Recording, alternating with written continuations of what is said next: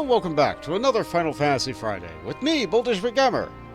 Today, we're going to be continuing our story in Elpis, which I keep on wanting to call the... Anyway, it is simply Elpis, so that's all it is. That's all it is. I did acquire a new glamour because new things have dropped in price, but I also got yet another biscuit picture.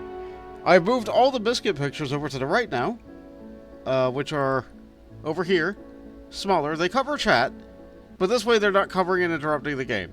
The new thing for biscuit is this treat, which is only possible thanks to you guys.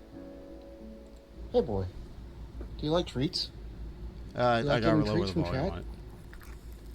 Yeah, these are treats. Let's get you one. This is from Gup. Would you like a treat, boy? Good boy. Good boy. He loves them. He does love them. Soon I'll get a thing plugged in so you guys can redeem and have biscuit now that we have a place for it. It is over top of chat, but it's only for a little bit. It's kind of like how my other redeems cover up all my friends when I do a co-op game with them. So soon we'll be able to have biscuit just going on. And yes, I am using Chewy in-game to kind of represent biscuit because it's the closest thing we got to a Chihuahua in-game. It's not the right color, but it is still a Chihuahua. So, we're here. We're going to continue the story. Another thing that's going on right now is there's the MOG event going on. It has a lot of duties that my character just isn't at yet. A lot of them. A lot of them. In fact, it wants me to do one of them for one of my weekly challenges, so I might not get enough MOG tokens to be able to get the coveted coffee cup earrings, which are on them. But I am still acquiring some as I am able to get some to be able to get other rewards. For example, I'll finally be able to get the Taoist Bugle, which I missed previously. So, let's stop being a sage for a little bit, and let's go back to being a paladin. I also had an opportunity to go back to my server and clear out my inventory, so that's good. So we're going to have less of that going on. Okay. Now we have these 4 clowns. Verdict and execution. Hermes appears solemn and sorrowful. Oh right, because we had to help him put down some of his keepers. Yeah. An all too brief interlude, perhaps. It is time I attend to my next task. As the Midsoak and Hyperborea are aware, we reached a verdict regarding the fate of the Ichions. 7 were created for observation, and all 7 must be unmade. Doros has followed the correct protocols, and as Chief Overseer, I can see no fault in his judgment. The Ichiones would disrupt the natural order, ravaging and consuming other species until they themselves starve and perish. They cannot be released into the wild, and they cannot be allowed to remain here in Elpis. I intend to petition the Bureau of the Architect to have the concept preserved as a restricted purpose hazardous life form. Adlodius has pledged to support me in this endeavor. Yet, whatever the Bureau decides, existing Ichiones have served their purpose. Doros has already isolated the creatures, and is preparing to carry out the necessary measures. I will join him forthwith. It is my duty to witness the conclusion to the study. If you are resolved, then we have but to accompany you. Of course. Let's be off then. Return to the main aisle. Yeah.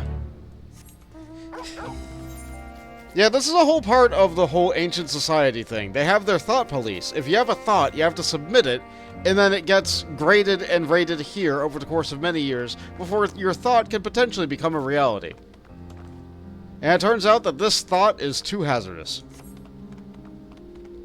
This thought cannot be allowed.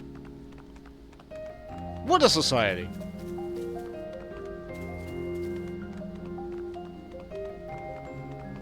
But what a society. Yeah, they had lots of rules, regulations, and bureaucracy, but, like, this is really pretty. Oh. Oh! They were red Fenvers. Oh. Oh.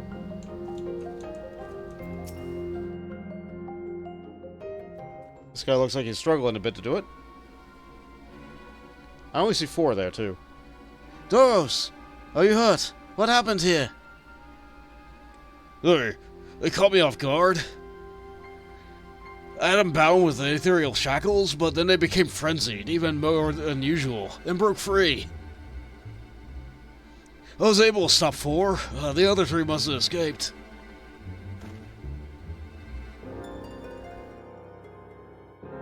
I see them. 2 have taken to the air above the 12 Wonders.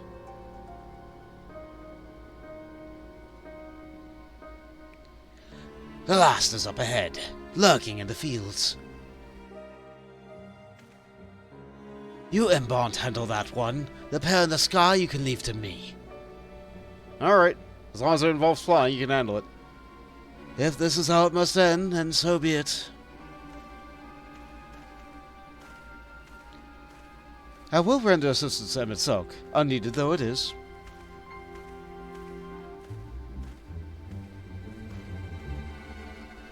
Meteon, you're to stay here with Doros. But Hermes... The Echions must be averted, but spare you the pain, and mine. This is my burden, not yours. If you are intent on helping, then please follow my lead.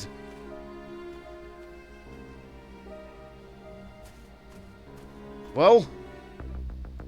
Oh good, the mission music. Never mind my wounds, they'll easily heal. It's the Oconus which concerned me. Stay with Hermes, Bont. He will need someone when the time comes. Yeah.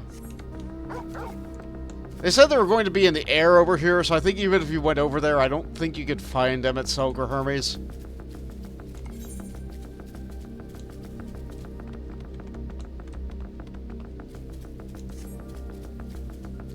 What carefully manicured treants.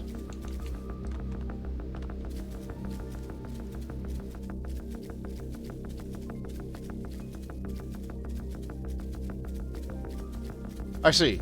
Someone else is on the same quest. Good for them. I appreciate your help, and lament as is necessary.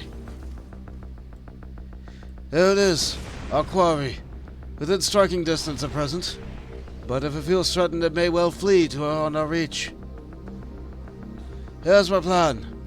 You approach slowly, in full view, and draw the Ichion's attention. Now I warn you, its abilities are as fiery as its temperament. Once it spots you, it will unleash orbs of flame. But fear not. For my measure, you are more than equal to the task. Without the onslaught of a few brief moments, it will give me a time to catch it unawares. Ready? Let's begin. Okay.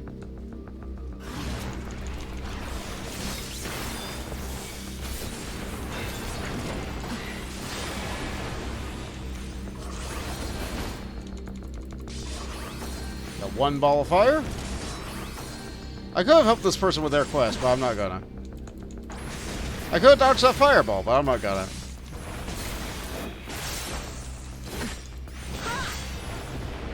Another ball of fire? Another ball of fire. Hi, Jade. I see you're on a very familiar looking dog. Hi, Mills. I see you're on a very familiar looking bird. Mills looks a little bit different again. That's just Mills' nature. Oh, it looks like I didn't hear the Lahi. Oh, Uriel. I think I know why I didn't hear the Lahi. I don't think Sammy's up. One moment.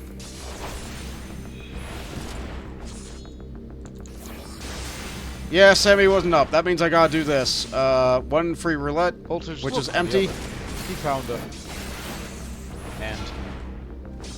And 1 free D20, which doesn't go to anybody. And you get a Lahi. So, there it is.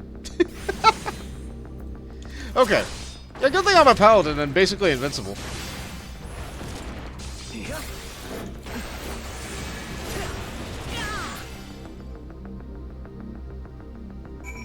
Alright, well, that's the Ichion. And now we face the Ichion.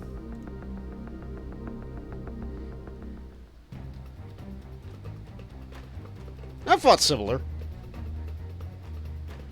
Now. Nice stick. And so we did the windy thing.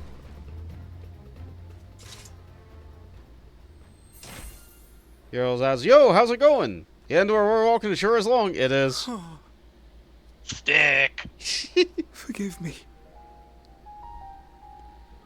Please, forgive me. May you and your kin find peace. He feels for them. Wherever your souls may drift in the underworld, may you find tranquil seas.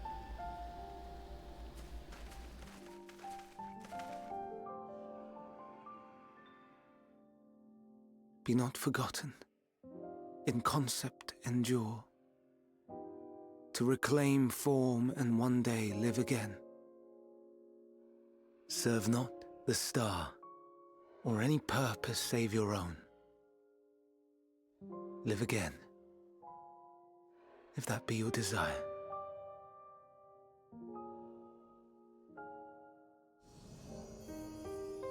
He cares too much for his job. If that be your want, we are worthy. But leave your suffering behind.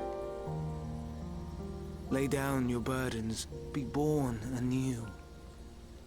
Fly high, fly free.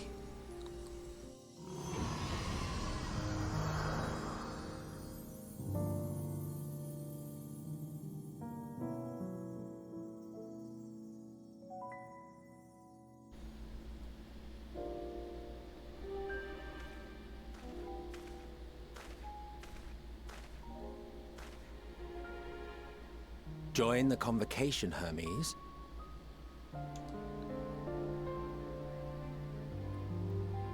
You do not belong here. I agree with Emmett. Leave to replace another. To be replaced. It changes nothing. Tell me, do you think it right that we sacrifice all these lives for the sake of the star? And when the star has reached perfection, what then? If all who are satisfied choose to die, shall we all die in satisfaction?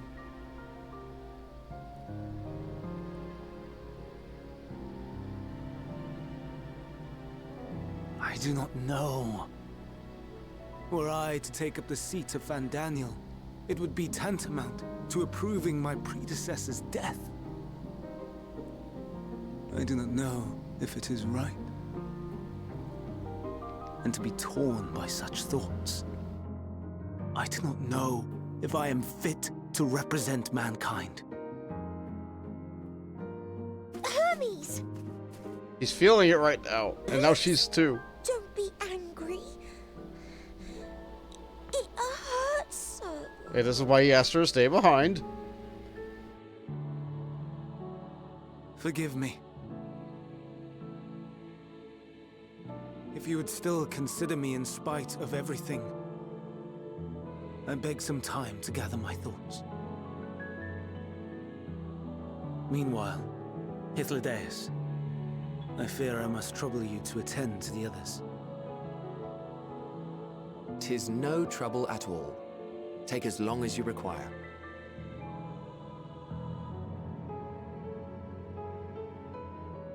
And you, my friend, I pray you find that which you seek. Yeah, it's really necessary. Thank you. I expect we have some few matters to discuss. Shall we return to the 12 Wonders for a time? Aye.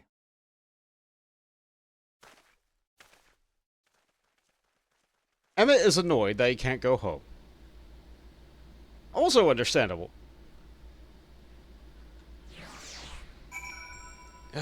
But they all thought so differently back then. They all thought so little of lives other than their own.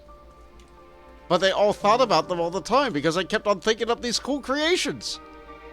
What a weird reality they have. Very alien. Is the 12 Wonders a pub? No. Unfortunately, the 12 Wonders is this place right here, and it's just another small little village where they do their work. I know that they specifically work on a type of creation here, but I cannot for the life of me remember what that type of creation was. The 12 Wonders does sound like it would be a wonderful pub.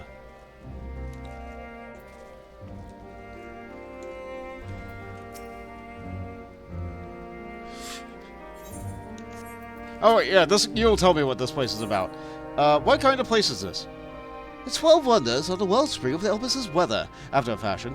Here we do employ the latest spellcrafting for armor art to maintain and adjust the assorted climes through which our creations frolic, for test purposes.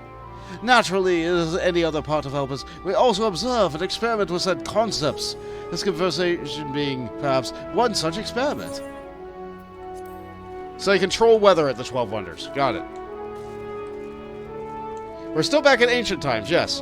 So, in our current timeline, spoilers for people who haven't played the game, both these two are very dead. Emmett Selk was Hades, and we fought him as the final boss for Shadowbringers. And Hyperborea was a ghost that was in Emmett Selk's recreation of a city, but he was also a ghost that was on the moon. So,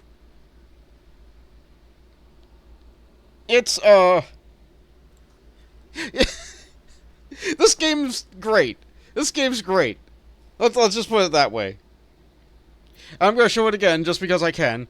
The dog treats finally arrived. They arrived like a month late. But they arrived, and that's great.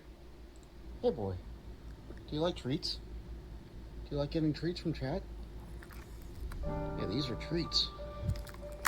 Let's get you one. This is from Gup. Would you like a treat, boy? Good boy. Good boy. He loves them. He does love them. One day I'll get a redeem for biscuit. One day. With the setting on the way it is, I'm sorry, Bills. Like, anytime you go anywhere near Emmett, you just disappear. Look at the goodness of the boy. He's so good. I enjoy Biscuit a lot. Where is he right now? He's behind me, flopped on the side. I gave him a walk right before stream, so he's still really feeling it.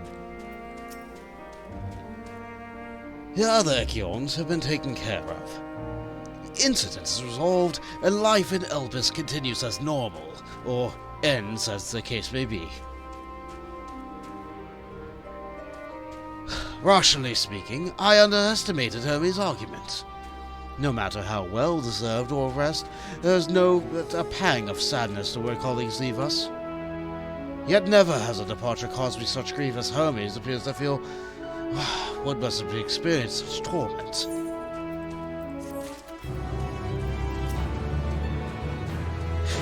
I don't know what answer he's searching for, or if it's even within our power to give it. But I believe he would make a fine Daniel, and if he rejects us out of hand, I will be all the lesser for it. Travelers at the crossroads. Hyperborea wishes to discuss plans and the remainder of your visit. Where to now? If there's anywhere we'd like to visit before we leave, I should be glad to show you the way. Hermes has not yet outright refused its position at the convocation, merely postponed the decision. As such, I may as well resume my assessment. If we cannot accompany them, I will content myself with questioning his colleagues. Ever the pragmatist, then allow me to remain your humble guide. And what of you, Bont? Will you be continuing along with us? Of course. Wonderful. Our fellowship travels on unbroken. I say we explore another part of Elpis, and see what we can encounter that we had. If you would follow me, we'll first head towards the Anagnorisis. More quests have popped up in this area. I have to do them. This...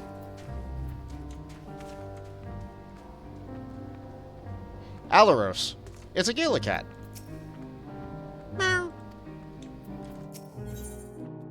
You and Alaros. A Hippothosaid, a familiar creature. My, what a familiar essence you have. Like that of a familiar, if you're familiar with the concept. Oh, just my little joke. Bont, was it? I in Hippotho. Meow, meow. Yes, we're getting to that. Bont, say hello to our familiar friend here. She's an Alaros. The Alaros are one of the newest creations, highly attuned to abnormalities in their environment. At the first sign of danger, they'll sound the alarm, by which I mean mew loudly. Although we do our best to observe all of creation, Elpis is simply too large to maintain a constant vigil over each and every temperamental species. A more efficient means of detecting conflict of creatures was in order. Thus have I taken the Alaros under my wing to further develop her capabilities in this area, and she does enjoy our little walks. The evening we are testing is to pinpoint the sites of conflict. Would you like to observe? Simply tell her the task has begun, and she'll do her utmost to locate the disruptive creature. Please do subdue the unruly subjects once you found them. We can't have beasts running amok. Never fear, she is quite proficient in our language. You need only let her know to begin. Meow, meow. Follow the Alaros and try not to fall behind. Meow. So we follow the flying cat. It's so weird to recognize names like Emmett Silk, having never played a second of this game. The current expansion of Magic the Gathering card game is all about Final Fantasy games. Yes! Yes, and a friend of mine has spent over $300 on a single individual card. Those pieces of cardboard can be real pricey. But I think the most expensive card from that set is somewhere around $6,000 for a Japanese print-only Final Fantasy XV Black Chocobo card. Yeah, it's... Card games can get real pricey.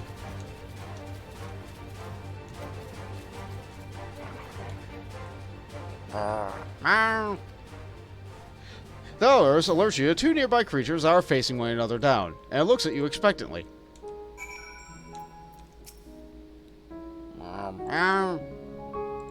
Okay, we're still expected to do this. So we fight both? No, we fight... Yeah, we fight both. Yeah, just... Sure, there will be no more text subjects, and then there will be no problems, right?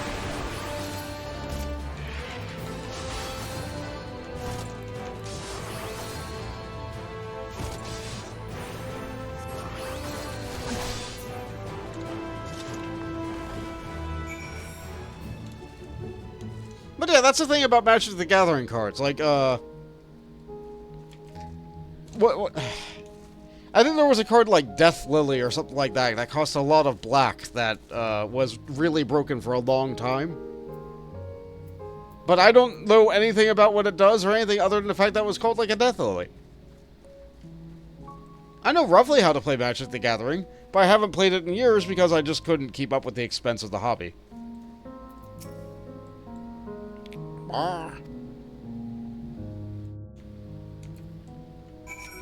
Alright, I guess we finished. The cat says we're done. Oh, Black Lotus? That's it. That's it. Death Lily, Black Lotus, you know, like... Pitch Flower.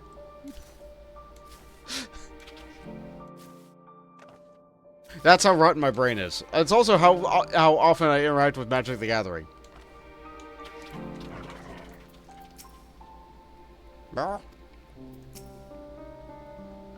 She seems quite content, but in the name of science, what were the results? There was a tree fighting a bird. As I expected. Well done, little one. Magnificent creature, the both of you. It's a shame we cannot give you a pair of tiny wings and a bell too, but it's against protocol, I'm afraid. The Alaros are enchanted with theirs at birth, so they are able to acclimate properly. I'm certain you have your own unique potential to rise, however. In fact, why not join us for another phase of testing? No, I'm good. I'm good. We got our Aether Current. We leave. That's actually amazing. I'm going to use it in the future.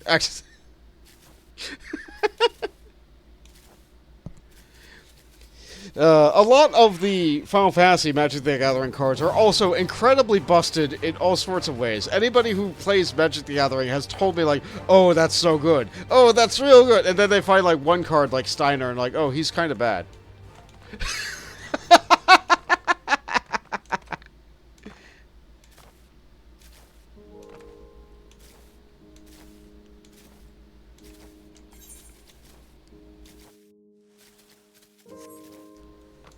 It's like, yeah, a character I like. It's like, no, no, that one can't be good. That one's not allowed to be good.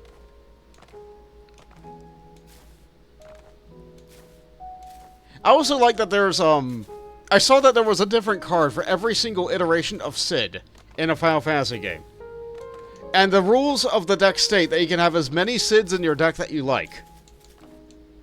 Normally there's a limit of, like, what, 4 cards of a type? I think maybe in this deck series type, you can only have, like, 1 card of a type.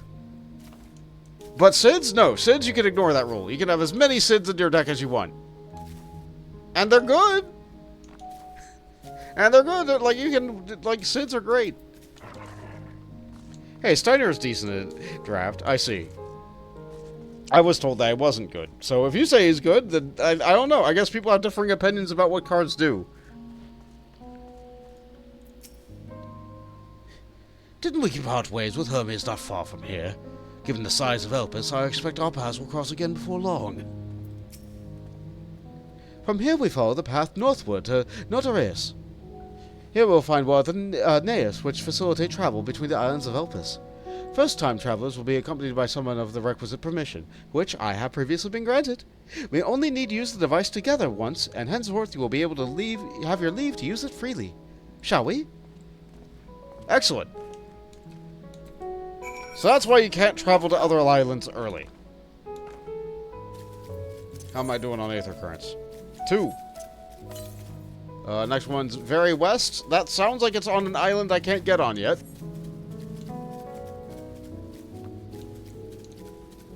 Vivi is broken in a lot of places, which makes me happy, except when playing against it.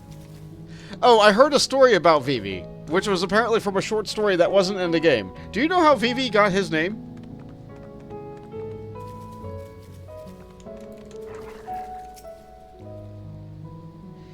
Unless the need is pressing, I won't be tracking Hermes without ethereal sight. It is poor manners to spy on someone's coming and going in such a fashion, so don't ask.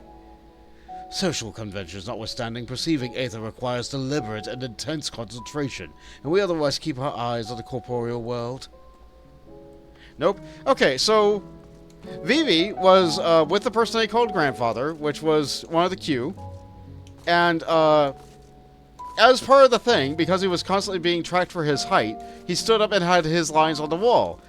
So Vivi, standing on his tippy toes, with his hat included, pointed all the way up, measures at 6'6", which was marked in Roman numerals as VIVI.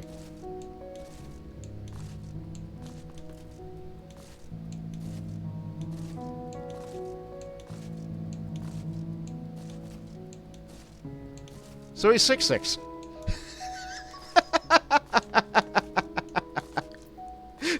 I think that's really cute.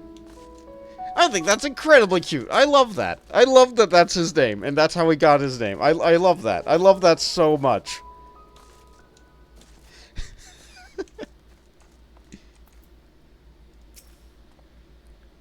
Here we are, Nautilus. The Naeus will take us up to Calamilios Zephyros, the western island. That's right here, looming off over us. Step this way, and we can soon admire the view from above. That's pretty funny. Also, you didn't know his surname was Ornitier. Yeah, like, it's never brought up in game. It's in the instruction book, but it's never used in game. Especially since you can rename characters. I think this cutscene is voiced.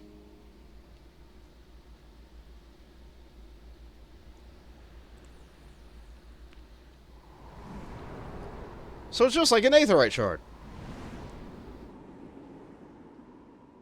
But shaped different. And a little bit bigger.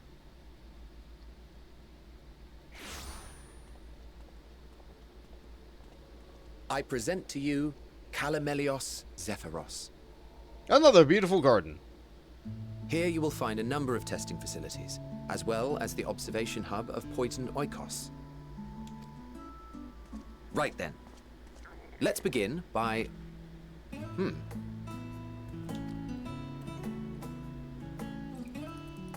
Well, well. An Arrhaeus. How delightful. Hello, guy.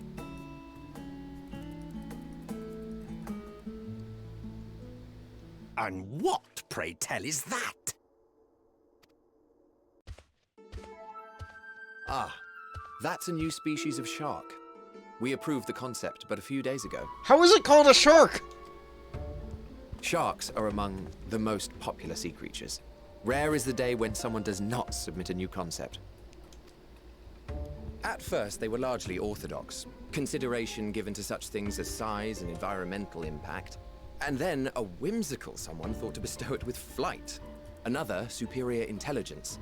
And then the floodgates burst. Concepts with multiple heads, or arms and legs, and so on and so forth. It was getting absurd. A part of me wanted to tell them to go away and find something else to create, but in the end, I couldn't deny their passion. And here we are. He heard you talking. But aren't you glad we have a savior? And they're wearing white. Oh, hi, we know you. That was too close. Are you unharmed? Well now, if it isn't a pair of familiar faces. Benar, that we should meet you here.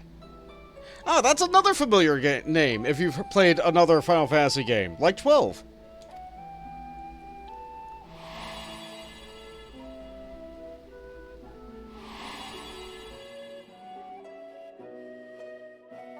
As I mentioned earlier, the better part of the convocation holds that when we retire is when we return to the star. Well, she is not among said majority. Even after stepping down, she carries on with her work. Benar is her name, and she is the previous Azem.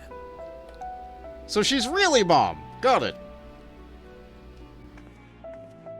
It has been a while, Hythlodaeus. You look well. Less so, Emmet Selk. I dare say the lines upon your brow have both deepened and doubled in number. A shame for one so young. You must make an effort to frown less often.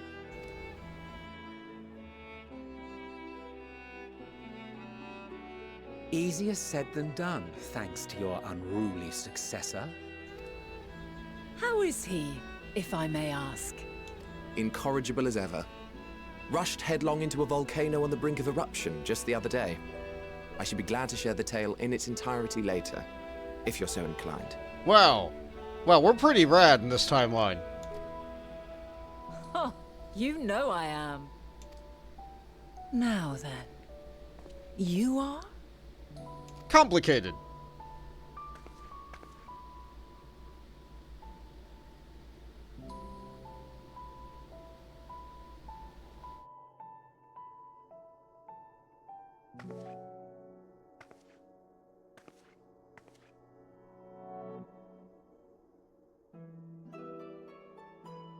Sorry, I can't say a lot more than that. I say, have you perchance come from the future? Wow! That's something. I do not believe we have ever met, yet I sense my magic upon you. Therefore, if I wove the enchantment, I could only have done so at a later point in time. Oh. What manner of magic is this, if I may ask? A traveler's ward, of course. It prevents the corruption of one's ether. That sounds rather like the Blessing of Light, or does it protect you from enthrallment by primals by any chance? They probably don't know what a primal is. So I'll say the first.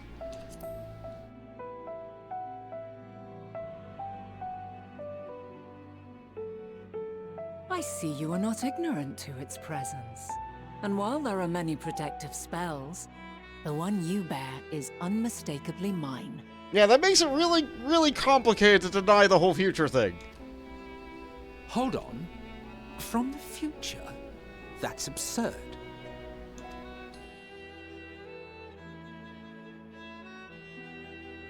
I'm really not supposed to talk about it.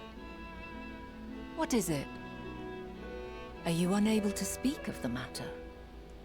Wow, you're smart. What a nice, kind mom. The reality to which you must return exists as a result of the final days. You cannot reshape the past to undo the tragedies of the present. But at the same time, if they're discovering this, that means they initially discovered this, so I can do what I want, and it'll be fine, probably. And so we explain. So, your actions here will not change your history, but they may yet affect the course of ours. How very exciting. I'm quite fond of delving into the unknown, and there's naught more unknown than the future. Until a moment finally arrives, we cannot know for certain what will come to pass, regardless of our supposed foreknowledge, so you needn't worry for us. More importantly, that you should go to such great lengths as to travel unto the past bespeaks the gravity of your quest. Will you not reveal it to us? Mayhap we can be of aid to your cause. Yeah, mayhap, but not here.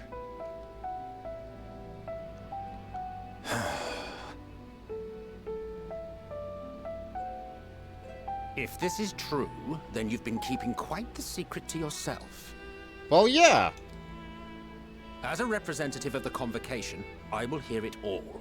Your identity, purpose, everything. I guess.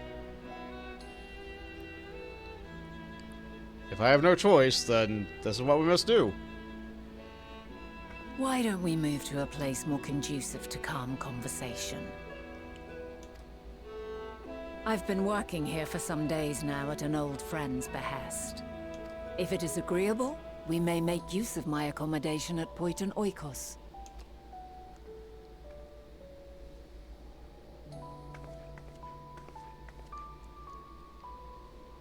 We were meant to meet. I am certain of it. Yeah, you could say that. Else I wouldn't have marked you so clearly, and sent you unto myself in the past. It's precisely the sort of mischief I would get up to. And quite inspired, if I do say so myself. Good, so you never originally had this idea. You gave yourself this idea. Oh, great, I hate this.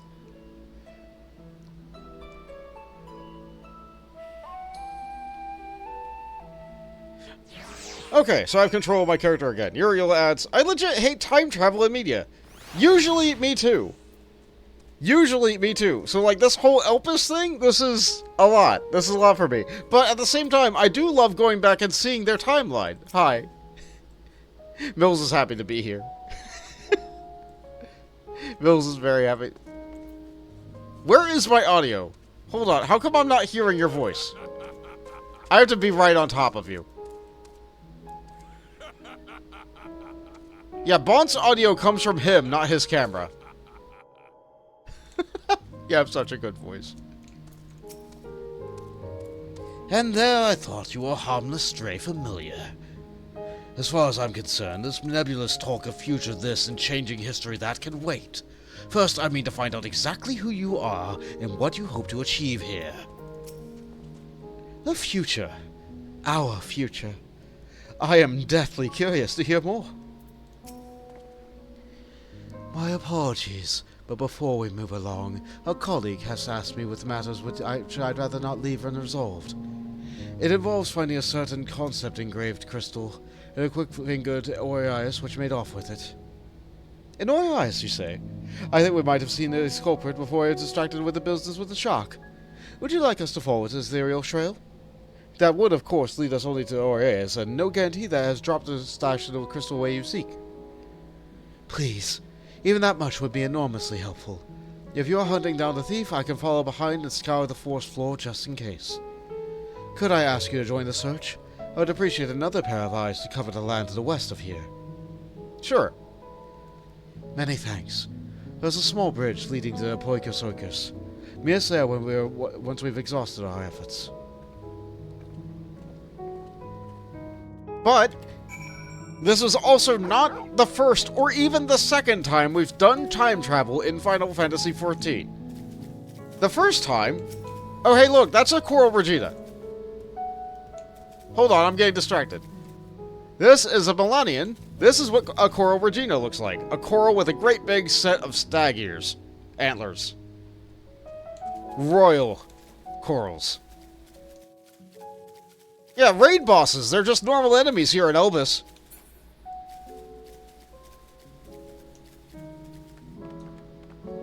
We never encountered a Coral Regina when we were going through Heaven's Word, but they're here. We did encounter one while doing the class quests in Shadowbringers, though. Anyway, time travel. Anyway, ethereal currents. So the first time we encountered time travel was when we fought Alexander, who is capable of time travel. We had to have the DPS travel back in the past to be able to prevent Alexander from shooting us with a laser in the past, which is an event that happened, and so Alexander created a nice, perfect little time loop. Alexander put himself in a very nice, sustainable, permanent pocket time loop, because he knows he needed to exist. And he needed to exist so that the whole deal with everything that was on the first could exist.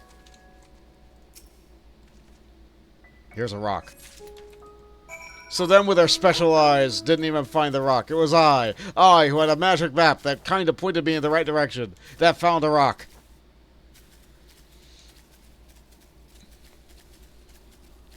These are some weird looking trees. Oh yeah, so those are Coral Reginas. Over here we have Minotaurs. There are not a lot of Minotaurs that made it to modern day in Eorzea. I think they're only existing in maybe Alamigo. Yeah, there's not a lot of Minotaurs that made it.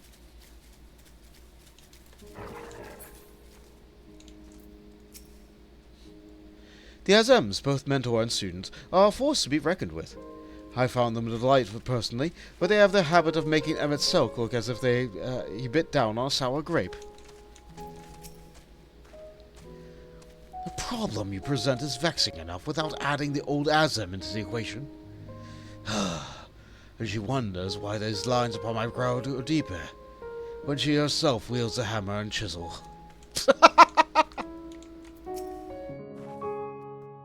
Her last returns. I'm afraid the Aureus no longer had the crystal, nor was I able to find it as followed in its wake. I don't suppose you fared any better. Concept crystal. A scintillating crystal upon which is stored some manner of esoteric concept. I found a rock.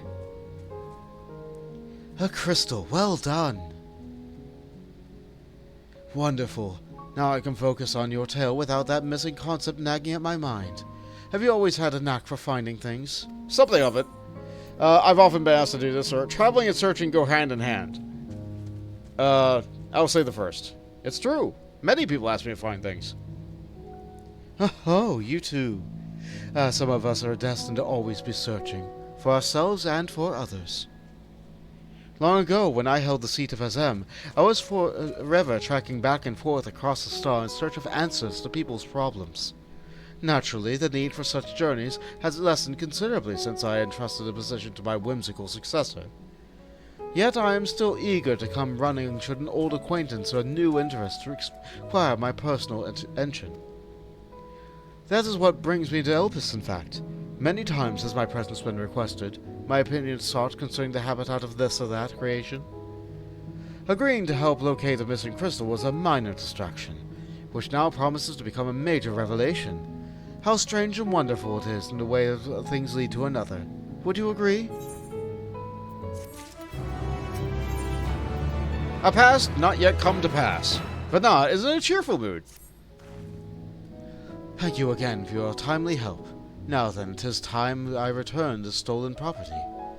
If we go on ahead to my accommodation, I will join you as soon as I have attended to that task. Follow the path straight ahead to the building to the top of the slope. I have an entire place to myself, so we can speak without fear of being disturbed or overheard.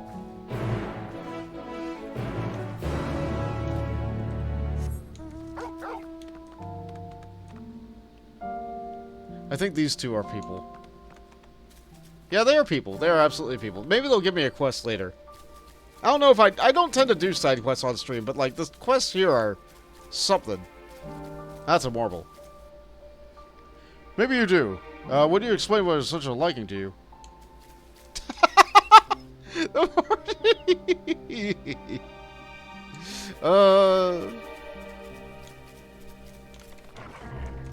Anyway, let's attune before I forget.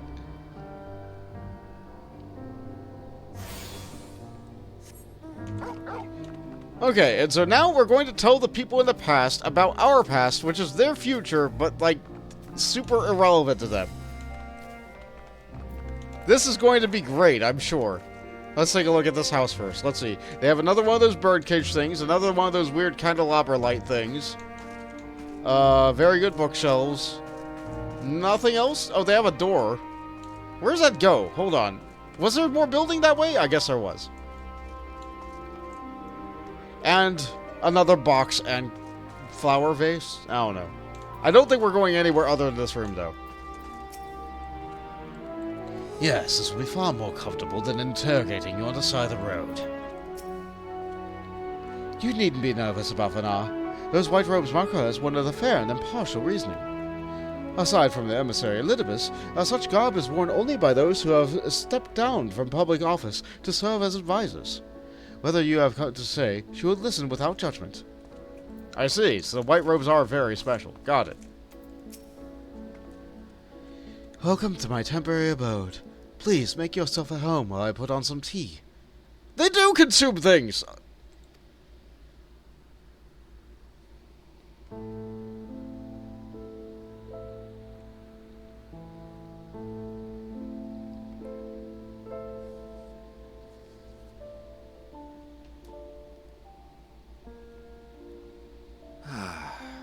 A wonderful aroma. I feel more relaxed already. Hey, do you hear that music, that leitmotif in the background? It's almost as if someone is about to find out some answers. Would that I had sweetmeats to offer, but I travel light out of habit. There's plenty of hot water though, so please have as much tea as you like. Now then, will you tell us your tale? I suppose I have to. You guys won't let it go.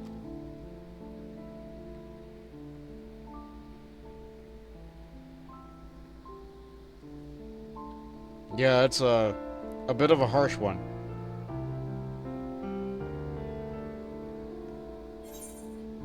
A calamity called the Final Days has befallen the world. The world has been sundered, broken into shards. Mankind is being forced to flee the star. All of these are true in the future I came from. Let's start with this, because this is what happened. This is what happened first. And so they will know. And so we will explain. Why don't you start from the beginning? Yeah, that's what I thought. Here we go. We recount the events of the game, leaving no detail out. We explain and explain and explain for hours on end. That tea will probably grow cold by the time we get done. Eorzea, that's a thing, right? Yeah, that's our continent that we're on.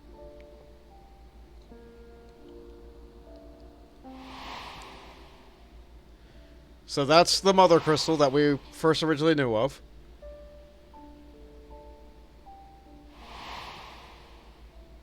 So that was La Habrea, the Asians.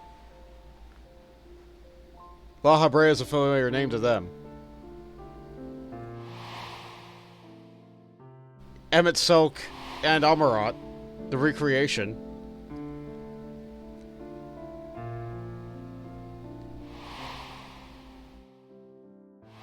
I'm pretty sure that was Bahamut.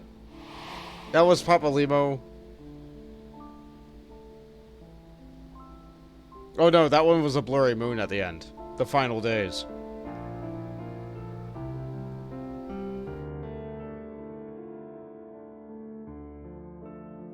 Preposterous. Utterly preposterous.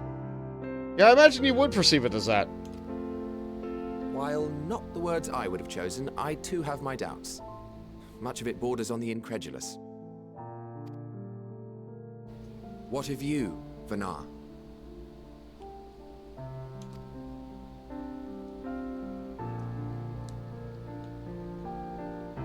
Not knowing the precise details of the first final days, it is difficult to determine the veracity of the tale. Supposing it is all true, I must ask myself why I would do what I did. Why would I feel I had no recourse but to oppose the 14 and create this Hydaelyn? Circumstances change, of course, but it would not have been an easy decision regardless. Hi, Syndicate Master. Welcome to the stream. Hi, all. Happy Friday. It sure is Friday. I'm in the middle of a very heavy cutscene. No. There must have been a reason. One compelling enough to force me to take such drastic measures. Then there is the Elpis flower, which I said would serve as a guide. That it's of import to your mission is plain, but your presence here leads me to believe that this place also holds significance. But what could it be? What are we meant to accomplish? Might it not be simply thus? In the future whence he came, the final days could not be averted. Mankind has no choice but to flee the star. By alerting us to that eventuality, perhaps you wish to pave the way for other futures. Theoretically speaking, it is a possibility. Yet if that were my primary objective, I see no reason to guide our friend to Elpis specifically. The capital and Amarot, or even my own home would be more logical destinations.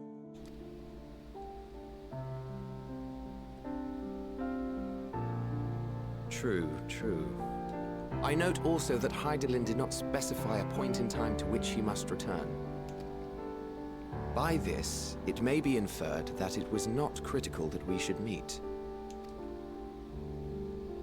Alternately, she had reason to believe that our paths would converge, coincidental though it may seem. Yeah, it's almost like we met you here, and so it's a flat timeline, and so this is the way it is, and so this is the way it was. Nothing in the timeline has changed by us telling you this. This was supposed to happen.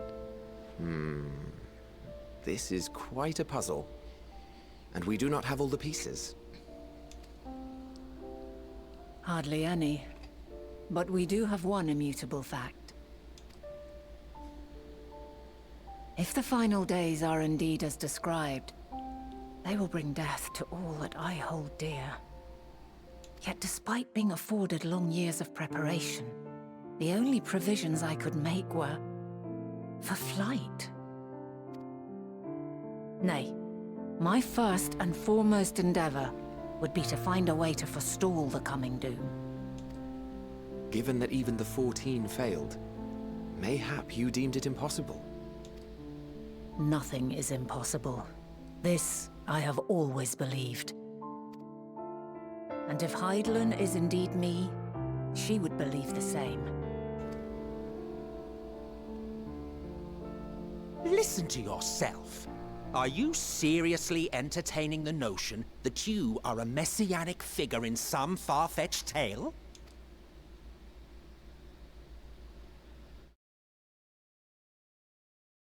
Well, I will not. I refuse to accept that our world could be undone by some unforeseen calamity. I also take offense to my portrayal as a megalomaniacal madman. To sacrifice oneself for the star is a noble act, and I would hold those who gave themselves to this zodiac in the highest esteem. Yet, you claim I recreated Amarot and populated it with phantoms of our people? A bizarre indulgence that would be insulting to their memory. Worse still, I even invited you there. Literally invited my own downfall. Why would I do something so idiotic and inexplicable?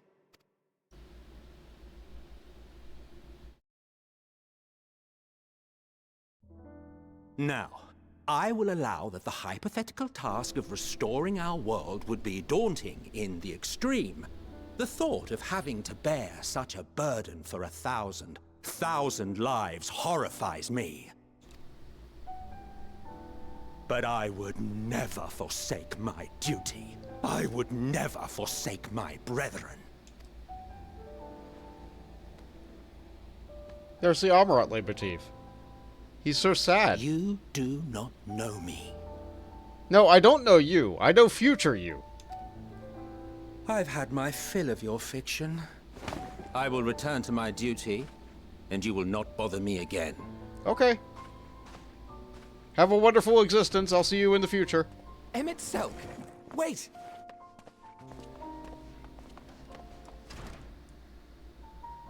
Yeah, that went about as well as I thought it would.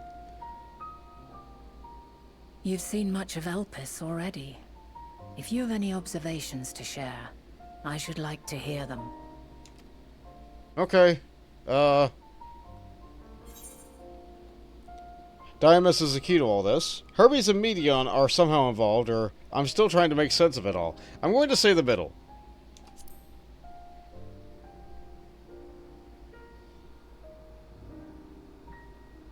Hermes and his creation Meteon, you say? Jade adds, the thing is, people do stupid things when grieving and upset, so... And plus we reminded him of Azim, who he hadn't seen in, like, years. If Dynamis is the self-same energy as Akasha, as it likely seems, then those two may well be at the center of the calamity to come.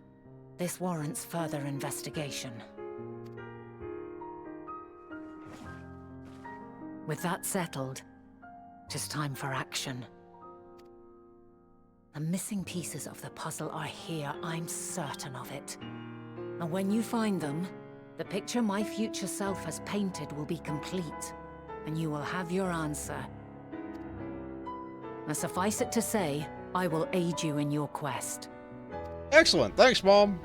Thanks, past Mom. Yeah, the tea is cold. Sorry it took so long.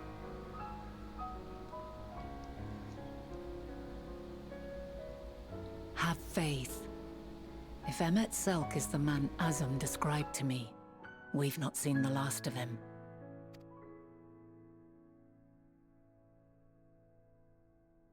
Yeah, not the last I've seen of him.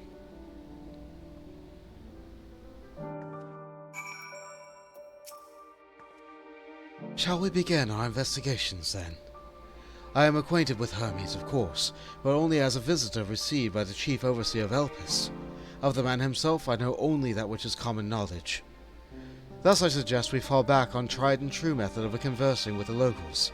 There's observers here who lived here to tell us more of Hermes and Meteon, and I have a good idea where we might begin. Yeah, once again, we talk with the locals. It's a staple of Final Fantasy XIV. You talk to the locals.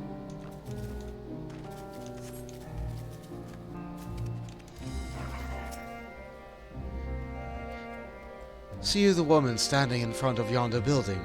Her name is Ismene. She is the one who made arrangements for me to stay in Elpis, and from what I can recall, she has held the position here for quite some time. Chances are she can provide us with some insights. Go and ask her your questions. I will help with drawing out answers, if need be, but I leave the choice of topic up to you. Let's speak with Ismene.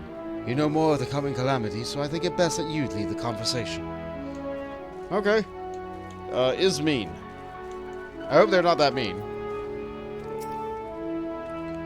questions for me? Well, I suppose I have no other pressing duties at the moment. The following event cannot be skipped. You may wish to cancel any pending Duty Finder registrations, but it doesn't say that several cutscenes will play in sequence, so it shouldn't take that long.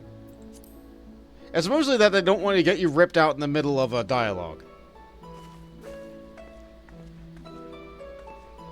Greetings, Ismene. My friend here is desperately curious about Chief Hermes, and I was wondering if you might indulge him. Certainly, Mistress Vina. Anything to be of service. What do you wish to know? What kind of person is Hermes? Well, I can only answer from my own experience, but, I would describe him as a quiet man, reserved, you might say, and occasionally somewhat poor with his choice of words. His resident nature, however, does not prevent him from carrying out his duties as Chief Overseer. The man is a walking archive of when it comes to life forms. He has discussed any species with incredible detail, and is leading authority on concepts with the power of flight. I hope that answers your questions. Was there anything else? Let's see. How long has Medion been here? I cannot rightly say. As the Chief's personal creation, Medion has not been subjected to observation and study like the other concepts. So one day she was simply there. And what do you make of her abilities? I understand that she is a highly unusual familiar, able to read emotions and communicate directly with one's mind. Exactly how she was created with that talent, however, is a mystery to me. My apologies, I wish I could explain the nature of more depth, but I've not had the occasion to discuss it with Chief Hermes. Do you wish to know him better? The Chief may not be the most gregarious individual, but he engages with us as necessary for everyone to perform their duties. I wouldn't want to intrude upon his privacy for the sake of curiosity. Though, if you wish to learn more about Medion, you could try speaking with Timolos, another expert on creation of flying concepts. He should be conducting his observation on the banks of the stream somewhere in the east. Oh, and unless you take the particular joy in rambling discourse, I suggest you keep your questions concise. We shall keep that in mind. Thank you for your patience and your insight.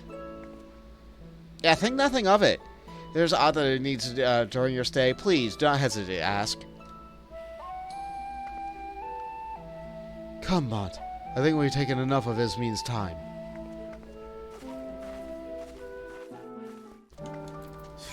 Tiffany and asks, gotcha game advertisement jump scare. Oh, is it the ever popular new horse one? The one with all the cat girls that are actually horse girls? And they're all young, thin, white things? I don't think I think I saw one that maybe had a tan. And I don't know. I've been told it's not a dating game, but I looked at some gameplay of it and it sure looks like a dating game. I don't know. That game isn't for me. I just, like, absolutely nothing from that appeals to me whatsoever. There was one dark-skinned one, I see.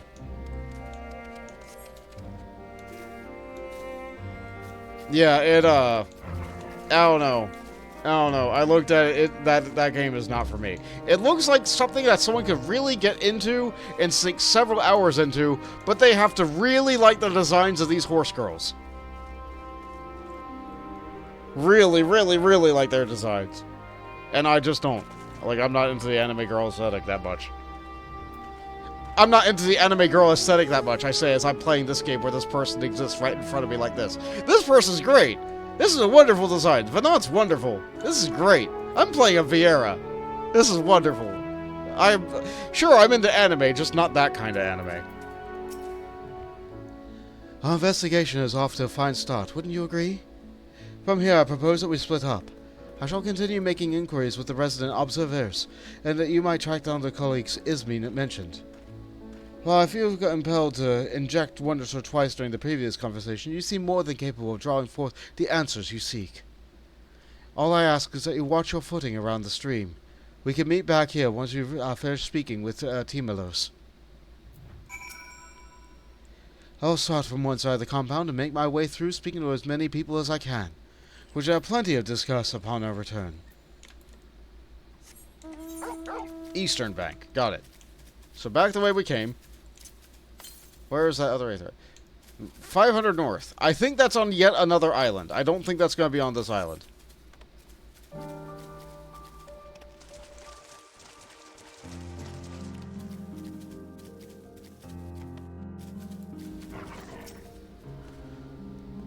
Yes, yes, I am Timalos. But please, keep your voice down. You'll startle the birds. The following event cannot be skipped. We'll begin the questions. So, what is it you wish to speak about? Is it true that you're an expert on flying creations? Or, what do you think of Chief Herbie's flying creations? This one seems more correct. Chief Herbie's work. A worthy subject indeed. Those beings which soar through the clouds, majestic and graceful, are ever a favorite of creators. Even now, with so many varieties in existence, the flood of newly imagined concepts continues unsated, unabated. It sets the Chief's creations apart, however, is how they benefit from his boundless knowledge of the celestial realm. Birds that climb so high that they disappear from view, others which traverse the boundless sky in moments, and all without riding the currents. I know of none save he who conceives such marvels. Even we who prize elegance from form above all else are dumbfounded by his genius. Medion 2 is a marvel then? My opinion on that matter would be superficial at best. Despite my admiration for Medion as a concept, I have never delved too deeply into the inner workings of her nature. I know that she has a gift for communicating via emotions, but otherwise her abilities are a mystery to me. If Chief Hermes should choose to submit Medion's concept to the Bureau of Architect, design will be registered for public scrutiny. Analyzing a colleague's creation before that step is frowned upon, to say the least. Of course, if he came to me, a fellow artisan, looking for advice, that would be an entirely different story. Do you know of Dynamis or Entelechyes? Dynamis and Entelechyes? Does those terms sound vaguely familiar? Was there not a flower made here with an Elpis that exhibited properties of one or the other? It must have been centuries since I last heard anyone speak of such things. Has there been a resurgence in interest? Nope. Then why bring up the subject? I'm flattered that you sought my insight, but I cannot afford to neglect my duties for the sake of idle chatter. Now I really must return to my observations. Surely you have your own tasks to attend to?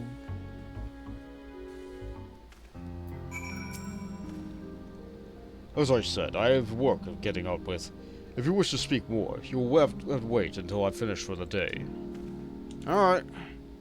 Have fun looking at the creek. What's a creek? This is a stream. Oh my! Hold on, I didn't see these before. I always feel much better after taking a short respite to converse and debate with my associate. I consider it essential to exchange ideas with colleagues regarding my observational work. Without such external stimulation, one has a tendency to lose the forest for the trees, so to speak. They're right next to a bunch of cockroaches. I don't know what they're called in the past, but they're great.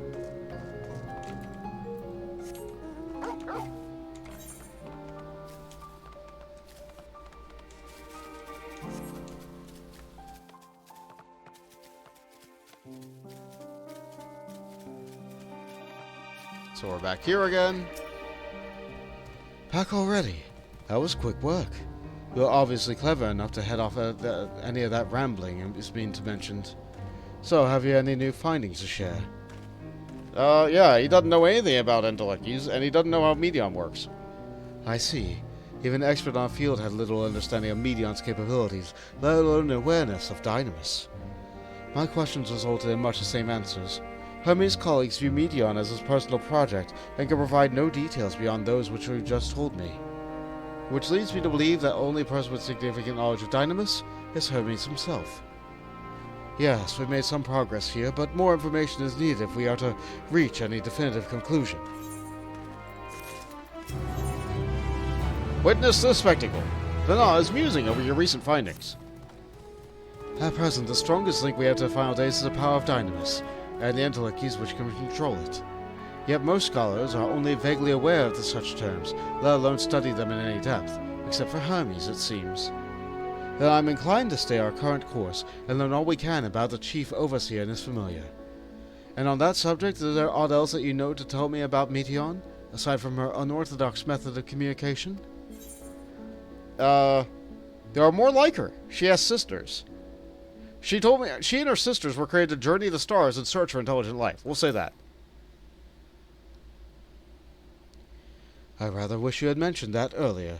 In any event, would you care to elaborate? As best I can. So these siblings of hers now travel the great expanse in search of deeper meaning. Thank you. The mystery at hand remains unsolved. I feel you've touched upon a vital clue, one which we should keep in mind as we continue. Next, I propose we take ourselves to Hyperborea crystalline, not far from here. Just follow the path to the west. Go west. Ba-da-da-da-da-da. They have lots of Hyperboreas here. And a Snurble. Snurbles have wonderful eyes.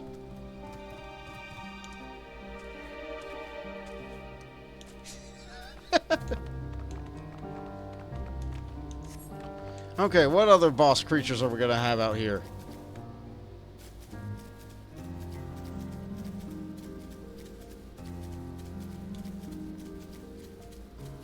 Hup. Come on, this looks traversable. Hippogriffs? And they're just called hipposurfs at the best? Okay, that's refreshingly normal.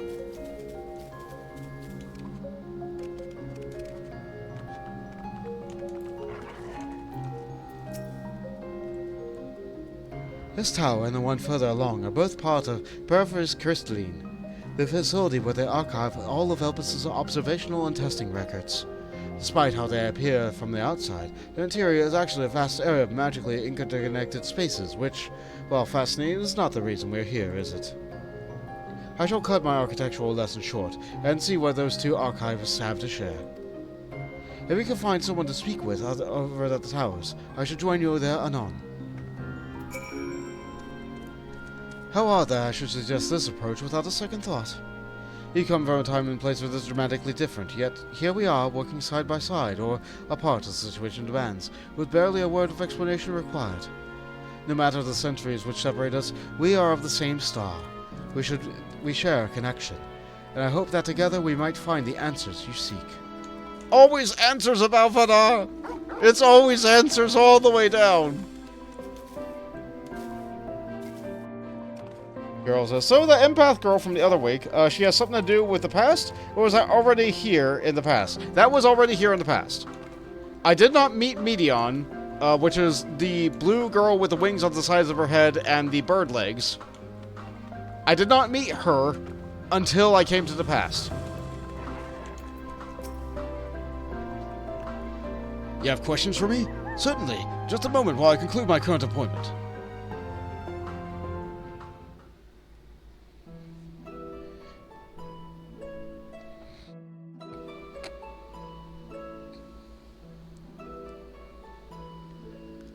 Indeed. So if you provide a comprehensive log of those behaviors, we should have all the sufficient data for our official records.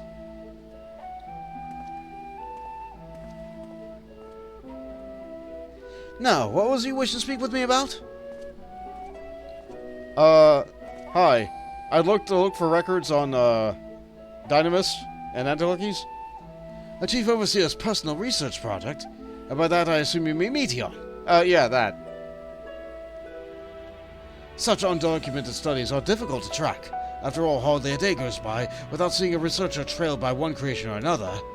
I'm afraid I cannot tell you exactly when Meteion appeared, only that she now spends much of her time at Chief Hermes' side. Although, I do recall an interesting tale my dear Galeen shared with me.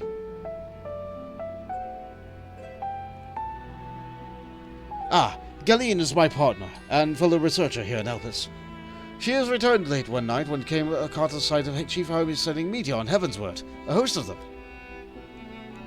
For several days she would speak of the scenes with no wonder, describing it as one of the most beautiful spectacles she had ever witnessed.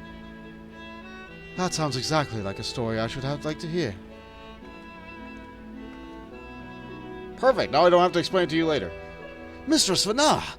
I thought you had already returned to the surface. Permit me to thank you again for your invaluable contribution to our concept placement proposal. Pray do not mention it. I should say, my original plan was to leave after that task, but I have since become engrossed with Chief Hermes' research.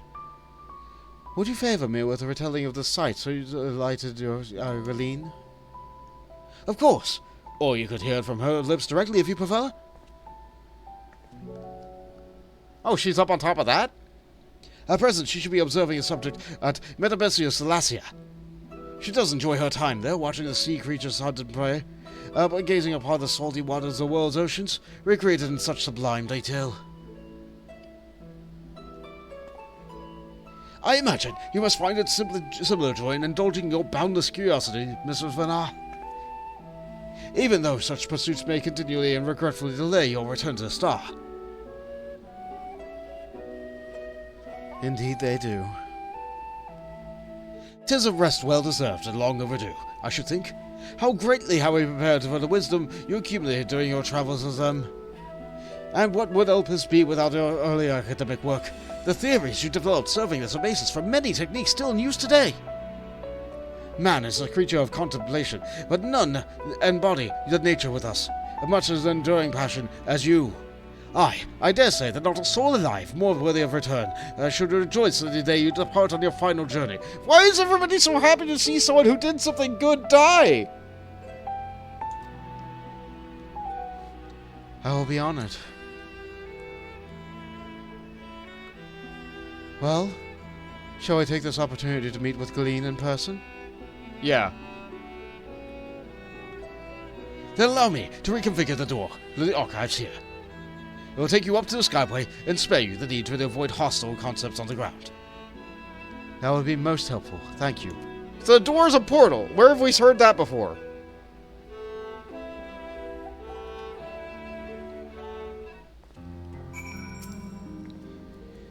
The other archivist said not we hadn't already heard, but this story of Galeen sounds promising. I have opened the pathway to the skyward. Once you pass through the door, simply walk straight across to the next tower and ask for admittance upon the upper tier. Upon arriving at the upper tier, walk straight across the skyway and you will find yourself at the entrance of Metabesius Salacia. Galeen will be eager to share with you the tale, I'm sure.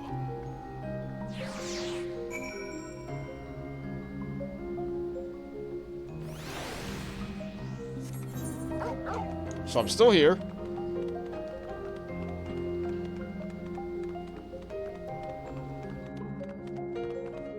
Yeah, not a lot here. No benches or anything, really.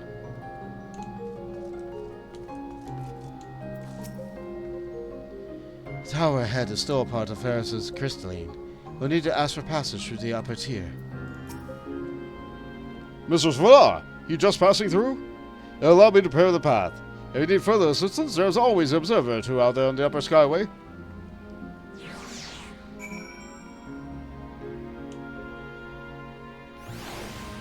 I like that Chewie has to get summoned every time. Yeah, no benches. Just a couple of railings.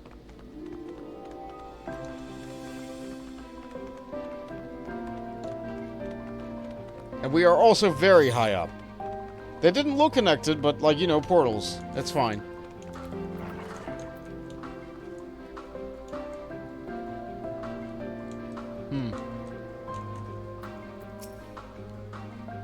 That door leads to Thalacia, but perhaps we can trouble this person for assistance with finding Galeen. Mr. Vanar! I was not told to expect... We've prepared an official welcome! Please, there's no need for fanfare. I only wish to speak with Galeen, if that might be arranged. Oh, yes, Galeen, of course. I will inform her immediately. But she may be engaged in a testing phase. Would you be... you might be in for something of a wait. Should I let her know your business is urgent? That won't be necessary. This lovely view will keep us occupied until she is ready to receive us. And so we have to spend some time alone with Mom.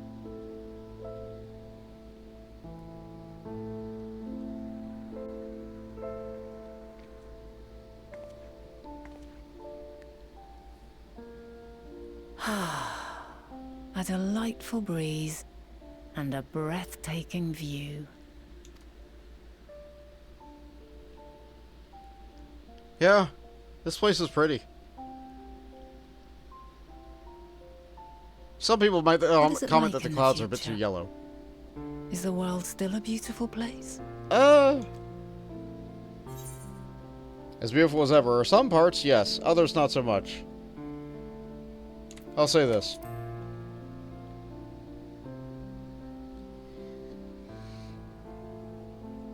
Dark, hidden places, rife with danger. Those have an altogether different, but no less powerful sort of appeal. While we wait, will you not tell me about your adventures? Well, not the portentous events which led you here, but the simple delights all your own. By learning about the future world, I may gain insight into future me's plans. But more than that, I have an interest simply as a fellow traveler. Short of going somewhere oneself, there's naught more stirring than hearing another's account.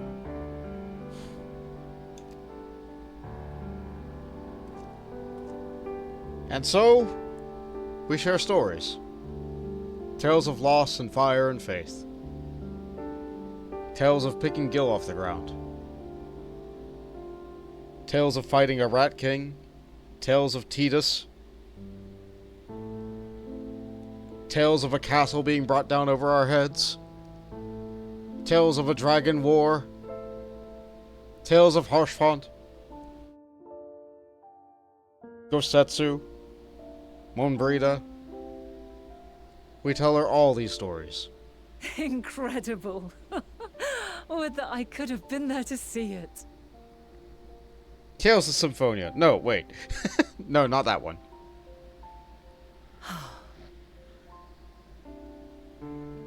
Yours is a harsh and unforgiving world. Yet in spite of this, your brethren hold fast to their virtue. To know that the light of mankind's potential still shines, even in that faraway place, it gives me heart.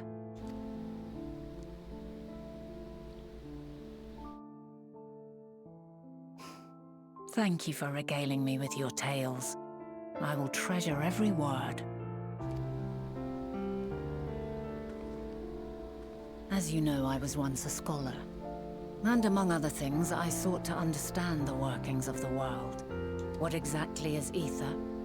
How formed the laws of nature? Whence sprung mankind? Riddles and mysteries beyond counting. Over the years, I have managed to find answers to some few of them. Yet rather than attain a sense of mastery, the more I understood, the more I came to hold the world and its miracles in awe. We too are miracles, each and every one of us, born of the warm breath of life that traverses the heavens, swirling through eternity. When I fully grasped the improbability of our existence, nothing felt impossible anymore. If it could be imagined, it could be done.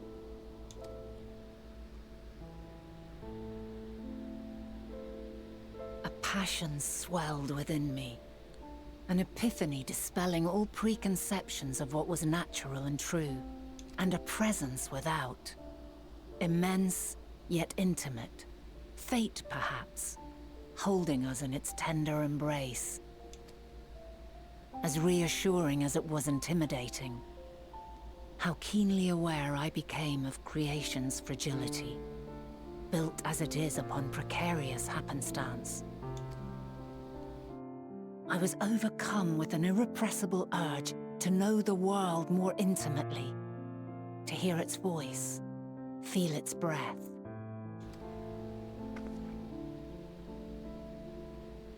I ventured forth on a journey that very day. So very long ago now.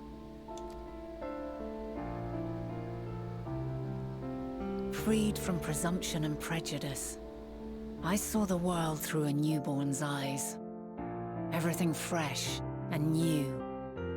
And so beautiful. Lands that stretched on forever. Skies one could drown in. The heartbeat of nature, silent yet strong. And amidst it all a people. Beacons of light and life. Laughter that warmed my heart like naught else before. They are my meaning, and my purpose. My love. Yeah. Yeah, And the so heart long of a as good they mother. need help, I cannot return to the star. Perhaps my future self is still waiting for it. Perhaps. The moment she can let go and walk unto the end. Oh, don't word it like that. Safe in the knowledge that man will find his own way.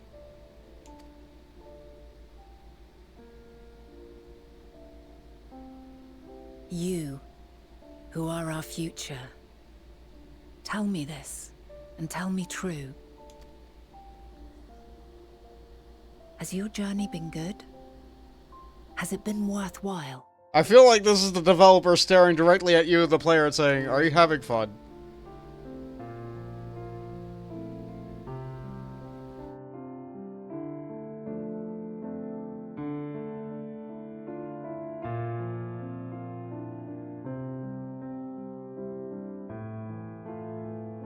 Pray forgive my lateness. And you're not allowed to answer because we get interrupted. My observation subject was rather irritable, and it took a while to settle it down. No need to apologize. Your work takes precedence. Besides, we had a pleasant conversation in the meantime. You're too kind. Now then, I'm told you wished to ask me some questions. Indeed. I've an interest in one of Hermes' creations. Meteon. You witnessed a host of them take flight, yes? Oh, that! Yes, yes, I did. 'Twas in the dark of the morn. I'd left the Thalassai after nocturnal observation. As I walked along, I spied a bright light climbing high into the southeastern skies. Then, in an instant, it was gone. Like a shooting star, only rising rather than falling. But then another shot up, then another, and another. Intrigued, I made my way to the edge to investigate. And who should I spy on an isle to the south but Hermes and Meteon, the Metea, rather. There were lots of them, and I realized they must be the shooting stars that I'd seen.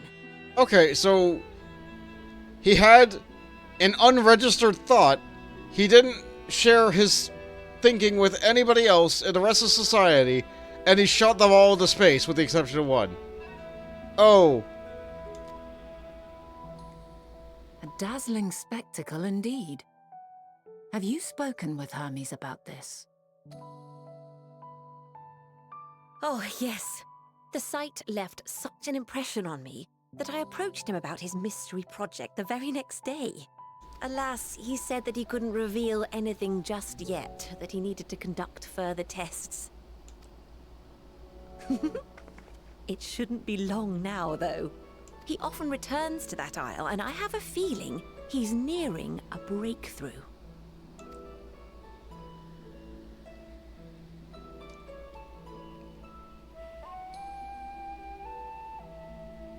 Splendid. We are likewise eager for the details. Well, that is all we wish to ask. Thank you for taking the time to indulge our curiosity. You're very welcome. It's always a pleasure to speak with other inquisitive souls. Oh, and will you be descending now? If so, I shall link the doors for you. Please. I mean, I could just jump. I think I'd be fine.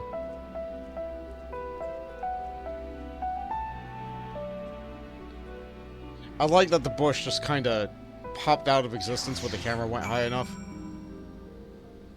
Because that's what the game does to try and save on the amount of loading times and, like, polygons rendered. Like, things are behind you just, like, unload. You especially notice it when you're inside housing districts. Hold on, what is that? Is that a Pegasus? It is a Pegasus. It's not called a Pegasus, it's called a Pegasus. The past is weird, the past is weird! Did I ever play any one of the Tales games, by the way? Not the modern ones. I only played the really, really, really old ones where you had to walk into things to attack them. But in regards to the gacha games, I did see that there was a Tales gacha game where there was a particular hero that had, like, brown hair with, like, the singular anime spike that went up, like, slightly to the left. And there was, like, 18 different versions of that guy? Or more? I'm like, gacha games are awful. I'm sure the Tales series is great now. The game where I walked into enemies, though, that wasn't so good. That wasn't so good. I did not enjoy playing that so much. So, another piece, another puzzle falls into place. From what we've learned thus far, I can safely conclude that this Hermes has been revealing his details of research to others. Which suggests that either someone will appropriate his discoveries and make use of them, or Hermes himself will have his hand in causing the final days. Since we have no reason yet to suspect the former, we should consider the latter a more likely possibility. Proceeding under the assumption, our next step should be to divine why, or even if, he had a desire of terrible fate to our star. Getting even more gear. Worthy of his back. Venat has a new course of investigation in mind. I should like to visit the site at which Hermes sent forth Meteor. If we are fortunate, we might find some hint of what drives this research of his. Galeen said that she spotted them somewhere to the southeast, rising from an isle that could see from the edge. If we stand on that same vantage point, it should not prove too difficult to locate the isle in question. So let's take a look, shall we?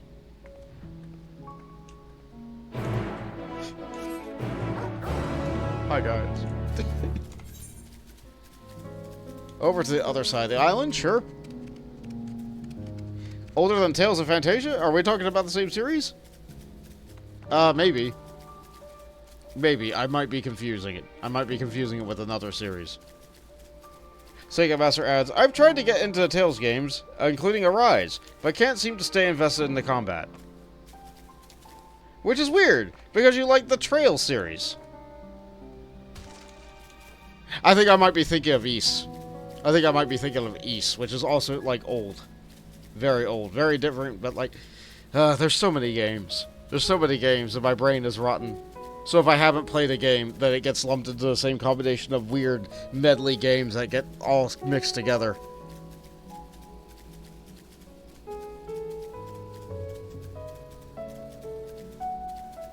Yeah, Ys is made by the same developers as the Trail series, which is not the Tales series. Okay. Alright, my brain is mush. Yep, that looks like the island that we saw in all the cutscenes, in spite of the fog.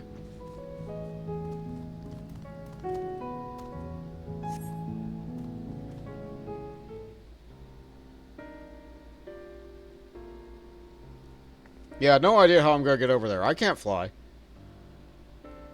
Now, if I were conducting some mystery research, where would I go?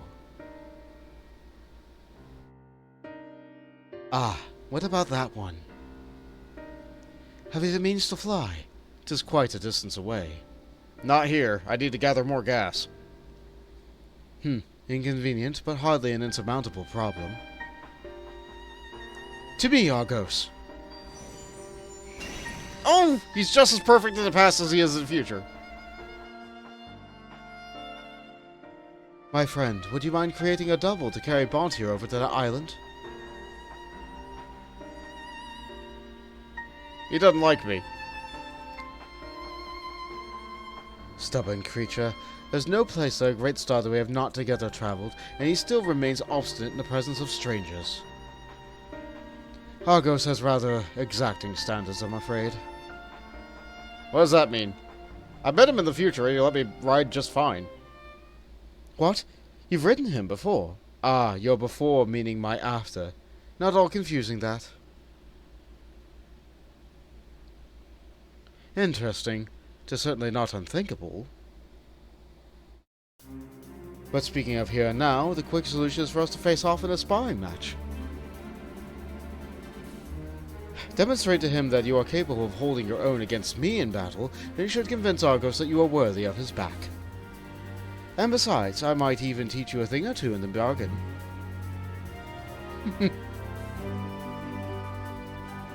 You seem doubtful. But useful lesson or not, it will certainly be a moment to remember. A memory of the distant past to cherish. What say you, traveler of our time?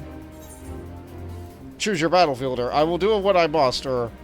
The memory turns out to be a battle. I will do what I must.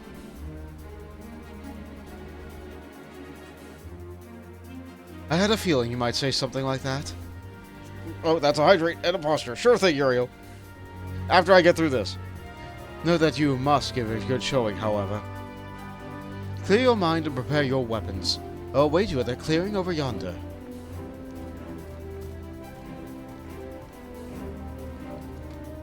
Now is a good opportunity for me to posture, stretch, and hydrate. I stood up. Biscuit stood up as well. Biscuit stood up as well. Okay, so stretch the leg on top of the table.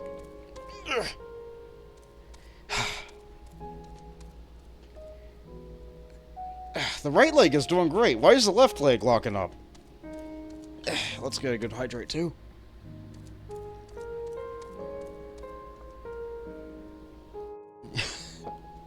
As my friends are just going around. Mills. Mills is pretty great. Jade's great too. You guys are great. Thanks for being here.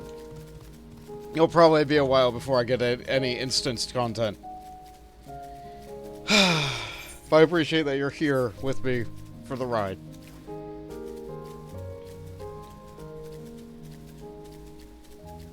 Did more quests pop up while I've been doing this? No, not yet.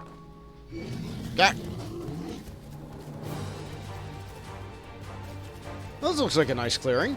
Oh, it almost looks like there's a solo duty on top of it all, because we're about to have a great big fight. Mom said knock you out.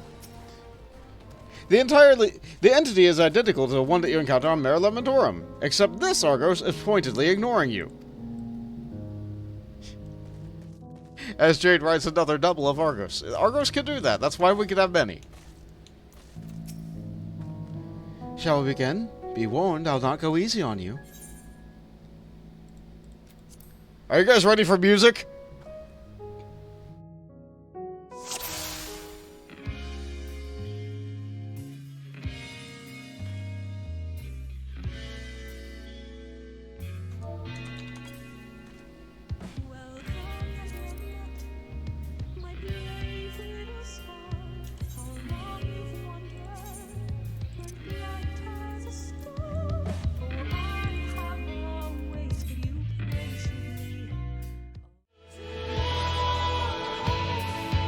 But this is Flow.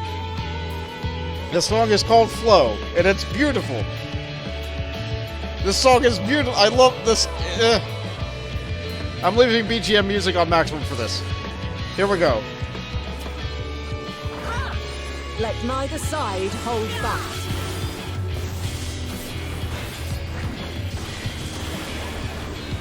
What's Chaos? Mama's gonna KO me. Fortunately, I'm a tank. I have lots of healing. My blade sings! Circumzenithal Arc.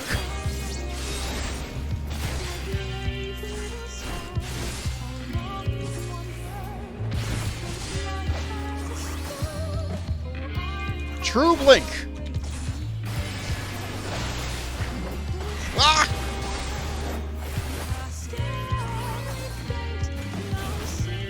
Circumzenithal Arc, we're doing that again. Shit, Mom was a paladin.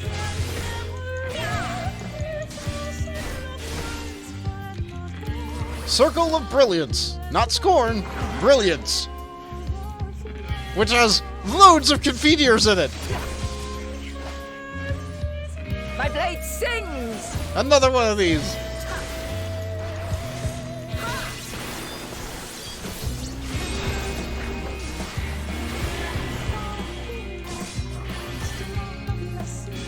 Impressive. I shall have to try something different. Musa's mantle! She changes equipment in the middle of battle. Did you hear that sound? That was her changing class, mid-battle. She's a dancer now. Mom was a paladin and a dancer. No quarter. Ibia Tarenta. Note that she overlaps them slightly, so you can't just stand right on the edge.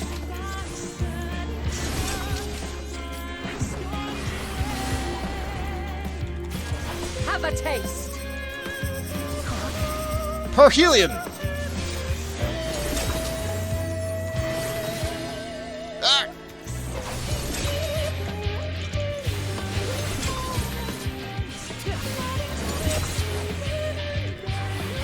Good thing I can mix my ranged and melee attacks together. Sure, I'm glad I'm a paladin for this expansion.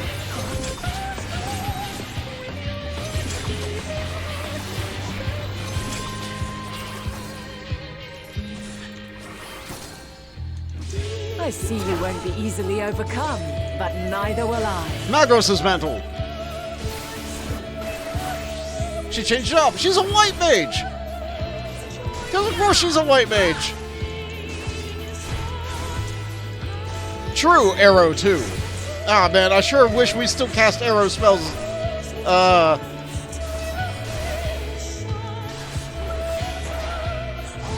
Okay, they're a little bit smaller than I thought. But they're still there. Right, because arrow's a dot that stays there. Yourself. Ah! Ah!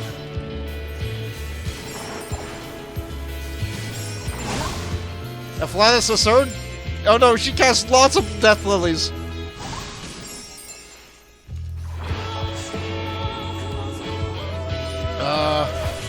This should work. Yeah, that was a true holy. Yeah, Mom hurts. She is super white, yeah. Ah! Okay, the Shiva mechanic. We've seen this before. But it's rocks!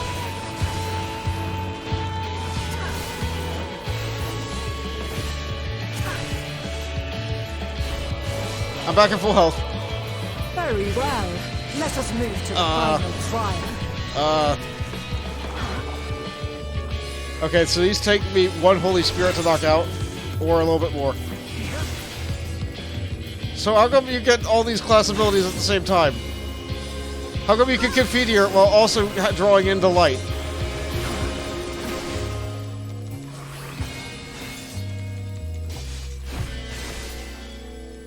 Oh, that's not good. We can't let this hit there. Ah.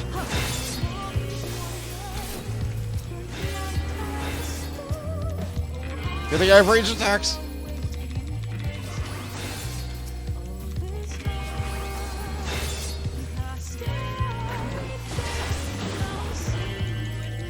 Oh no, I did let one go through. She has 14 gauge from that. That's not good. Oh no, okay, the red one's first. The red ones are fast.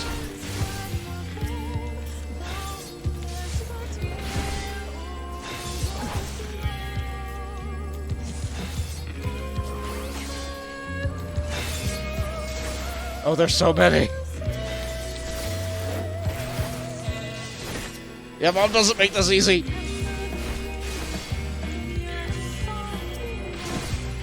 I'm not perfect.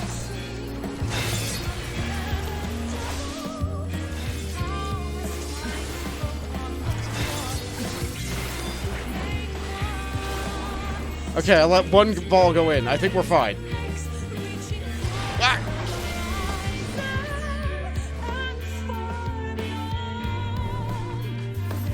Break your chains, shed your burdens, and show me your strength of will. Oh, that looks like something from 15.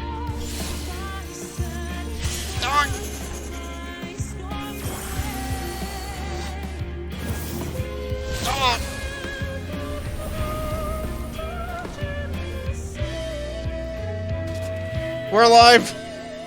You still stand. The people of your time are more resilient than I had dared hope. I have seen enough. Yeah, Mom hit with a limit break. Past Mom gets to multi-class as a treat, yeah.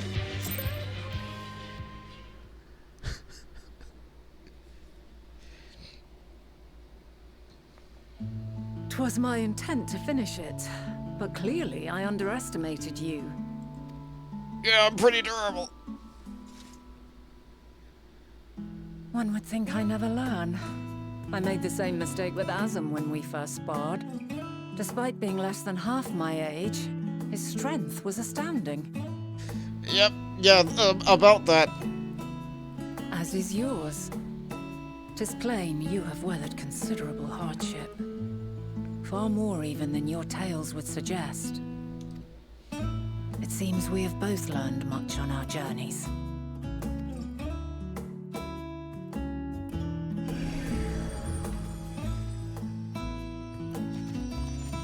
Dog is here. 2 dogs.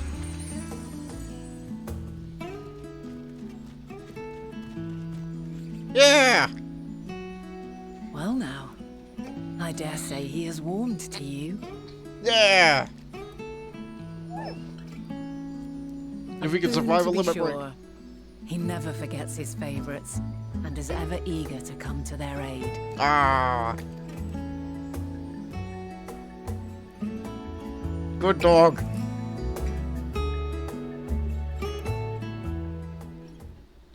Sega Master Rats. I lost track of how many times I had to do that solo fight. The final phase got you again and again and again. It's...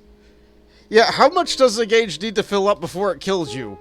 I think, like, maybe only, like... I think maybe 40 is enough to kill the player. Like, it only filled up by 14, and it hit me as a tank really hard. Like, the threshold is really easy to hit.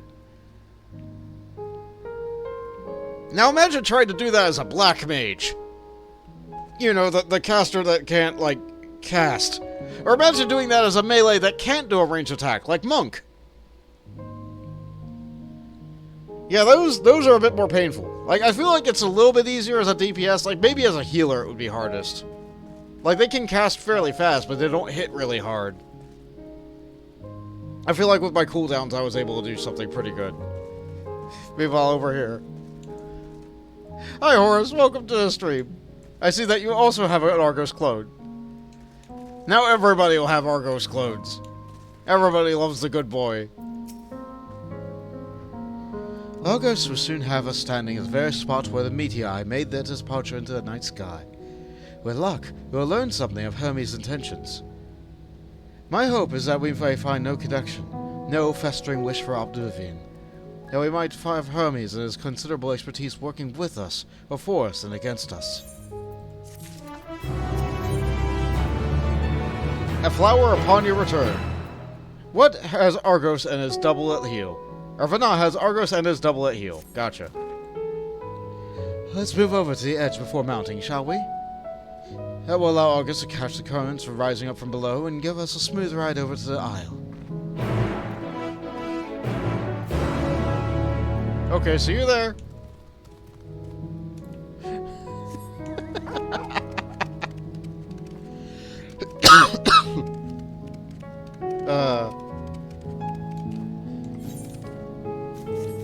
But yes, in anticipation of the VOD getting muted, I am recording this.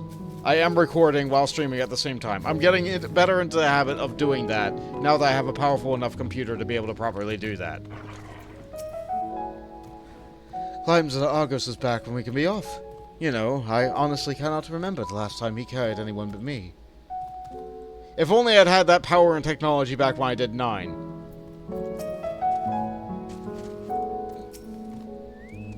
Argos motions to his back with his muzzle. You've been given the go-ahead to hop on. Ride, Argos. Argos launches in the air with a powerful leap!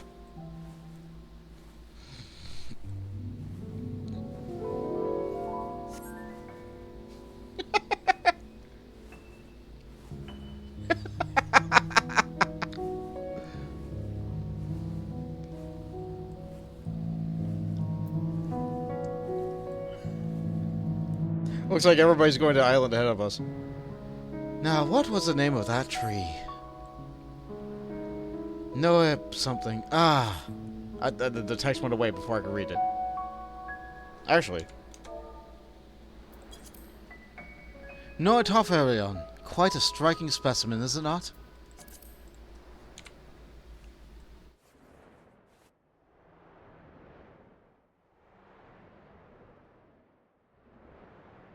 Brace yourself for the landing. I wouldn't want you... Why does it go away so fast? I wouldn't want you tumbling off at this last moment.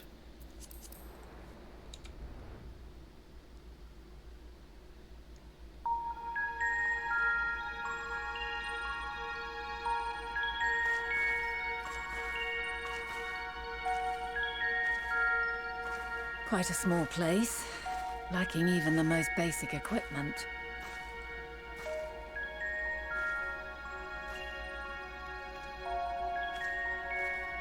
The present may yield no clues, but we may yet try perusing the past. Have you done this before? The migraines? So you cannot control the power freely. Worry not. I shall assist you. Come and stand before me. Okay. There are two ways to see the past. The first entails peering through the walls of the soul in the moment a subject is recalling a memory. The second requires no subject, and is instead a process of piecing together an event from ripples left in the ambient ether. As memories are etched upon the ether of the soul, so too are they etched upon the ether of the world. In this way can history be preserved. Such memories are given to fading, however, and can prove challenging to visit. But come, let us try. Close your eyes.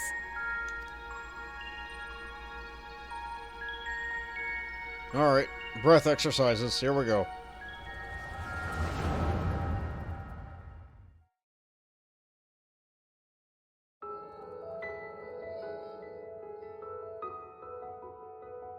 All units fully functional and proceeding on course towards their respective stars. Estimated time to completion of survey is 108 cycles.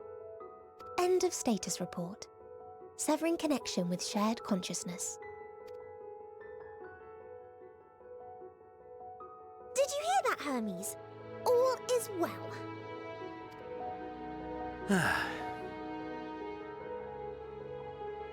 Yes. Good tidings at long last. Every step of the way, I've been reminded how little we understand creation. How the universe defies imagination. But soon we won't need to speculate. We'll know the answers. What others live for. Indeed. And we'll owe it all to you and your sisters. I wonder what answers we will get. Whatever intelligent beings that exist out there are bound to be vastly different from us. I need to Diverse turn the in volume form down. and culture, possessed of unique ways of thinking. Their conception of life and its purpose will be no exception. Completely and utterly unlike ours. Utterly unlike... how? I have no idea. Yet whatever answers we receive, I will not dismiss them out of hand. No, I will think earnestly on them all. And I will share them with our people, that together we may contemplate our own existence. Perhaps then our star will become a better place. Not only for man, but for all life.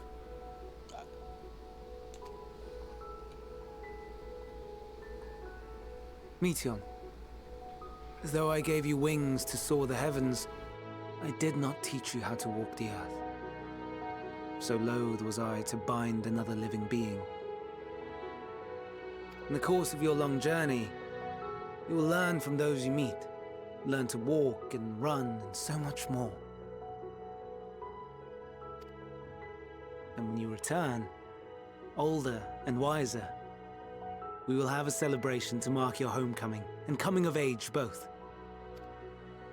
Will there be apples? Covered in syrup? And how are you supposed to eat them? Rather than food, perhaps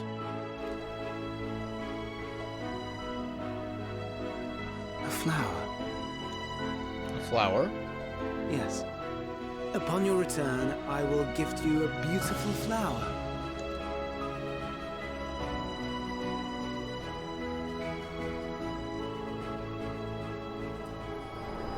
Well, that's a sweet sentiment.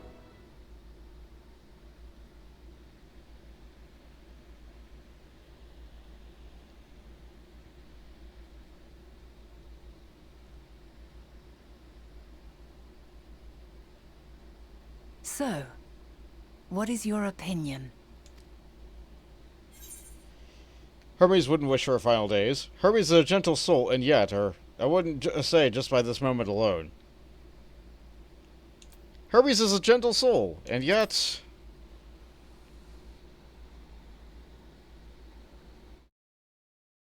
I understand.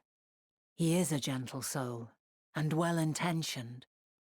Yet it does not take ill intent to beget ill. We must consider the possibility that something may have gone awry. Perhaps it was oversight, or simply an accident. In light of this, I propose that we reveal your tale to Hermes himself. That seems really bad.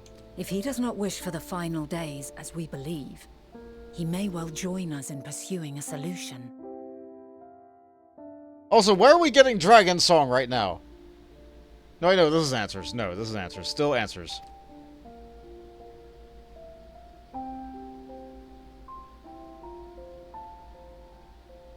Then it is settled. Let us seek out our friend with all swiftness. 'Twould not do to let such a pure soul be blackened by tragedy.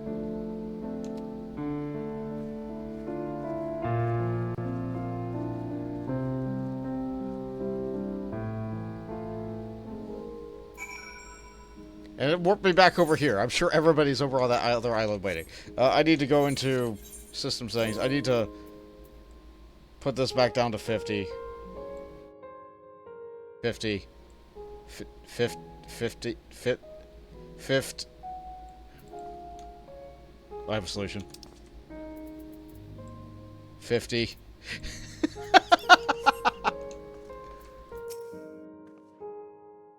There are any number of places where Hermes might be in Elpis. Yeah. We could do worse than looking in Ktises Hyperborea, the largest facility. It stands in Ignatos, the Northern Isle. I wonder, Bont, for an institution which claims to studiously research every species destined to release into the world, did you not question how they find room for them all on so few islands? The answer lies within Ktises itself. I touched upon that practice before back at the archives, where the vast area is stitched together out of multiple conceptual spaces. The same holds true for the interior of the facility and its magically constructed environs. 'Tis there, within the sprawling habitats, their chief overseer of Elpis observes the bulk of their work. Come, the simplest route to the Aeneas north of the Poikos Oikos. And now I don't have an Argos. Now I have... Now I have a Torgal. Torgal's also a good boy. Torgal's a good boy in a different way than Argos. Argos is a good boy conceptually. Let's put it that way.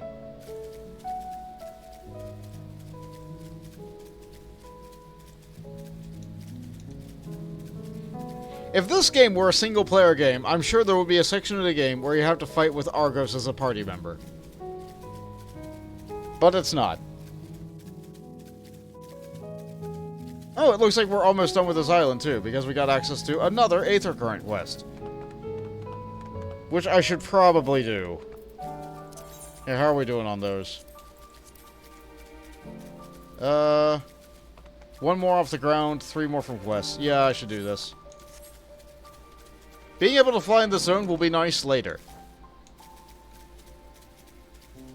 That's true for every zone. Mayra. Mayra appears to be mildly perturbed, an expected guest. Well, this is a pickle. Wherever am I to...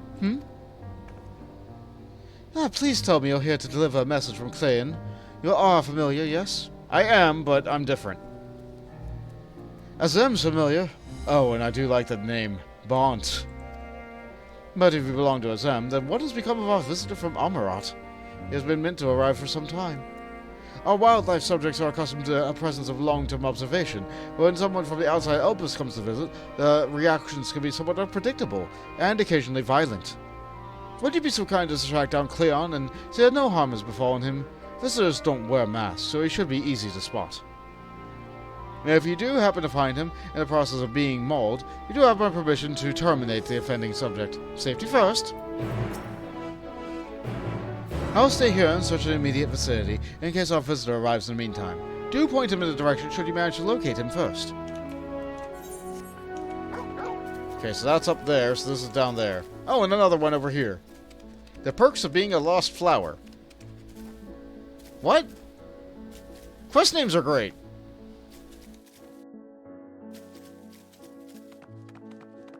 Up.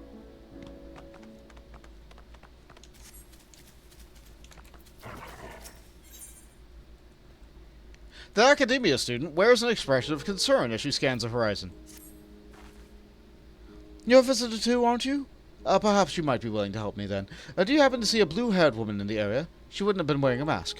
Not yet. I see. She and I are students at Academia Anida, and we had intended to spend our downtime visiting Opus together. We were just on our way when she realized she forgot something back in Ktises, and so she ran back. And that was the last I saw of her. She can be a bit, how do I put it, scatterbrained, so she might have simply got lost on the way back. I would rather not search for her myself, for what if she comes back while I'm away? So if it isn't too much trouble, perhaps you should be so kind as to look for her. I can do that. Like us, she won't be wearing a mask, and so should we stand out a touch.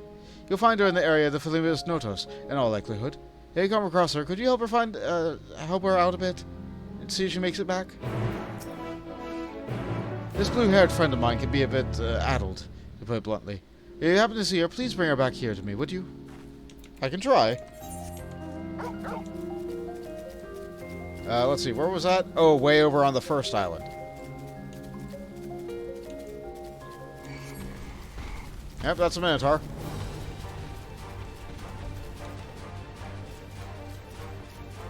I'm glad they keep the name Minotaur across all time. Oh, speaking of a Minotaur, it looks like I have to fight one. Enraged Elpis Minotaur. As if they're not all enraged.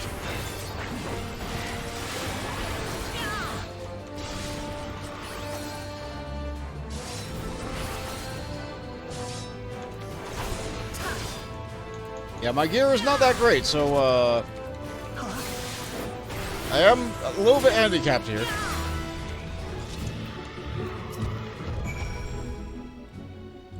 Thank you for taking the initiative. I wasn't sure about the etiquette of destroying a creation under observation. I'm Cleon, currently arrived in Amarat.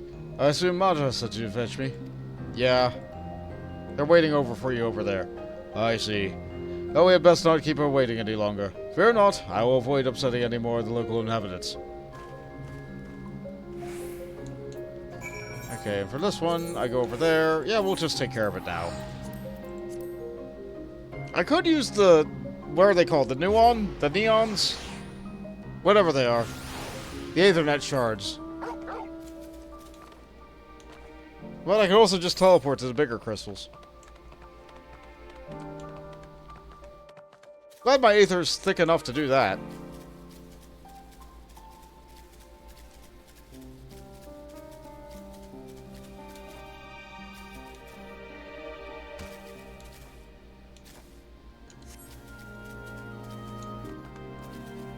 what makes this person get lost all the way out here? Oh.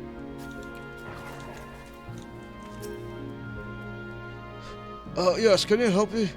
Oh, wait. Do you need directions somewhere? Not to be rude, but I beg of you, ask someone else. I happen to be lost myself. That's what I'm here for. Do you need help? What was that? A woman asked you to come and find me? That would be my friend, no doubt. How embarrassing. I'd hope to keep this hopelessly directionless side of myself under wraps. I feel terribly leaving her like that, but I'll clean forgotten a task for one of my professors. I rushed back to collect them, and I was asked, which I thankfully found, but I got rather turned around when attempting to return. Oh, don't you worry about me. I'll be fine on my own. If I'm right, then following the road east will lead me to the teleporter, I think. I mean, I know. Are you sure you'll be alright on your own, or I've business with your friend anyway. I can escort you.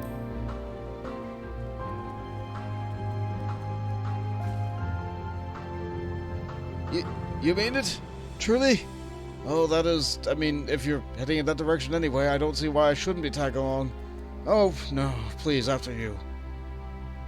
If you're able to get as far as the teleporter, the concept that connects Poikos Oikos, I shall be able to make it the remainder of the trip on my own. Now then, would you mind? The blue-haired student is now accompanying you, keeping at your side, in order to proceed with the quest objectives. You may leave this quest behind, and you'll find them here. I confess I don't know up from down or left from right. Every path, hill, and dark clump of trees looks just like the last. If I can just get to the teleporter that connects Poikos Oikos, I ought to be okay. She is doing her best. And it looks like there's no additional dialogue. No additional little spots of interest on the map. What is that? Oh yeah, it's another one of those antler birds. Have a very different silhouette from the distance.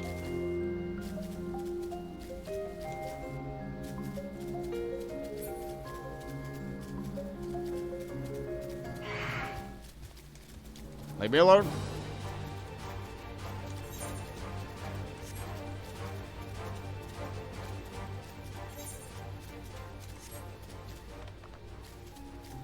Alright, now, at what point does this person activate the quest? It looks like I don't have them, but they're with me. They just disappear when I'm on my map. Ah, here we go.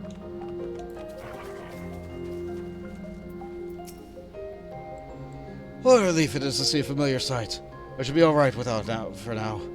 That's all. After all, it's just a straight shot from here to Poikos Oikos. Goodness, the airflow I'm going to get from my friend. I've kept her waiting for far too long. Well, I really should hurry. She has owed an explanation and a heartfelt apology.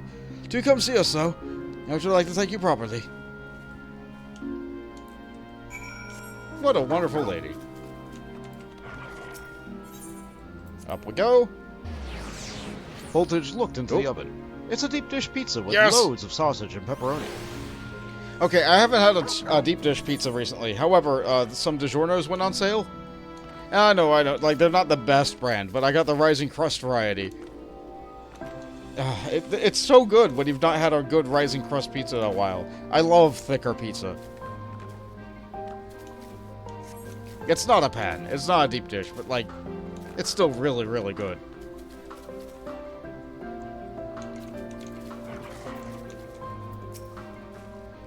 I should have to have been up front with my friend and simply told her why I went back. My blasted pride so often gets in the way. Thank you for your help. Truth be told, when my friend is dashed off, I assumed that was because she forgot an assignment from Mitron. Lo and behold, I was right. I see! Mitron, I know that one. We are studying the words of Mitron in Academia Nida, learning all we can about the endangered aquatic life that self-same master.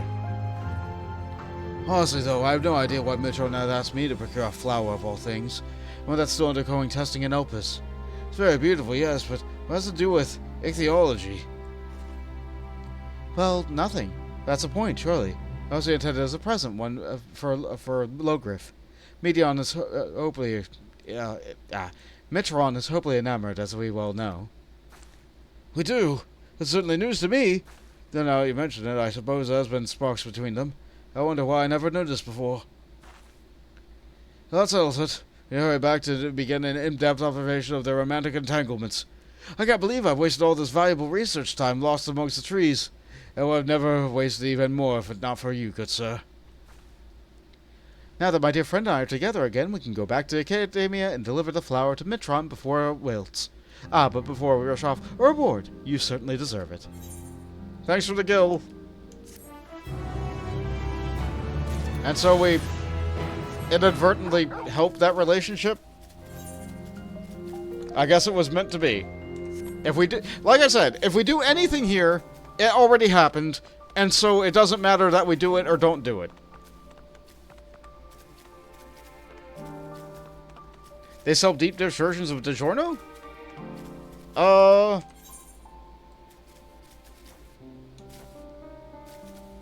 No, like I said, I just got a Rising Crust. I had to think for a moment. Close, but not quite. Close, but not quite. Like, a Rising Crust pizza is still a pizza, but a deep dish pizza, if you ask an Italian, is not a pizza, and it is a pie. We have had this discussion many times, but it's still a worthwhile endeavor and informative thing. Oh, you misunderstood. No worries. This is Myra, yes?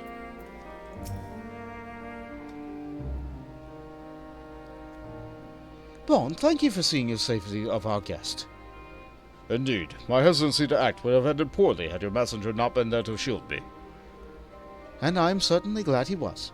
Now, shall we proceed with the business of the day? I believe you had some concerns regarding your personal creations. Yes. As embarrassing as it went, I would have worried that the concept I registered with the Bureau of Architect may not be fit for release into the wild. Oh, you needn't feel embarrassed. You wouldn't be the first visitor we've had who's expressed the difficulty with helping their children leave the nest. We can look on after them right now, if you like.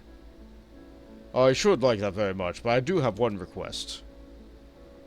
When you swooped in to rescue me from that beast, I was treated to an impressive display of battle prowess. As an entity with your strength and instinct would be a perfect candidate for evaluating the worth of my modest creations. If you insist that you join us. I guess if I have the time. What a fascinating notion. Yes, I quite agree with your assessment. Then we all go together, whenever you're ready, Bond. Okay. You guys are going to be waiting a while, though.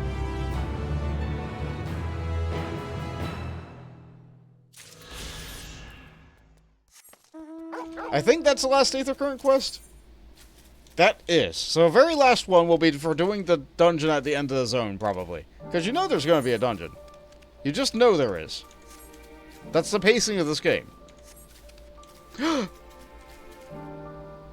They're animas! Ah! They're little, like, energy fairies. You encounter these in Eureka, and they give you buffs. Oh, okay, sorry.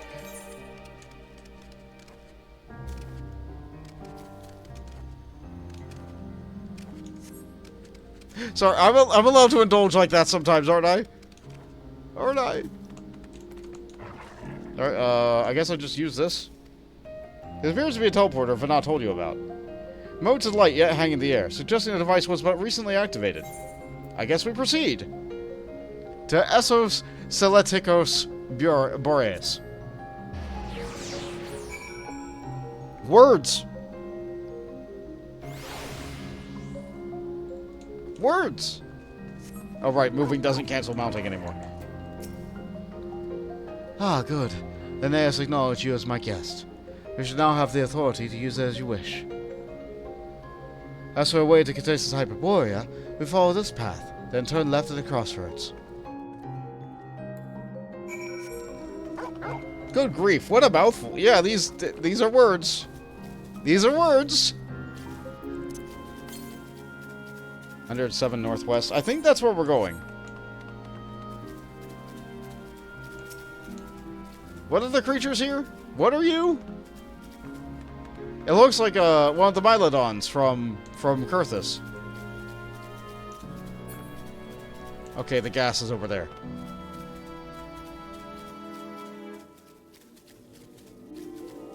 And I got it.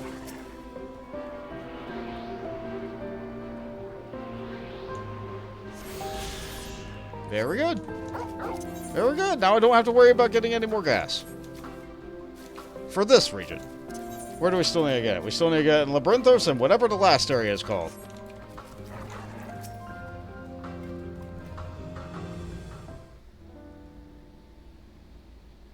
It's a large building, but they say they have pocket dimensions inside, so it's even bigger on the inside. Great!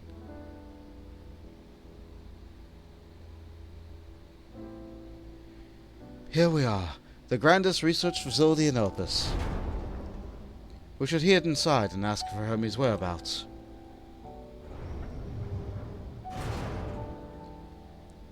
Hermes is at another facility, as we had just discovered. It's you two again! Hello!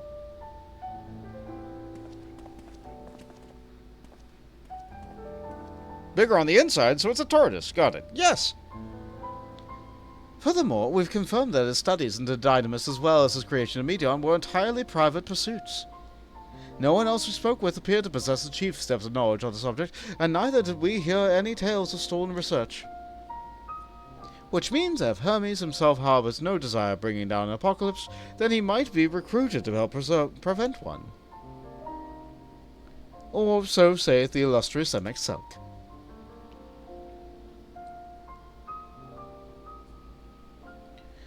According to your story, the 14 divined the connection between the celestial currents of the final days, were never able to pinpoint the root cause of the calamity.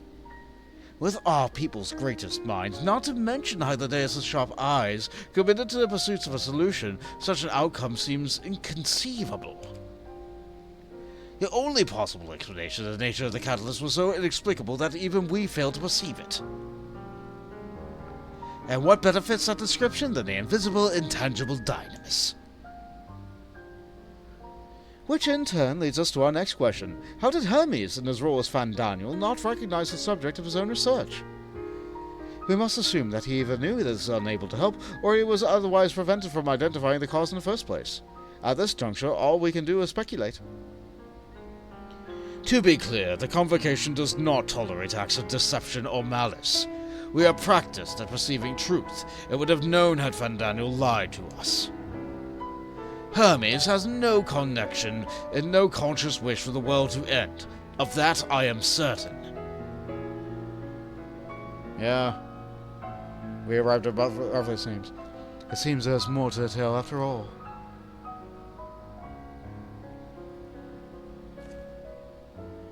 We conducted an investigation of our own, you see. And our findings were as such. Explains, extols, reveals. And here is your answer. And I'm getting a call. Right now? Really? Okay. One moment.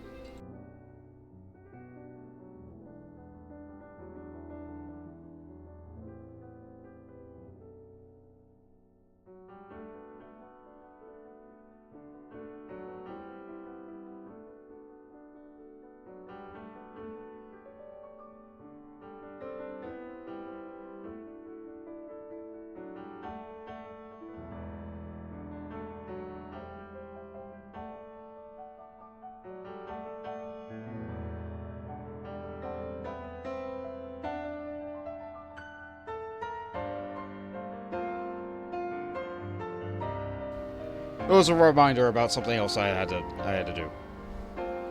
How comforting. We seem to have researched the exact same conclusion. Where's my mouse? There it is. I see no reason to delay further. It's time we brought Hermes into the fold, as it were. Thank you for your understanding.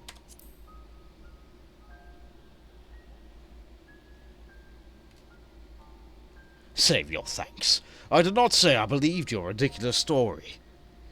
But as Emmett Selk, I have a duty to examine any potential threat to our existence, no matter how ludicrous or personally offensive I may find it. I love that everybody is here. Everybody is here to pick on Emmett Selk. Do not approach me, or do not speak to me, and do not dare presume to treat me as a friend. I am merely carrying out my duty. How lovely. Our merry duo has become a quartet. past disagreements are no reason to reject collaboration in the here and now, I commend him itself for his practicality. Hunger in the garden. Hyphlodius is eager to find Hermes. I think the time for leisurely exploration is past. It might have a moment to adjust my vision. Ah, there he is. On the next isle over. Meteon is with him. Hermes appears to be in the midst of an observational study, but I suggest that we hurry over before they venture elsewhere. Head through this down the path, and we can teleport to Meopsis Eros from the device at the bottom of the slope.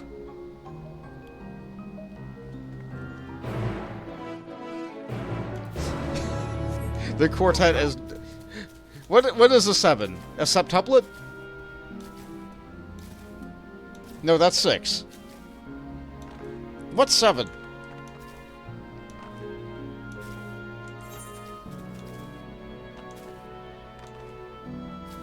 Ah, well, I don't use these words often enough. Alright, let's have a brief little moment. Let's look at the other island over. Oh my. Okay, alright, we're gonna go there.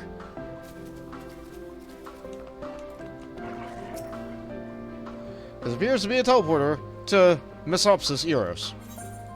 Yeah, we barely spent any time at all on that island.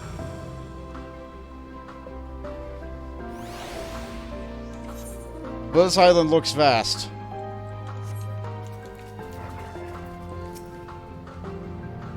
What? You expect me to praise you in your progress? On the contrary, I'm simply surprised you made it this far. Then again, even with you slowing her down, there is no denying that Vana is an accomplished researcher. Her wealth of wisdom and experience is unmatched. Her achievements in creation magic, in any field, frankly, are nothing short of extraordinary. Though her singular brilliance would set her apart and make her motives somewhat impenetrable at times. As her student and successor puts it, she is a force of nature, as at once so close, at the same time so very distant. Meopsis Eros is interesting to the fact that the only region in Elpis which lacks a researcher hub. This is largely due to the nature of observation sites, within which they let loose creatures anticipated to be unruly and dangerous. I have heard tell that the area is kept deliberately sparse in the event that, well, let's just say that no one should live near the naos, which provides access to a certain facility.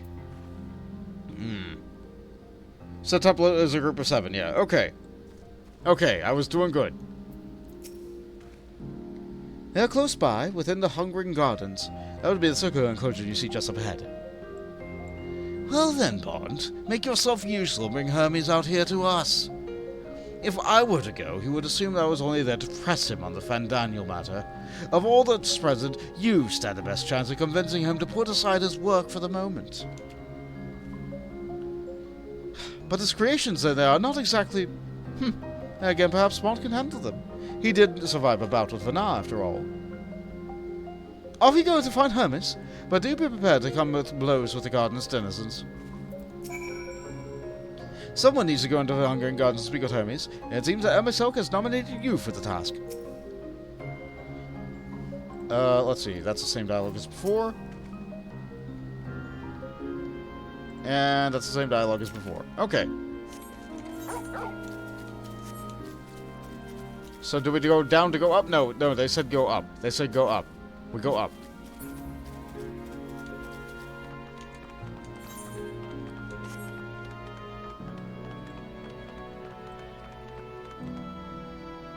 Botanical abominations bear down upon you with ravenous intent. Alright, let's take care of this one first, because I'm pretty sure this does bone stacks.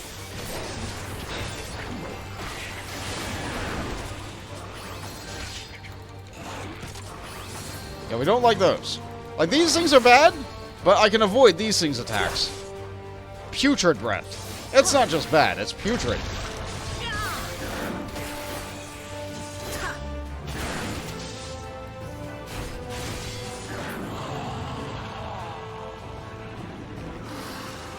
How awful! There's another one in the middle in case you...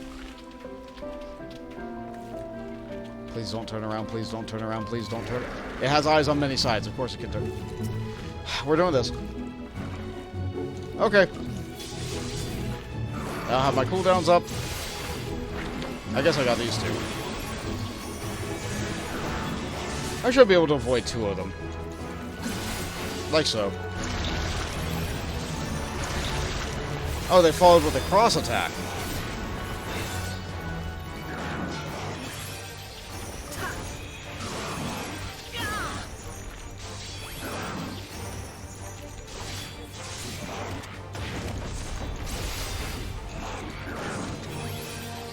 Yeah, my area damage isn't doing so good.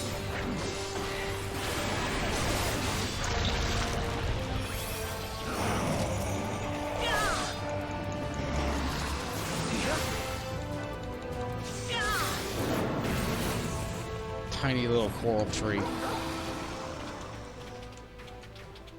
Not over here. I think I see him over there. Yeah. Yeah, okay.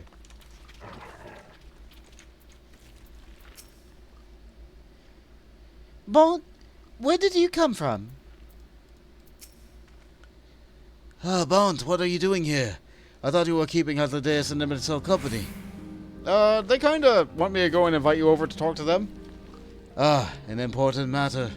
Unrelated to my decision on Van Daniel, you say? And yes, I will come. As soon as my work here is finished. It will not be long, I promise. But I should really wait outside the garden with the others. There's no place for idle exploration. Idle exploration, even. You needn't be concerned for our safety. Meteor and I are protected by a ward which conceals our presence from the creatures. We're taking notes. We'll talk later. Okay. Okay, we'll do that. Now, I should be able to regress whatever I feel like on the way out. Because I can just ride out. Just had to fight a couple of Morble Mounds. Whatever these are.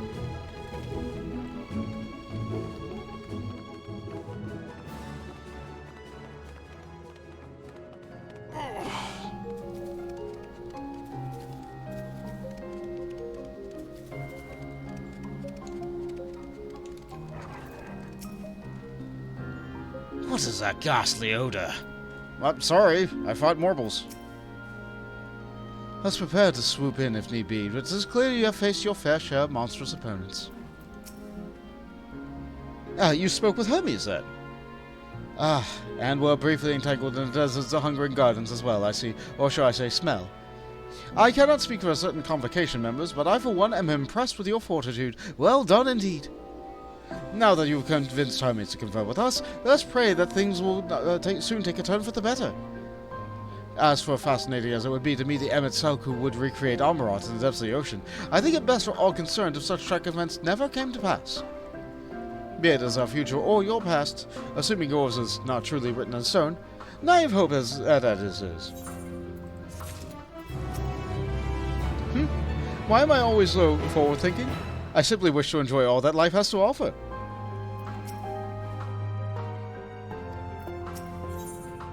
Words without sound. Oh, that doesn't sound good. Emmet Selk seems content to stay where he is. Hermes said it would not be long, yes? We shall wait here until he emerges.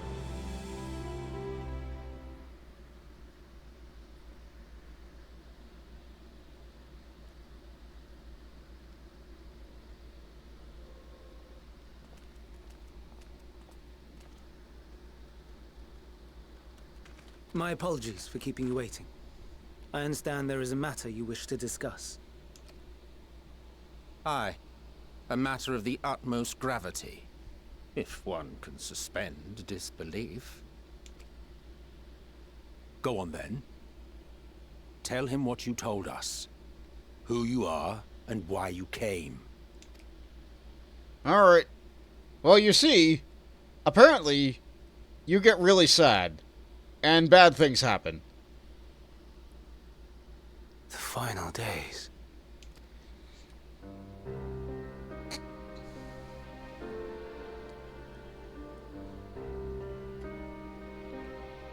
The phenomena observed during these star-encompassing calamities is likely the product of a dynamis reaction. And none is more versed in the applications of this energy than you, Hermes. and must stress that we do not believe you would desire such destruction. We come not to lodge accusations, but to beg your wisdom.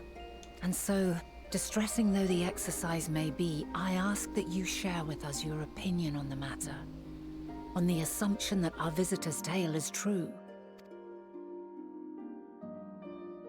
Even you, Vana.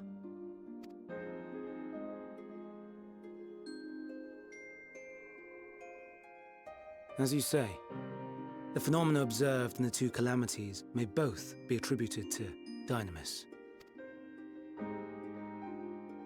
Of note is the difference in its effect. In the first final days, it warped creation magics. In the second, it warped the people themselves. The key variable, I suspect, is the etheric density of the men of each age. As you know, ether, in essence, negates Dynamis. Harboring high concentrations of ether, we ancients cannot readily manipulate Dynamis, nor be manipulated by it. Therefore, rather than ourselves, the calamity affected our magics. In contrast, having been sundered, the people of the future are composed of but a fraction of our ether. Yeah. Thus are they susceptible to the influence of Dynamis and its transformative potential. Sorry for the mutes. Every now and again, I get a little bit of a coughing fit. I'd rather hear that click of a mute than that. But that would explain only the mechanism, not the cause. Though perhaps... What is it? Even should it be a hypothesis, we would hear it. Dynamis is an energy put in motion by feelings. Feelings for which there must first exist a source. A source to which the victims must be attuned. One that harbors the selfsame negative emotions. Elsewise it could not be the agent of such extreme change. So it wasn't the stagnation of the celestial currents. Someone, or something, is instigating the star's demise. So, we've a villain on our hands after all. Any idea who or what it could be? The celestial currents comprise the outermost layer of the star's ether, encasing it like a protective sphere. According to your tale, it was where the currents were weakest that the phenomena first manifested. If the inciting factor came from without Aetheris, then its effects would first be seen in those locations.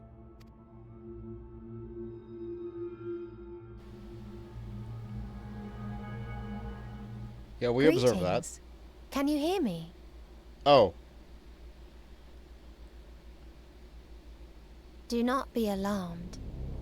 I mean you no harm. Oh no. I wish only to hear your words, share your feelings, know your thoughts. May we please be friends? Meteon. What is it?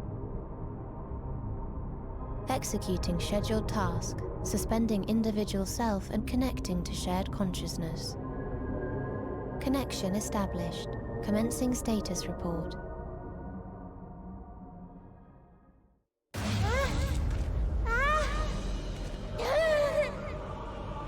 Oh, I see. It hurts!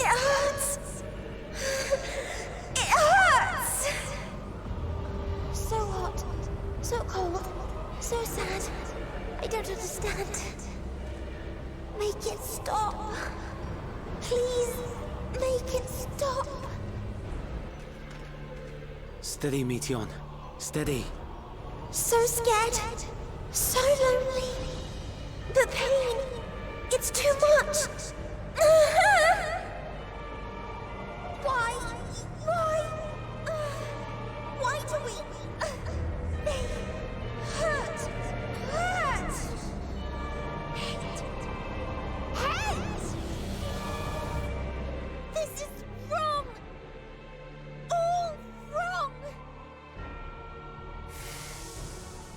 She's gone? But how? She has altered her etheric density in order to blend in with her surroundings, an ability for avoiding confrontation. Most effective. Frustratingly so. I can't see her either. Not even a trace. And you have really good eyes. Stay away. Please. This is wrong. My mistake. So please. Are you alright? No, she's projecting her feelings into me, and it's giving me one big migraine. Similar to one of the visions. In your mind? No. We only heard her speak the instant before she vanished. Oh yeah, that must be because my aether is so weak that she can just penetrate into my soul. Of course. When communicating without words, Meteion also employs dynamis. That would explain why you were able to hear her, when we could not. Then you are our best chance of finding her. Follow her voice and try to track her down. Alright, fine. Hindered though we may be, let us split up and search as well.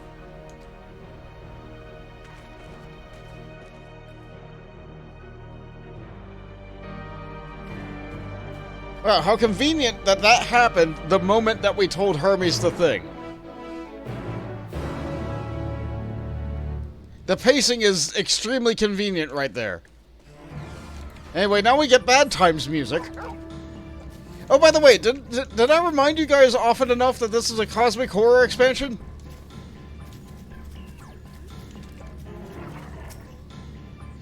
You calm your mind and senses quickly for any hint of Meteion's presence.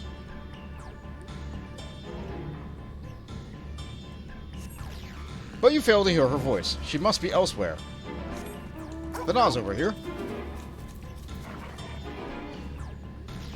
I've strained my senses to their limit, but found nothing. You must calm your mind that you might hear it, that you might feel her silent voice. Are you telling me to feel, hear, and think? Alright, sure thing, Mom. Wouldn't be the first time.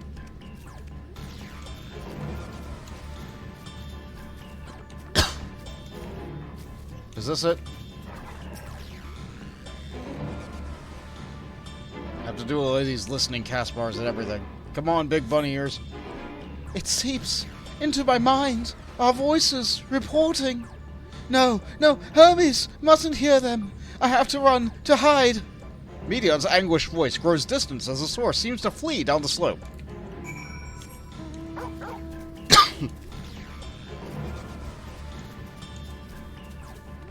What's that called? A Medusa? Oh, it's one of those things. Alright, never mind.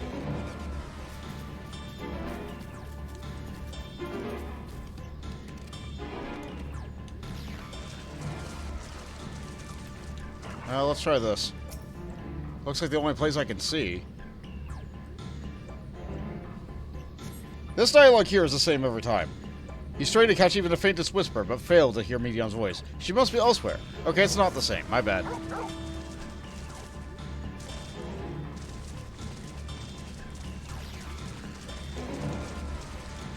Oh, good. Now I can see more.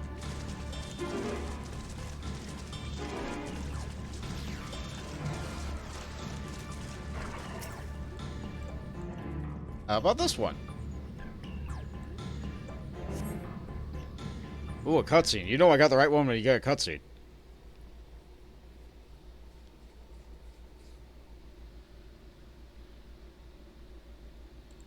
Greetings and salutations.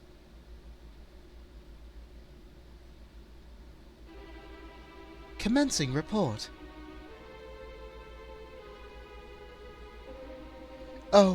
Oh no, we can't tell them that. We must run far away.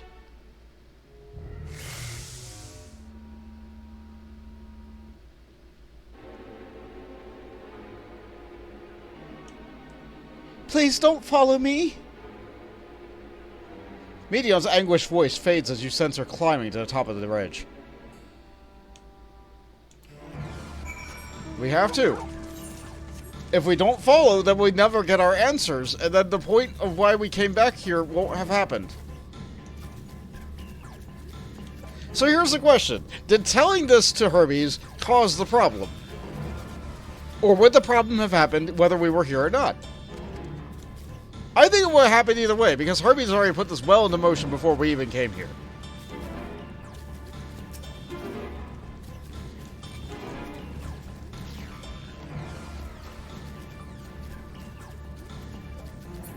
I know that Emmett and Hythlodaeus are somewhere on this island too.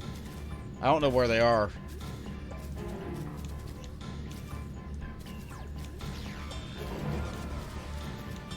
Is that a B rank? Oh no, that's big. I look at the... No, that's just a normal mob if there's more than one of them.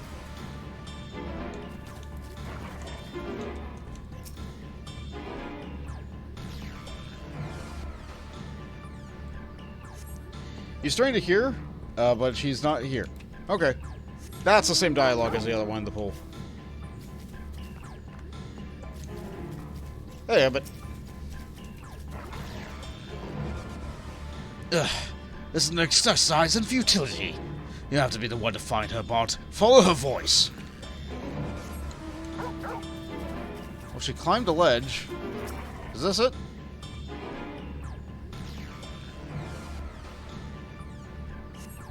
No.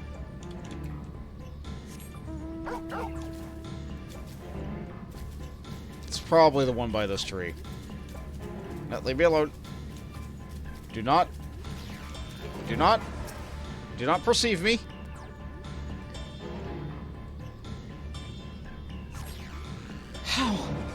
How did it come to this?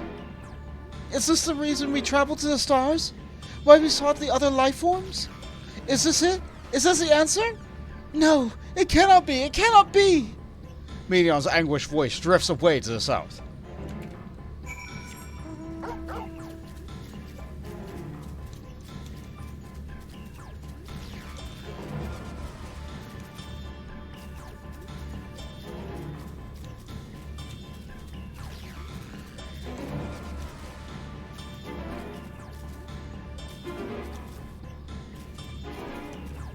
It's sort of ominous, but like you can kind of read between the lines.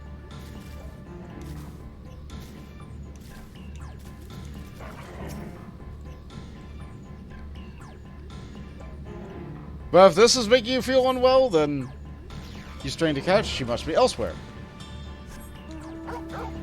Yeah, if this is making you feel unwell, then, well, we're gonna have a nice dungeon, but then after that, it's not gonna be a good time. Leith! We'll go into Leith after. We have to do this first.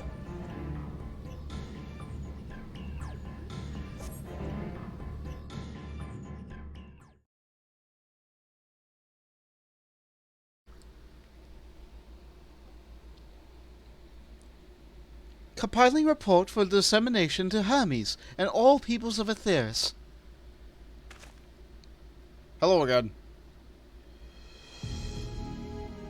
Processing expedition data.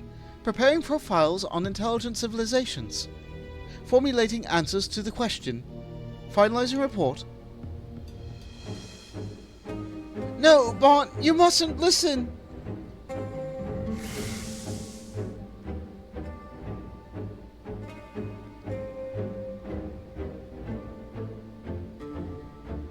It's wrong. It's all wrong. Medion's anguished voice flees towards the lake. Yeah, I didn't run into Hythlodaeus or Hermes in there. Any sign of Medion? Yeah, she keeps running away anytime I find her. Panicked and confused, which will make it all the more difficult to predict her movements. Hermes, what do you make of the situation? If media are linked in a single mind, a shared consciousness which connects them across any distance, I suspect something has happened and disrupted its usual harmony. How might we assess this shared consciousness of theirs? Much as you would approach any sentient being, directly. In the Media's case, this means speaking to any incarnation within physical reach. So unless we can track down the Meteon we just lost, we have no means of communicating with them. No way of knowing what befell their sisters, no way to provide directions or guidance. Then we had best set our musings aside and concentrate on how we might find her.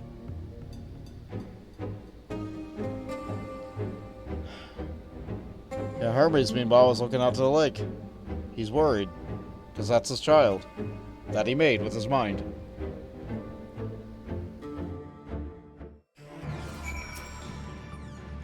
Frantic search will avail us little. We must be clever about this. Tis a shame there's no registered concept we could use to create another Meteon, assuming, of course, that we could link her mind to a shared mind. But no, for a viable solution, Hermes will have surely suggested it. If in the final days Aethos twisted an invasion of dynamis from beyond the star, is progress instilled by feelings of fear and despair and anguish. Nay, I like not the picture which emerges from those latest pieces. Oh, my dear Meteon, what did you witness of that frightens you so? Why do you seek to keep it from us? How terrible could it possibly be? My apologies, we should focus on the task at hand. Follow, wander, stumble, listen. Hythlodius has a suggestion. Correct me if I'm wrong, but Meteon renders herself invisible by matching her surroundings, does she not? If so, could we not then disrupt her, concealing with surfeit of Aether? Much like how Emmett Silk solidified your presence when first we met you? Don't be absurd. I can hardly channel Aether to a recipient whose whereabouts are hidden from me. Which is why we must all work together. Bont will continue his search in the same manner as before, but this time with you in tow.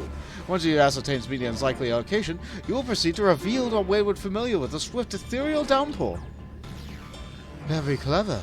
And thankfully she has made herself easier to capture by fleeing towards Leith. Assuming she is made visible, she can prove no great feat to hide herself in a corner. Then we have our plan.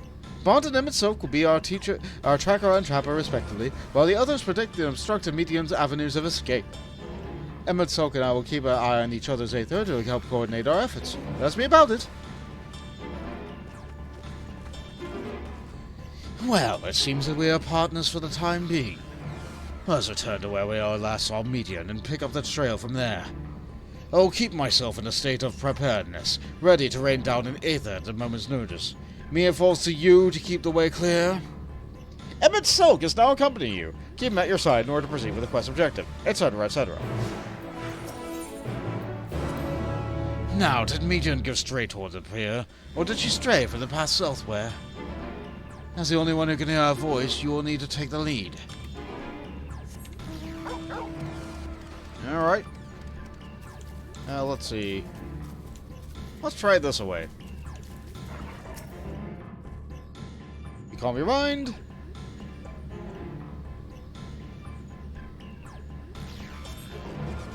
Why can't I fly? Are my functions being restricted? Hide. Yes, I'll just have to hide then, when no one can find me. Meteon's anguished voice heads towards the water's edge. She went into the lake, as if it weren't tiresome enough. Well, at least she can open an expansion to make it easier to find. We'll lose her this time.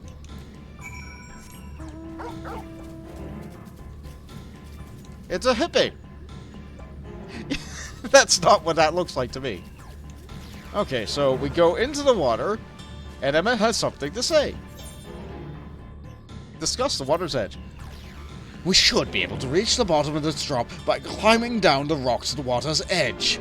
Do not even think of dragging me over the falls. Final days or no, if I end up drenched from head to toe, I swear I will feed you to a remor.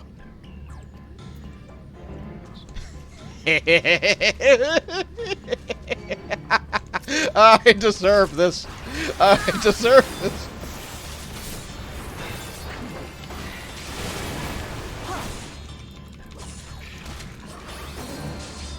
I had fun today. I got Emmett Silk wet.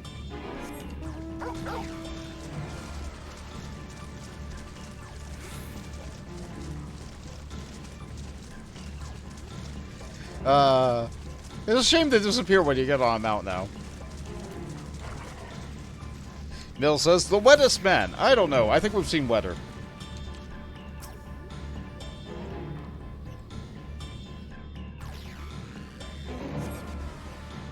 Alright, I think we're on the money.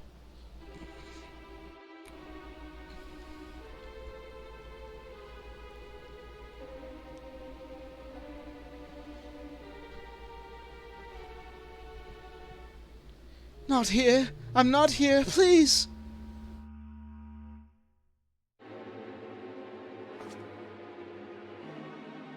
Yeah, I think I hear her over that way.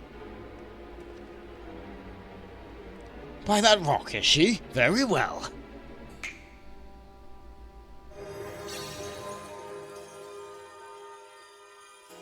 What? Why can't I hide?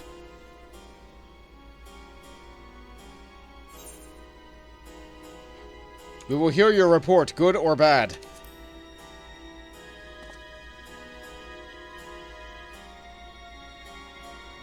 Bond?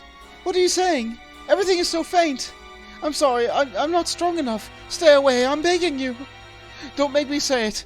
I will break him. It will break him. His poor fragile heart.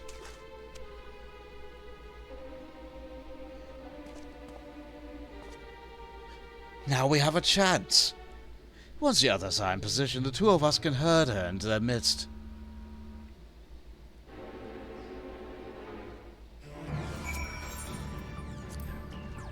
Keep after Median. Hyperborea and I will coordinate our movements. Alright. Away we go. He said he would feed me to a remora, which is one of these. Vicious little things.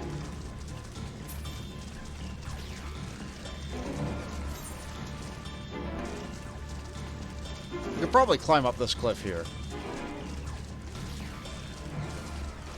Yeah, this looks climbable. Up, up, up. Okay. And do not. Now, why would they have a teleporter thing on this end of the island?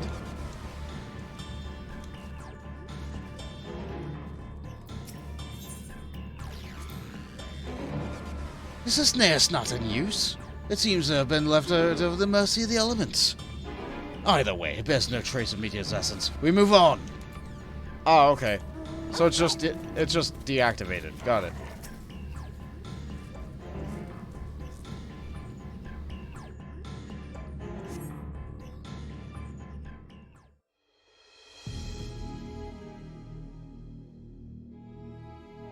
She's corporeal now, so... Ah, I see her. Good, you with your special eyes.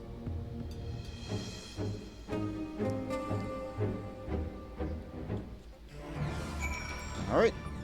Looked like you pointed north. Oh, right. Do you have any new dialogue? Now where to close the trap?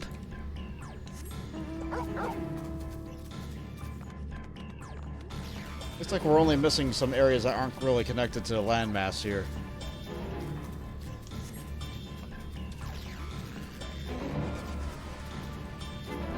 There? This is right on the edge. This is probably not it.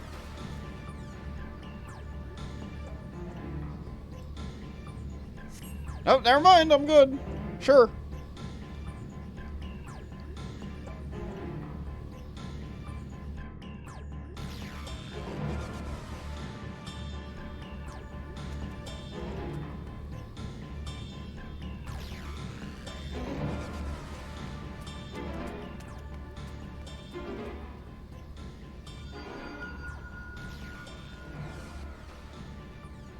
Aha! Give chase. We shall herd her into the shelter. Why would she go towards that? But okay.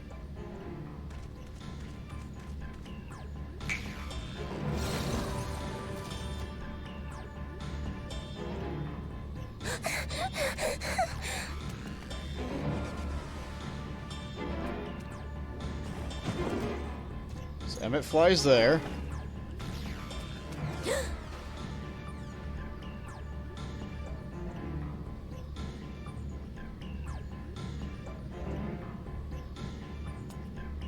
I run up from behind. Okay, that's one way to go there. Why didn't you pick the other direction, though?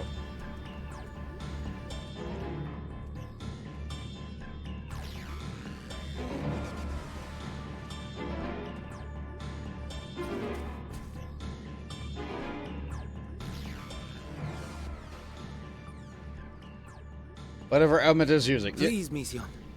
We must speak. What is that mount? Whatever Emmett is using. I'm pretty sure that was the collector's edition horse mount thing from Shadowbringers. Pretty sure it was from Shadowbringers and not Endwalker.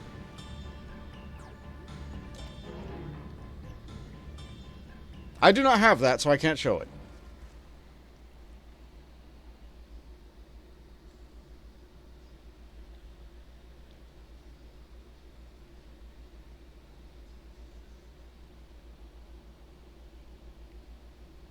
I'm sorry, Hermes. I'm so sorry. So if it's possible to get right now, it would be in the cash shop? Yes. It was always an additional purchase. I think like most expansions are like 50 or 60 bucks on release. And usually the collector's editions are 20 bucks more than that. So what they sell in the shop is a collector's edition upgrade, which is usually 20 or 30 bucks. And it has like a mount, a weapon glamour appearance, and a minion. Usually. Sometimes it's an emote, sometimes it's some dies, sometimes it's like, I don't know, other random stuff. Usually it's a mount, a minion, and a weapon glamour.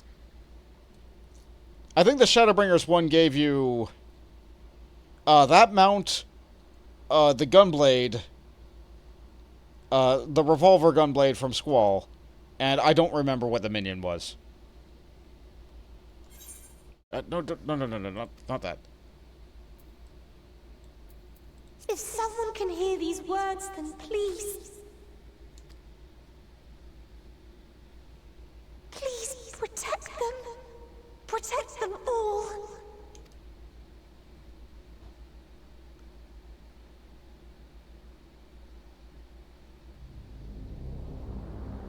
Individual self-suspended. Connection with shared consciousness stable. Our survey is complete. We shall now report our findings. Get ready for more cosmic horror. Here we go. All units safely arrived at their respective destinations. Seeking answers to Hermes' question, we attempted to make contact with the intelligent denizens of each star. Results are as follows, in order of numerical code.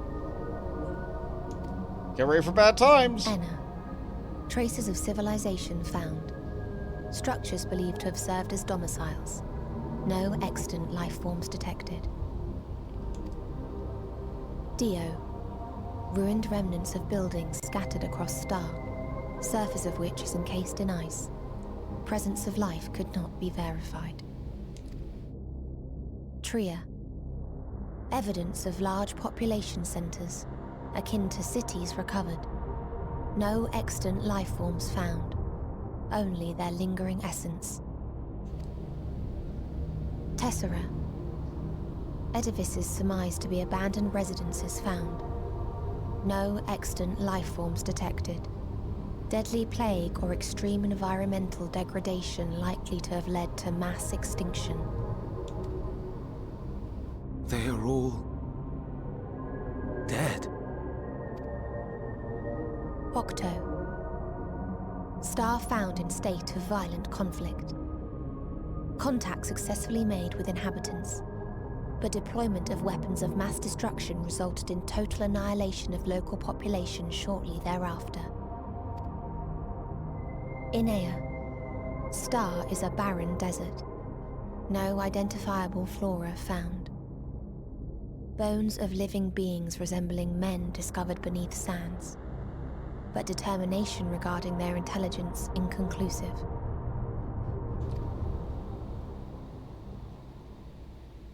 Remind me, Hermes, what exactly was the question you entrusted to Meteion? Yeah, that's important. I tasked her with asking what others live for. What gives their lives meaning. Did you consider what may happen if the premise of the question is flawed? To be able to answer it, one must be living and desire to continue doing so. But if Meteion finds no living beings in the course of her journey, or none who desire to live, what then? What answers would she derive from their silence? Oh.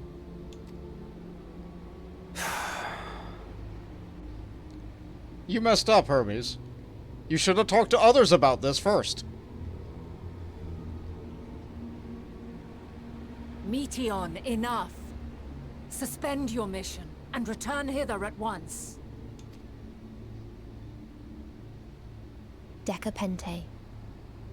Local civilization once flourished under auspices of higher power. Said power later laid waste to civilization in fit of rage. Upon revealing this to me, entity elected to self-terminate in lieu of providing answer to question. No other intelligent life forms found. Oh. Turning a deaf ear, are we? Sending a master adds, to be fair, would any of the ancients actually be able to conceive of people not wanting to live? I mean, they also regularly delete creatures because they aren't perfect, so... I think so, yes. We are taking Meteon back to Amarot. As I understand, we will need her if we are to bring back all of her sisters. Yes.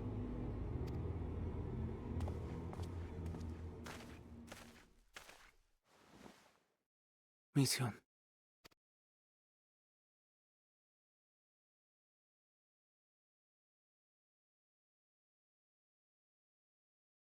Their perception of sentient life is also very flawed. It isn't right, is it? It isn't right to turn away from the answer. Even if the answer is pain.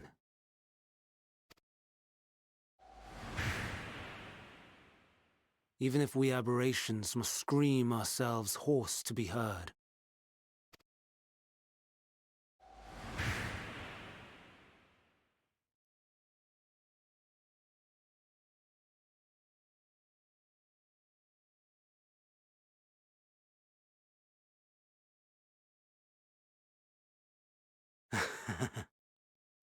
Aye. Whatever answers we find, I will not dismiss them out of hand. These words I said to you, and I will hold myself to them.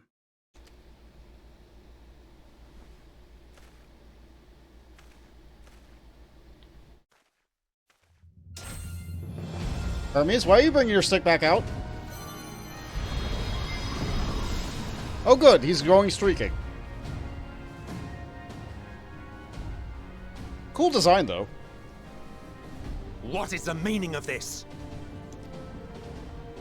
You cannot take Meteon, not until she has finished her report. All else must wait.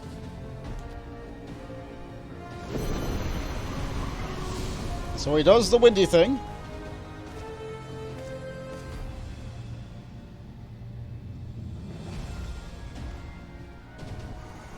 Yeah, he said he needed to transform to be able to fly. With his little girl. You fool!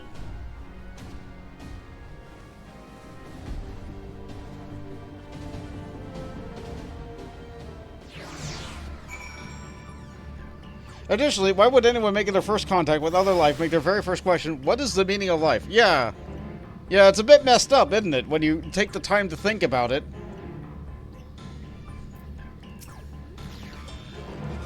If all Hermes means to do is listen to Meteon's report, then it's all right to do so.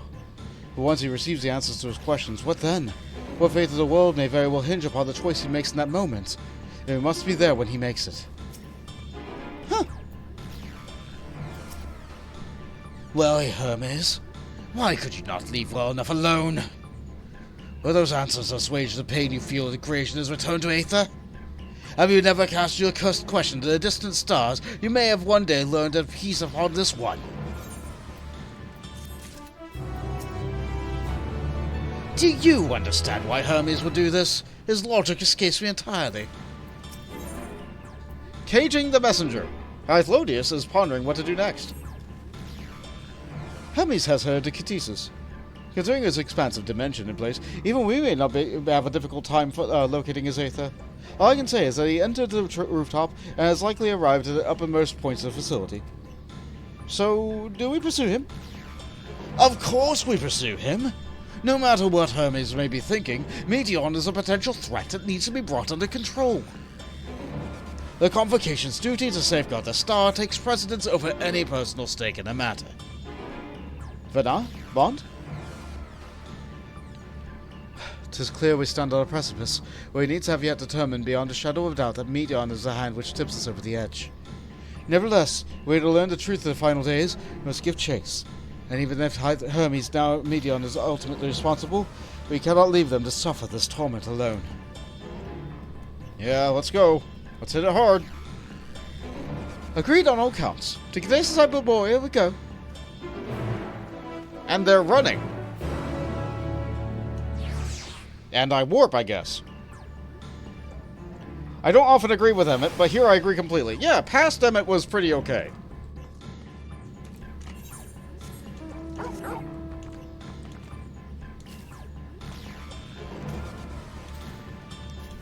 Yeah, Emmett when he has a clear head on his shoulders and isn't suppressed by thousands of years of grief.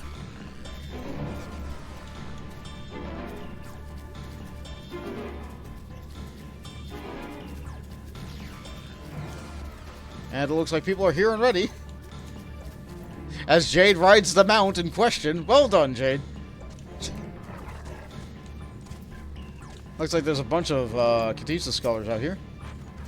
I saw none of the ordinary. Does anyone know what caused it? I mislike the look of this. Judging from the crowd, something is afoot.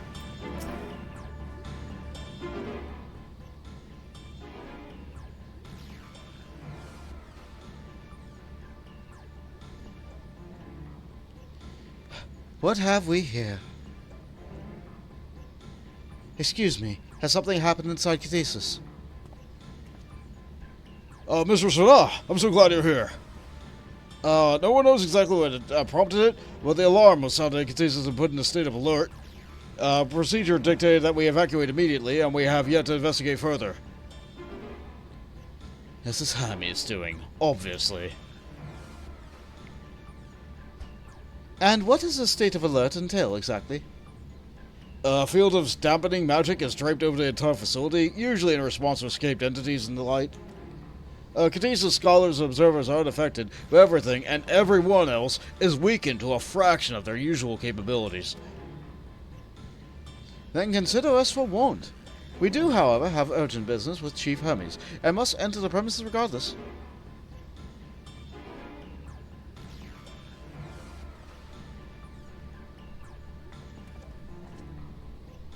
That said, if Hermes is willing to enact such measures, I wonder what other obstacles he has seen fit to drop in our path. With that enfeebling spell in place, we are not like to be at our fighting best. And I was hardly an effective combatant to begin with little to offer beyond my ethereal vision. Then you will put your talent of yours to good use. You're fairly skilled at spotting weaknesses, if I recall. Fairly skilled?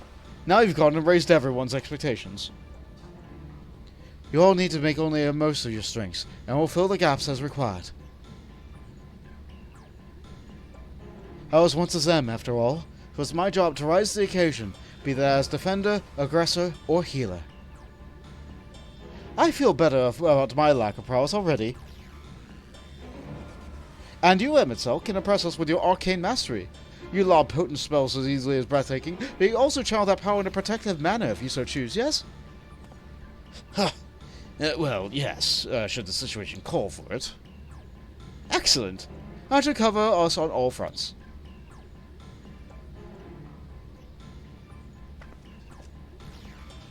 You take the lead here, Bont. It is only right that you lead us now. No matter what lies ahead, we will win through to Hermes and Meteon. And then, we'll face the future together. Alright, Mom.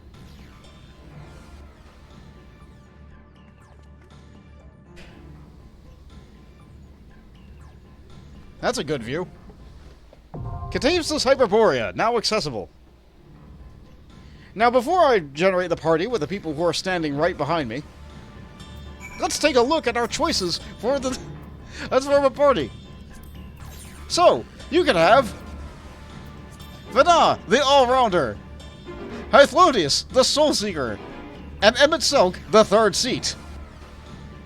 By default, Emmett Selk will be a Black Mage, and Hythlodius will be a Bard. Vana will be a White Mage healer if you lack a healer, but if you try to do this as a healer... If you try to do this as a healer, by default, Emmett will be the tank. Emmett will tank as a Dark Knight.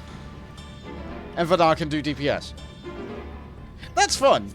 So, but if you try switching them out like this... Come, let us be off. Then you can get Vana as a Paladin tank. So you can mix it up. You can mix it up and have it be the way that you want. So if you want to see them use spells and rolls and whatever that they got in their own unique abilities and everything, it's really cool. You get to do the dungeon with these three, and they get to see their cool abilities. I'm going to point out, Hythlodius as a Bard is capable of raising. He can resurrect as a Bard.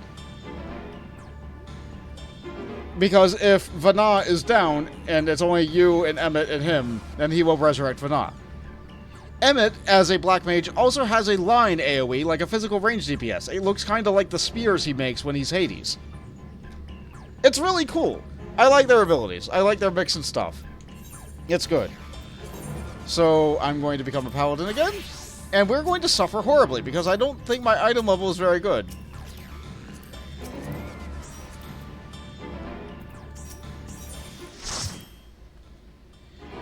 Bleak as the contents of Medion's report might be, many could hear it and remain content with their lives. But not Hermes. For him, the veneers of perfection has long been cracked, and it was in the distant heavens that he looked for a means to repair it. I understand his anguish in a fashion. My own refusal to return is in opposition to the world's established order. Yet for me, the imperfection only enhances the fragile beauty of our star. I will fight to see it delivered from destruction, warts and all. I said that Hermes was likely perched somewhere on the highest point of the facility, but reaching him will be no mean feat. Put simply, Ktises Hyperborea contains a multitude of vast spaces linked together by seams, meaning that its interior is far more massive than even the grand structure might otherwise suggest. But even a colossal facility filled to the top to bottom with savage creations will not stop you. Not with Vana and Emmett Selk at your side. And I will be there too, of course, cheering you on. From the moment we met, our visit has devolved into a never-ending series of complications and irritations. In spite of this, I have gained one useful thing. An awareness of Dynamis. To think that power of the potential of corrupt Aether had largely escaped our notice. Whether or not I believe your tale, the facts remain underpinning your narrative will be the source of much debate. So understand that I act not for the sake of you or your fantastical quest. My duty demands that I apprehend Medion. And if that now means that Hermes as well, then so be it. And so we will make the way. I went to the battle hall to turn in some cards earlier. Ktises Hyperborea. This is a Mongtome event! Yay! I need to turn my stance on. I think I'm going to get synced.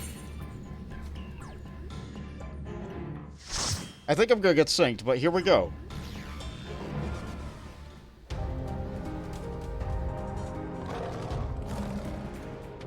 So over here we have a desert, but over here we have a snow area. How confusing. Either way, it has some spiral staircases we need to get up, and we need to make it to there. Who crams these environments next to each other? People who want to see these creatures interact with each other. That's who. Also, this music is very different from almost anything else we hear in the game. I did get synced. Please, turn back, else I might be forced to... Forced to what, Hermes? There's also notes and books everywhere. I don't need to take the time to read them. We're on an important mission.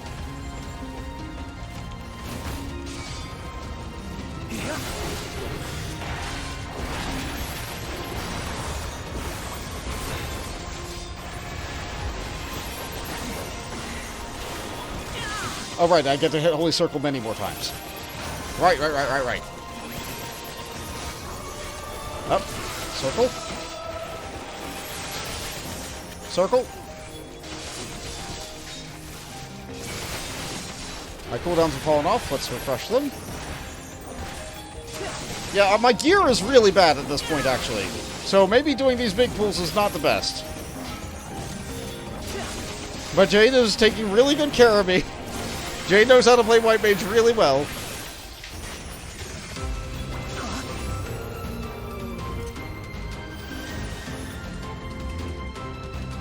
A line just like that in the sand. Hop the gate!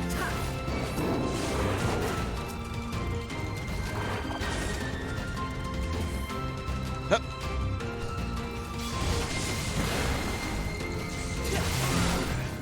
I'll have an AoE ready. Okay. I guess what's back up? Big sword! Yeah! Sorry for that, I can only do one. One day I might be able to summon many, many, many swords. Many swords. But until that day, I get one. I get one big sword.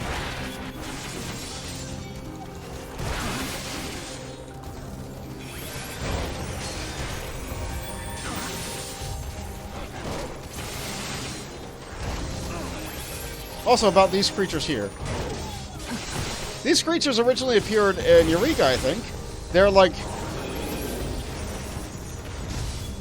They're snow creatures that have like igloos and like snowmen on their head. They're really cute. I love them.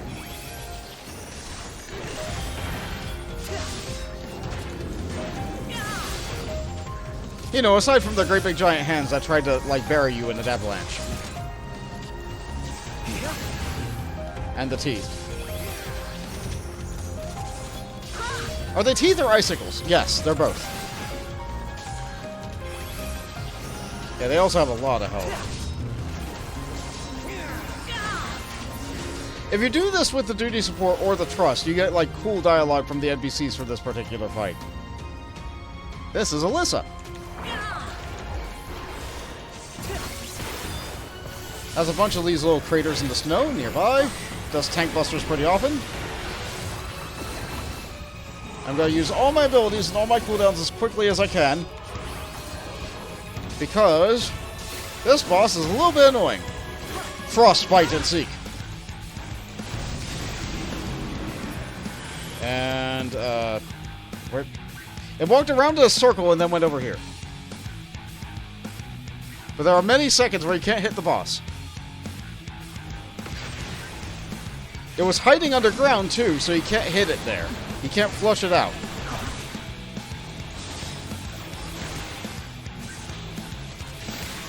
Icicle. Frigid Stomp.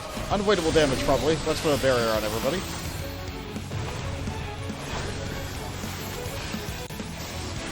Fires in a nice pattern. Should be a stack marker next. Oh, that's a tank buster. That's the opposite of a stack marker.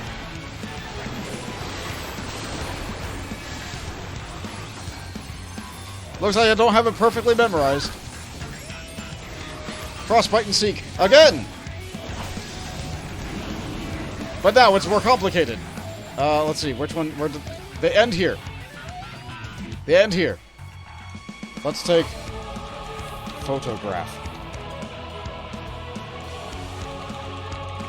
I have caps lock on, so my emotes aren't working. Why do I have caps lock on? Let's reprise of this. The boss will move to the center next. Icicle.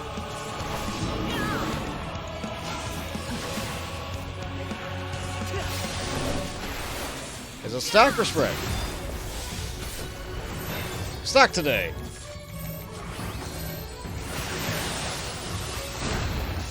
I think I made it in time? I'm not sure. It's hard to tell as a tank because you take no damage either way.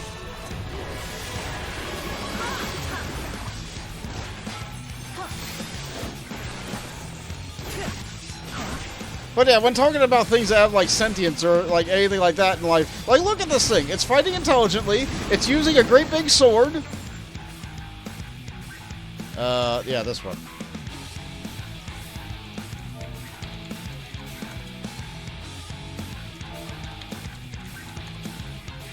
I just typo photograph 3 times in a row. Oh well, this is why I should keep emotes on a bar. Ktises stuff. I could use this if it was fending. They're letting me have it anyway. Thank you, guys. We go up the stairs. And we get the weird snake neck things. I'm warning you. Stay away. He lowers the enclosure thing, and now all the creatures come out.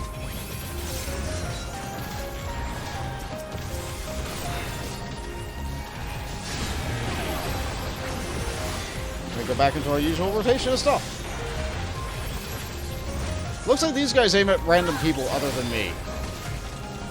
Because that judge just gassed a different direction. But as long as I stay in Jade's little bubble here, I'm sure to be good.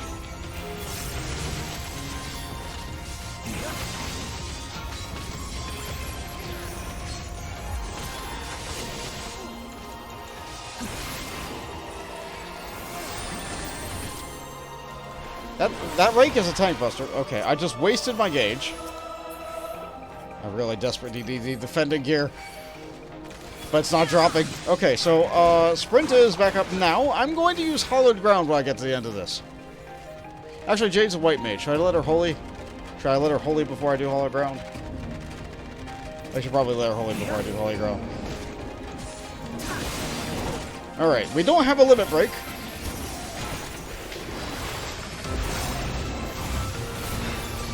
Is she using... Yeah, she's using it.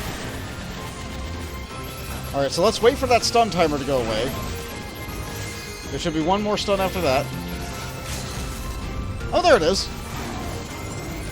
Good use of limit break. Okay, holy ground is up now.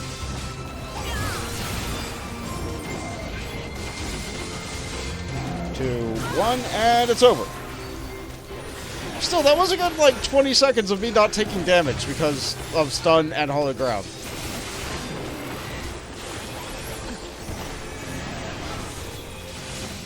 This is the most damaging pull in the dungeon, so that's why I used it there.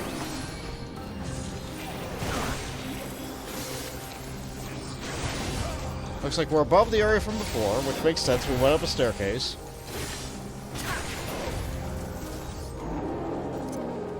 So we need to get to the central building station area. Because I'll have a staircase that goes even further up. Fending, yes, good. Yes. And we have a 3-headed guy.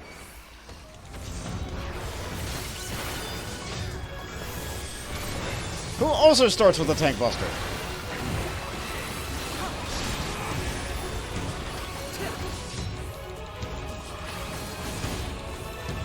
He inhales.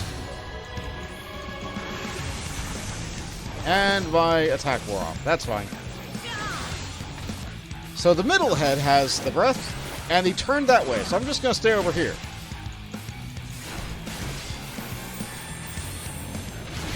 Just spews a cone in problem. Okay. But why do you have 3 heads if you're only ever got a cone in the front?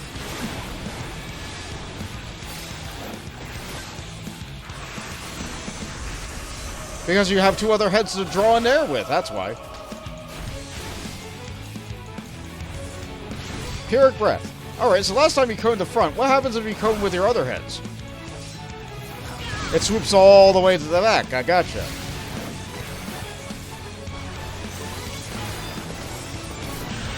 Balls.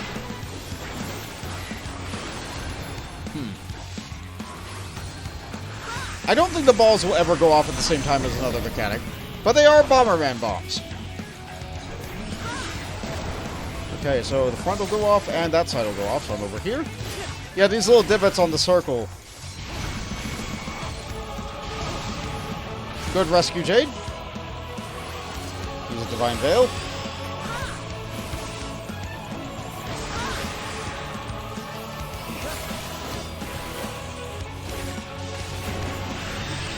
More Bomberman bombs. This spot looks nice.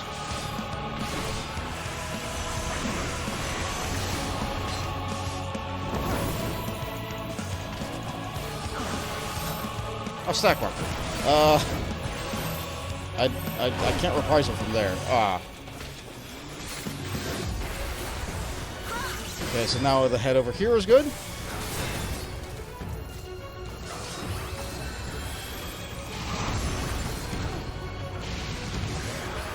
Keep them facing the same direction. That's what a tank does. Keeps the boss facing north, right? Unless the situation dictates that they don't face north. But for the most part, the boss keeps facing north, right? Now, let's see. There's another ball over there, another ball over there. We're good. We're good here. I'm using Holy Spirit a bit too heavy.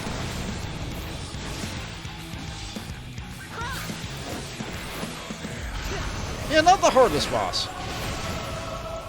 Not the hardest boss. Pretty easy to figure out. I feel like the bosses that were in, Oh! I hit level 90 Paladin. I can't use the ability I got at this level.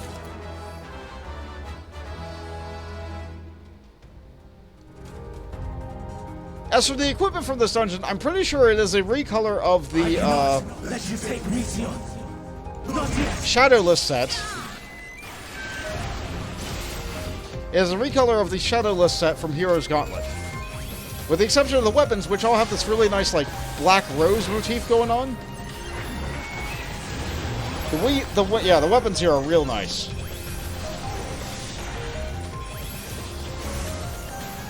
Alright, so weather is now, fair skies? Looks like fog to me.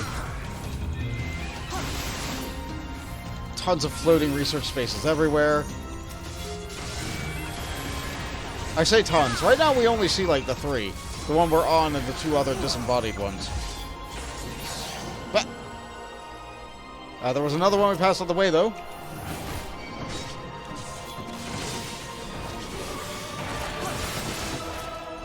Jade went over and got the box. Thank you. Slaying. And aiming. So let's take a look at it. Briefly.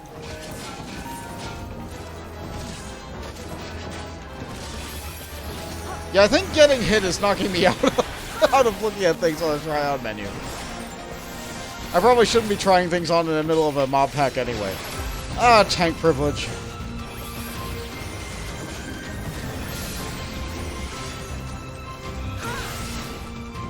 I enjoy playing tank. You can get away with a lot of stuff that you can't get away with as other roles.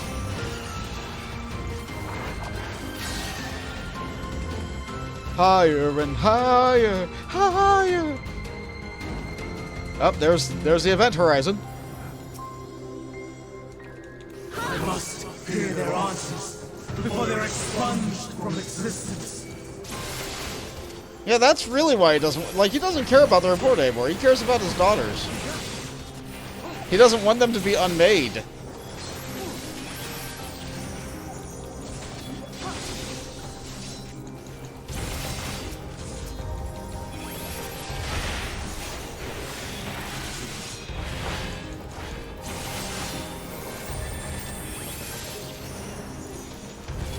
But if he didn't want them to be unmade, he should have got approval to make them. Because that's the rules of this time, in this society.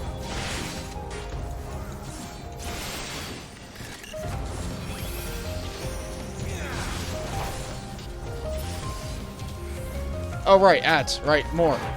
Right, these. Right. Right. I forgot about the pink birds.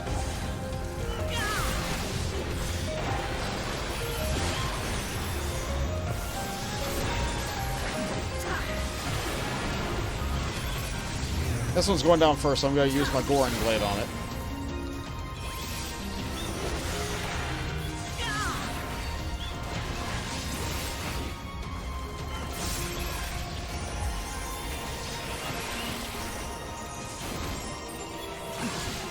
Oh, circle.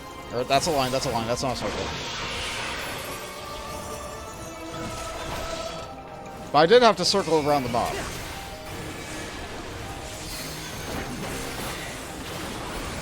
I guess I could have walked through it too.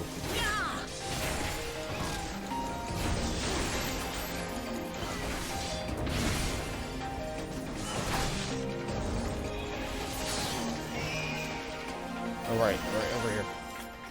Up we go!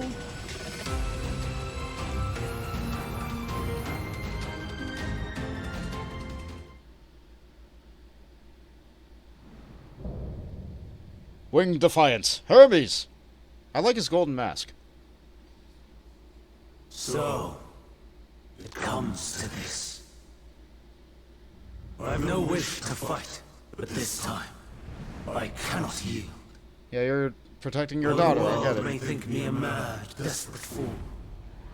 I will hold fast to my conviction.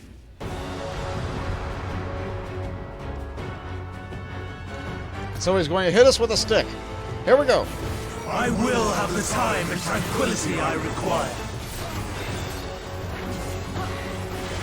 Gust and gale, gather to me! Trismegistus. So now there's a wind vortex everywhere. Ancient brand, unleash your power! That looks like we need to get to corners. Yeah, let's get over here. Dancing winds! pierce True my tornado. bones! Oh, it's been a while since we've seen the tornado spell. Stars on high! Meteor! Fall is rain! Of course he's into cosmology. Of course he can cast Meteor. I'm fine here.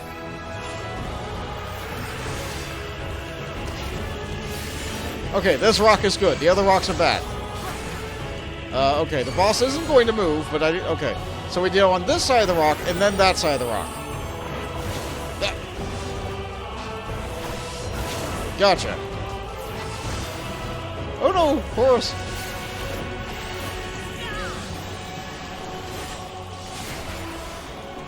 Doubling up on damage. You can't avoid this. But you can avoid its double. Yeah, never forget that they know... I interject this. No true bravery for you. No buffs. Trismegistus. That's just damage. Gotcha.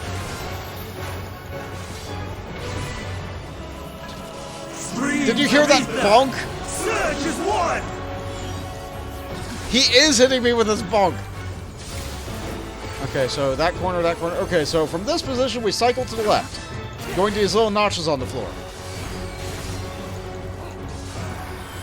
After this fires off, though, we'll have to spread out. 1, 2, 3, doubles getting cast. 4. And then in spite of where everybody is, these 4 fire here.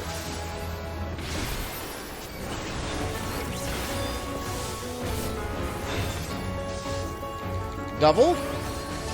So next up's getting doubled. Never forget, the Asians and the Ancients do double and triple.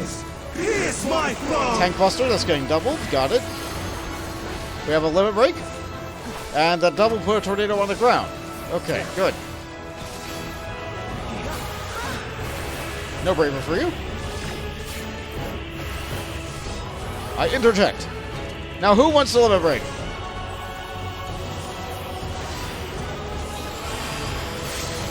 There you go. There's Bills. Ever ready.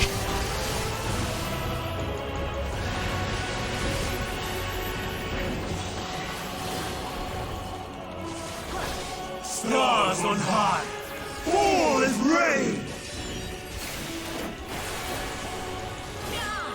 We get this mechanic again, and we're looping.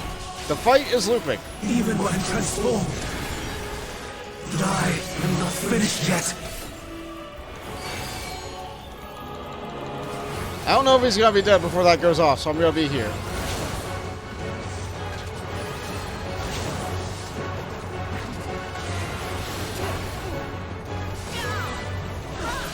We got him. Well done, team. Loads of challenge log entries get done. Bonus skill. My power.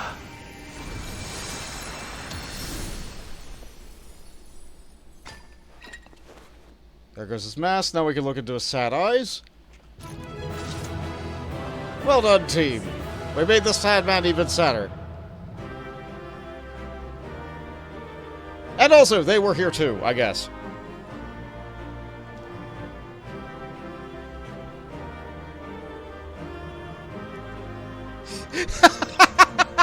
Mills is making this man even more wet. Just...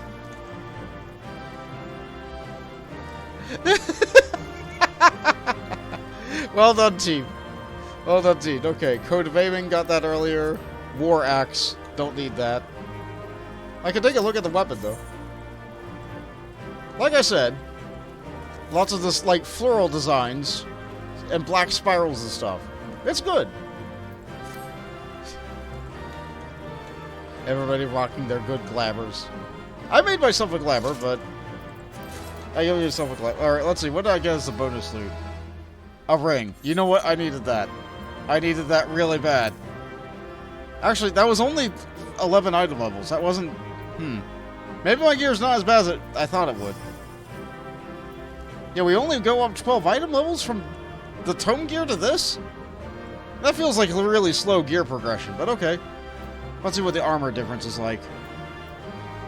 No, the stat difference. Yeah, it's only giving me 4 extra pieces of strength. I guess the tome gear is fine for this level. Huh. I was worried about my gear, but I'm good. Thanks, guys. You guys are great. You guys are great.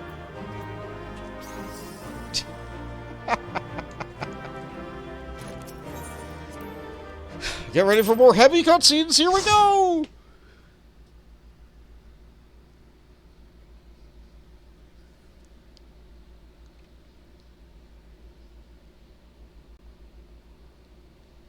It's over, Hermes.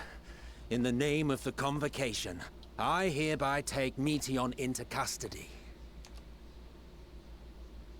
And setting aside the matter of your nomination, you will come with us too. We require your knowledge to assess and resolve the situation.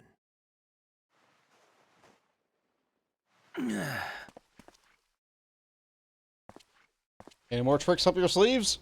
Meteion, I am so sorry. With that, I could have listened to your report in full. Reflected upon its meaning and conveyed it to others, that they might reconsider their chosen course. But I have failed, and that wish will never be realized. However, ere our fates become the province of others, I bid you tell me just one thing. Was there happiness in those distant stars? Why ask that? Was there a reason for living?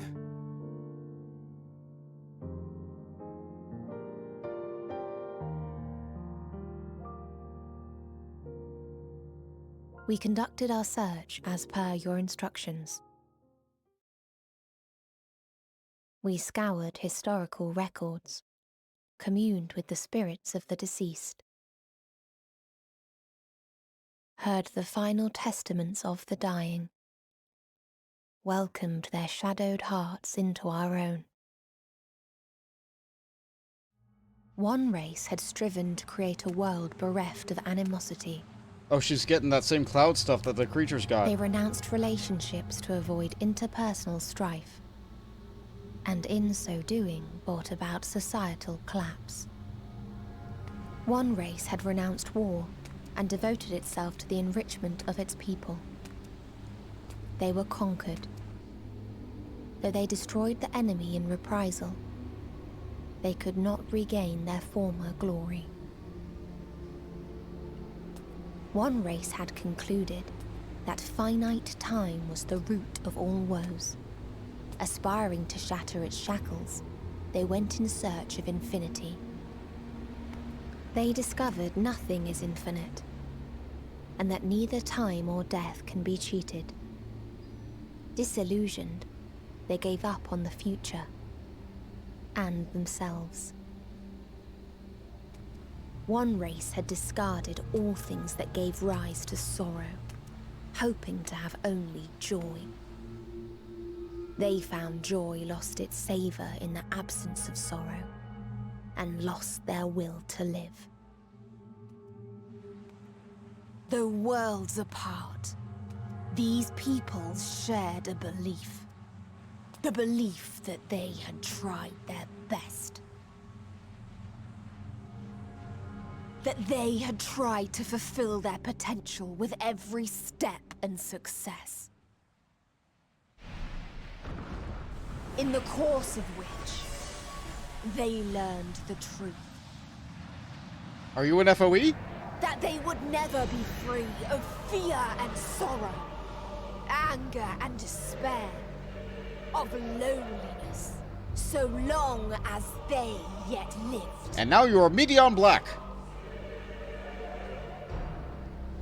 Even now their souls cry out for oblivion. And to this song of anguish, I lend my voice. We lend our voice. Oh, beloved mankind, shimmering jewels of beautiful Etheris, rejoice, for we will free you from the cruel yoke of existence.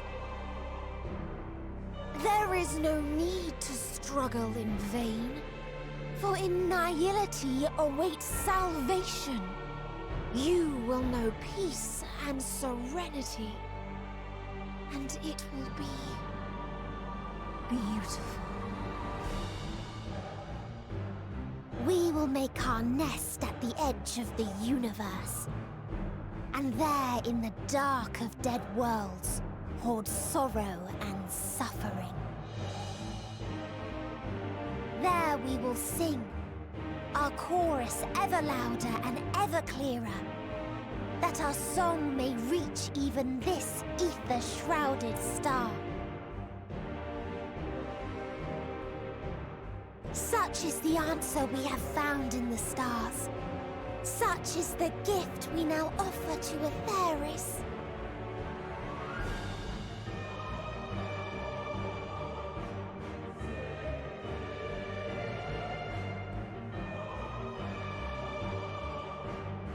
Who are you to decide our fate?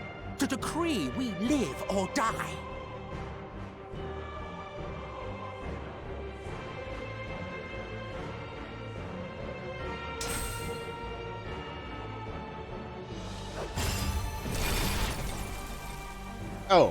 Oh, that's fair. Have you lost your mind? You heard what she said. She means to destroy us all, yet you'd still take her side?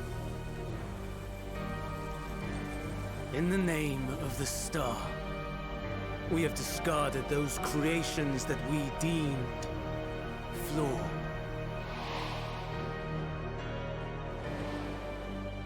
If we ourselves are flawed, does not stand to reason that we too should be discarded. That is sophistry, and you know it! Perhaps it is. Perhaps I am wrong.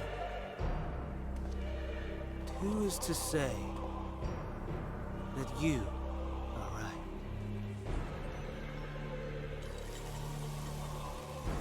Let us settle this with a determination. In my authority as Chief Overseer of Elpis, I will make a judgment on man's fitness to exist.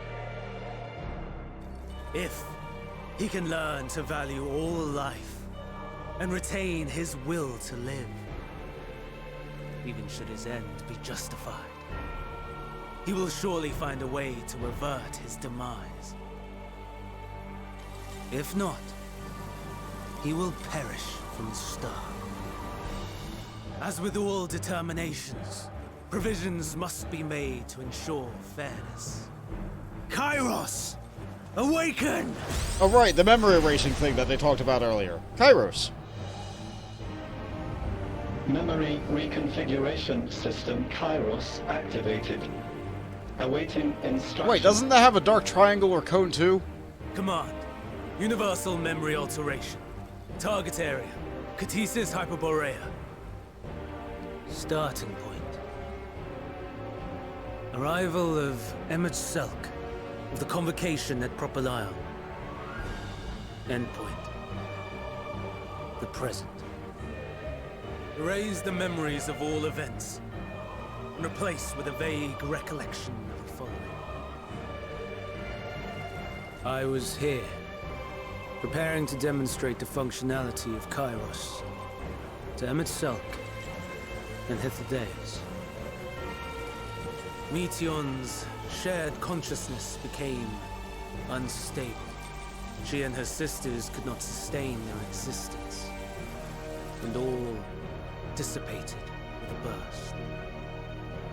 The resultant shockwave accidentally triggered Kairos, which erased several days of memories from all present. Execute. Command acknowledged. Initializing. 3 processes remaining to execution. Bravo. I dare say one would be hard-pressed to make it fairer.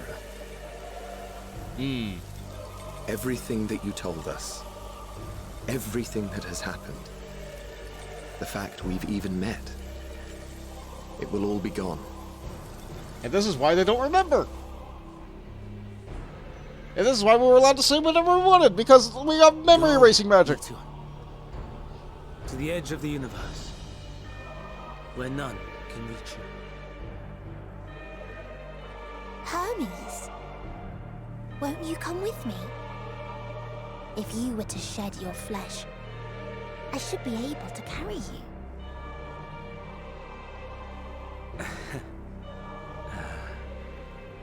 I will remain. As a man, I will oppose the oblivion you bring. Silly fool. Had you said yes, I would have granted you the gentlest end.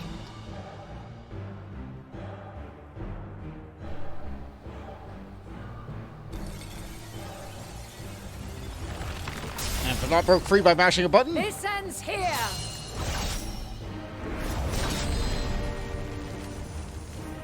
Fly, Meteon! Fly, you fool!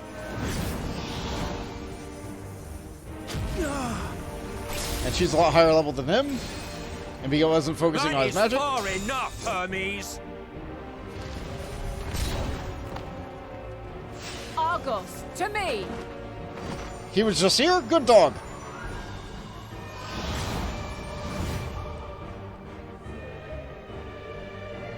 First process complete. 2 remaining to execution of memory reconfiguration. As if we needed more pressure. Yeah, the time limit. They won't forget what they're doing. No matter what, you cannot forget what happened today. For it is the key to saving your future. Your world. This fight is our fight. What comes after, our problem to contend with. Not yours. No. Your own struggle awaits. And no one else can take your place. You're not wrong. You must flee this place with your memories intact. And I will see that you do. But how? Now then, where is it? There you are, my little confluence.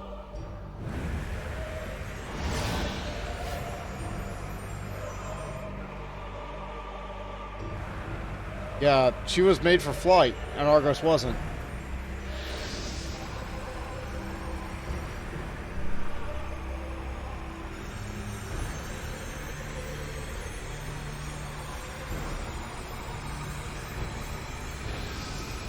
Almost!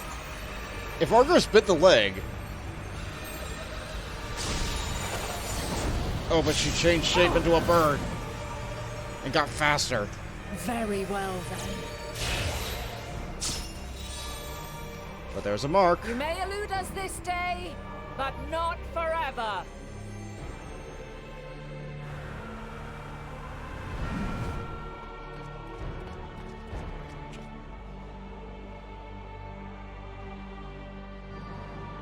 Meteon's gotten away.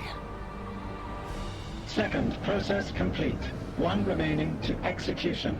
Whatever you think of Hyperborea, now's the time. No time for brooding. Listen well. Beyond lies a spatial confluence that connects the interior sections of this building. I will destroy the confluence and force open a way outside. When I do, you must jump through. Okay, I'm trusting you. I cannot tell you how sorry I am. But neither can I let you escape!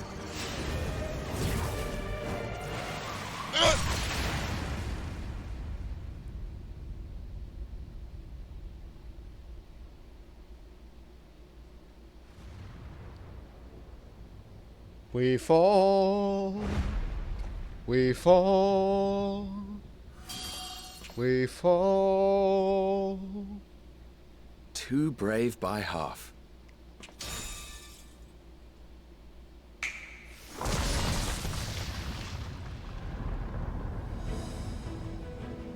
Exemplary work, as always, Emmett Selk. What?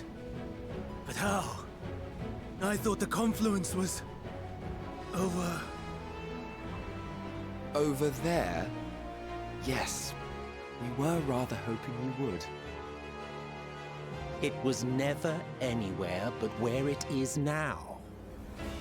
The instant those two began making their way towards nothing, 'twas clear the plan was a diversion. I'm quite incapable of destroying a confluence, I must confess. A gambit brazen beyond words. Though we've grown accustomed to reckless improvision due to the antics of an incorrigible associate.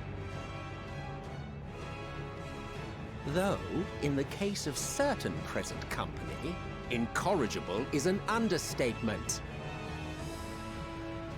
Honestly, I'm beginning to suspect it's a requirement for every Azen. Right, I have a dog. I'll make it with you here next to me. I can ride on a dog. Even now, I do not believe your tale.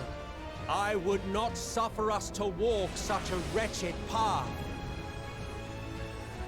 Still, if it must be said, Yeah? do not squander it.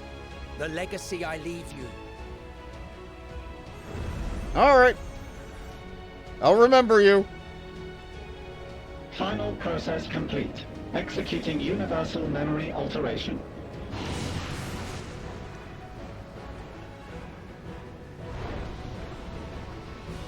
Go, Argos!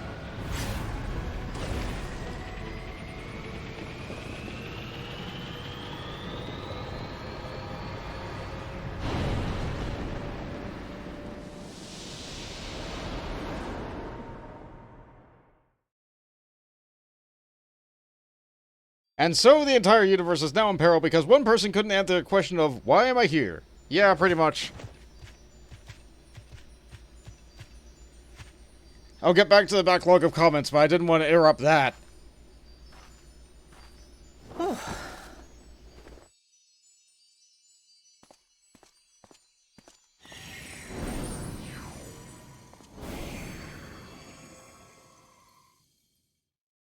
I'm fine. Just a little tired. You think you're tired now? Can it be true? Are we the only ones left who see beauty in the world? In life? Maybe. Are the stars above no more than husks of fallen civilizations? Maybe not all of them.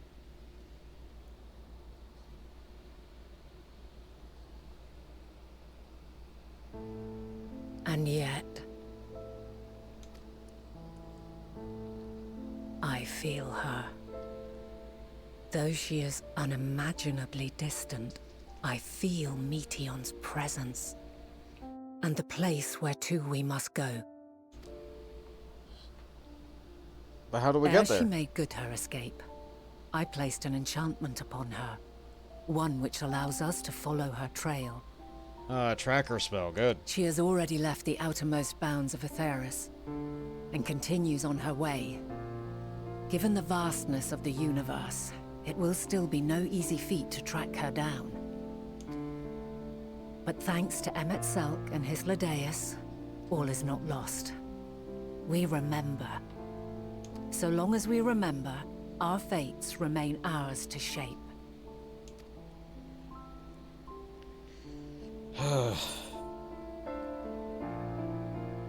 So, what now?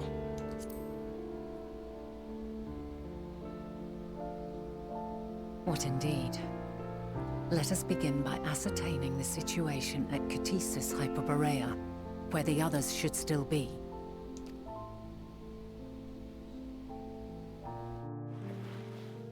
Conveniently, that plot that they got injected in their heads avoids Given the Vana. likely state of their memories, however, it would be imprudent for us to approach them directly.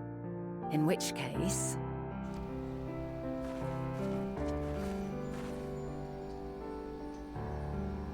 I am sorry, my friend.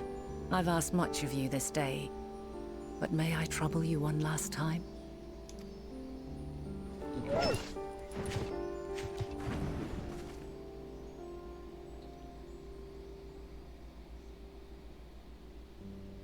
Argos will investigate in our stead. We will share in his consciousness and see and hear as if we were with him. Oh, okay, so you can use... Okay, alright, that divination. Good. Now, close your eyes and open your mind. Alright, I'll stop thinking for a moment.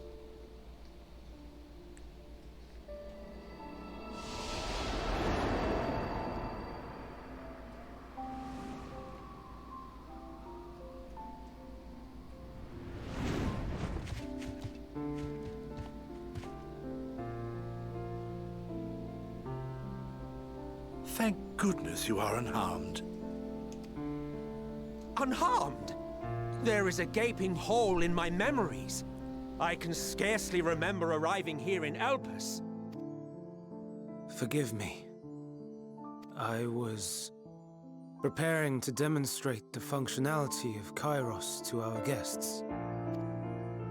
But Meteon, her shared consciousness became unstable. And she... So now he's sad.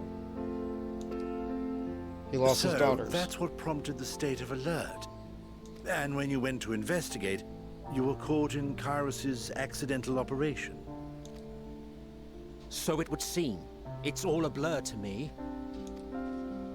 Such an unfortunate accident. Oh, and what of Vana and your other companion? You went inside together, as I recall. We did? If Vana was with us, I have no recollection of it. But that there is her familiar, is it not? The fellow seems happy enough, so I think it's safe to assume his mistress as well.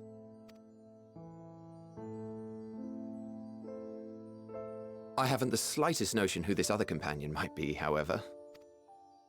Ah, well, that individual struck me as a bit different, for want of a better word. Perhaps it wasn't actually a person, but some manner of creation. Curious. I must ask Vana about it when next we meet. Yes, you do that. Now, if we may tend to Hermes, whatever this Meteon did, it seems he bore the brunt of it. Oh yeah, we Once did beat him you are up. fit to travel, you will return with us to Amarot. We need to make certain there are no other ill effects. Also, I am here on business of the 14. We've already had the conversation, like as not, but since your toy wiped my memory, we'll have to have it again. Yes, of course. As you see fit. This Kairos, it manipulates memories through the emission of etheric waves, correct? There is a theory which holds that memories scoured by blasts of ether are restored when the soul is cleansed in the underworld. Oh, yeah, that. If true, then perhaps when our time comes to return to the star, we shall remember these few days we have lost. I doubt aught of interest occurred. Look forward to the revelation if you like, but I should prefer to reminisce on more meaningful moments. So wait, that means Emmett remembered the moment we defeated him. Oh no, great. Wonderful. Let us rest. If only for a while. Yeah, that sounds good. After all, you and I... Oh, we still have a long, long way to go. Yeah.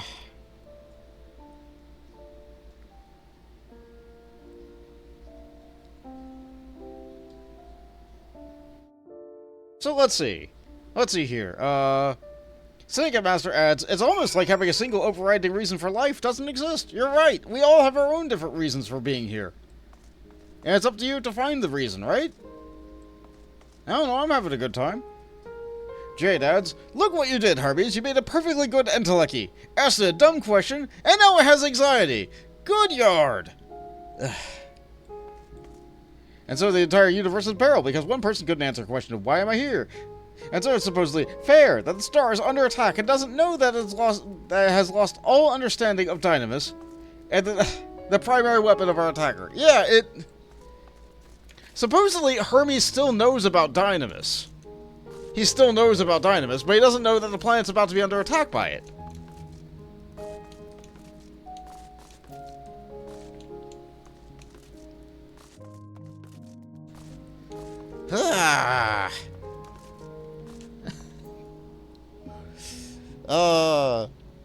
It really isn't fair. Truly and genuinely. Like, if we had just had the information we had, it would have been fair. But no, we had to get Kairos involved. Speaking of which, Kairos has the ability to manipulate memories. Which is... I don't know. Is that a form of time travel? It looked like a clock. Do you think a piece of Kairos might have been that weird dark triangle or cone that was used to make Alexander? Maybe. It could be the tip of that sundial. I don't know. I don't know. There's no connection beyond the whole, like, time and memory thing. And since Vidion is now gone, will he even consider his investigation into Dynamis? Probably not. But the fact that he still knows about it, but he'll probably just forget about it as a passing thing. But what's important is that Vana remembers everything, and now Vana has a lot of work to do, because Vana knows that she becomes Eidolon, she knows about the whole story of our adventures, and then she knows that she has to do preparations, which is why there's bunnies on the moon.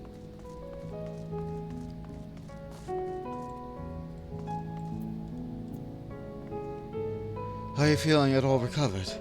I understand that your exertions are more than purely physical, but resting one's body, if only for a moment, is never without merit. As for Hermes, I think it unlikely he will create more entelechies.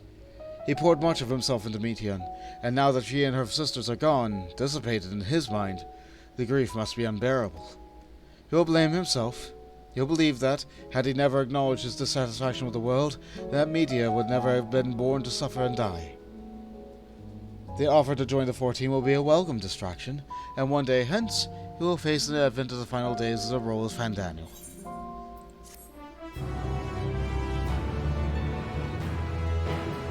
You may now enter Ktises, Hyperborea, etc.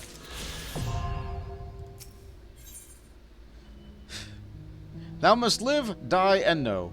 Vana is watching you in quiet contemplation. Bont, listen to me. Our duty now is not to denounce Hermes for his misguided determination, or to convince Emmett Silk and Hyperborea that they have been deceived. No, we must instead ensure that the experiences Hermes sought to expunge are preserved. What remains in our memories alone will be our weapons against the final days. You must fight the battle in your age, and I in mine. Come, let us walk together once more. I'll see you to the doors of Propylian.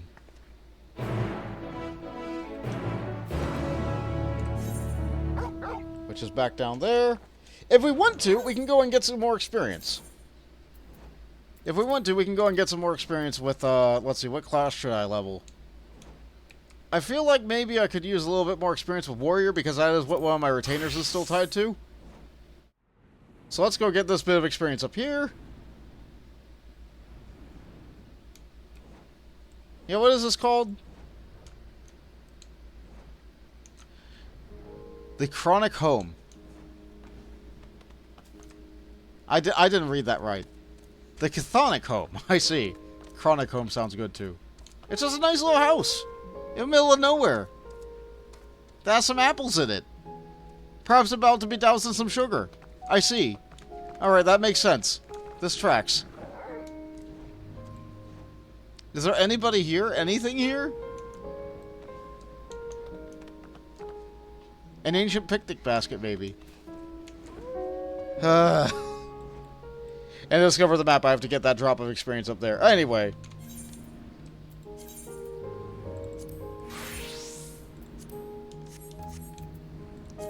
Did I get any other tanking gear while I was in there? A neck. Sure. I got 2 pieces of jewelry. And you know what? I needed jewelry, so it's good. But my gear isn't as bad as I thought it was. This gear lasts a good while. Your time in this age is drawing to an end. Upon speaking with Vanna, several cutscenes will play in sequence. It is recommended that you set aside sufficient time to view these scenes in their entirety. Yeah, alright. Okay. I kind of have to use the bathroom, and the dog is starting to lick my leg, which tells me that he wants to go outside for a walk. So, I will be right back. Let me get some music on. How about...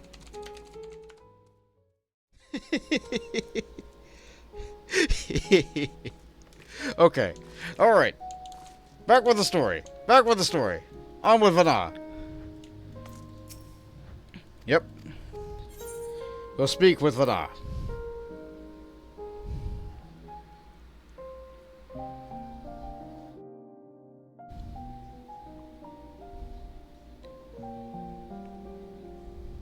So, it is within. The portal that brought you hither, and will take you home. Yeah.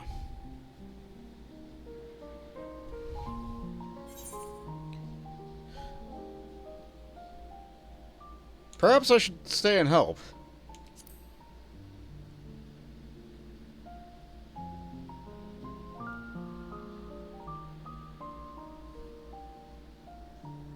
I appreciate your sentiment.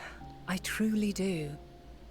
But 'tis a very long game that we must now play. And while you have maintained a stable presence here thus far, there are dangers in lingering over long. No. You must return to your own battlefield. Make use of the knowledge you have attained, that your days here and our friends' sacrifice be not in vain. Hey Fawns, welcome to the stream. You chose quite the time to come in. We've dealt with some heavy stuff, and you're about to see an extremely heavy cutscene, so get ready. With Meteon free to pursue her designs, 'tis only a matter of time until the final days are upon us. We must be ready. From fortifying our defenses to securing our escape, there is much to be done. In spite of this, we cannot allow the report that set this calamity in motion to become common knowledge. Were the masses to learn the fates of the other stars, I fear the situation would spiral out of our control. I must carefully consider who can be trusted, and bring them into the fold.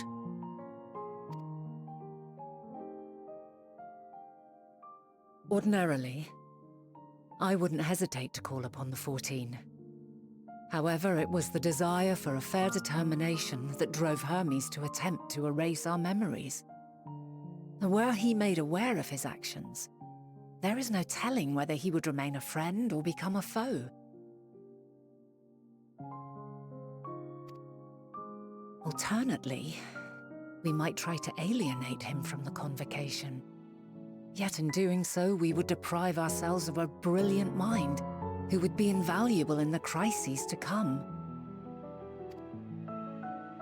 Quite the dilemma. Which is why I must work independently of the Convocation.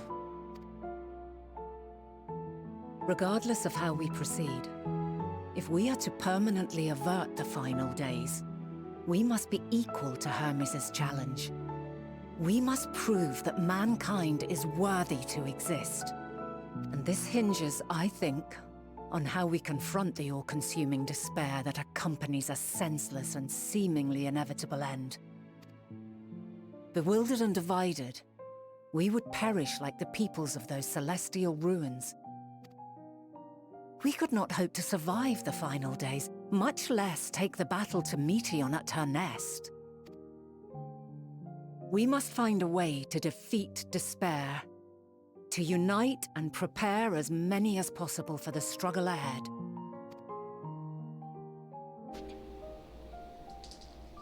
Heavy will weigh the burden of guiding this legion of souls. Yet I have faith in mankind's potential. As long as he believes in himself, there is naught he cannot achieve. So I will not give up on him. On us. You may find your world to be very different. Or perhaps the erasure of our friends' memories has sown the seeds of a conjunction between us. We cannot know until the moment is at hand. So shall I strive to do my best, taking naught for granted as I walk my path.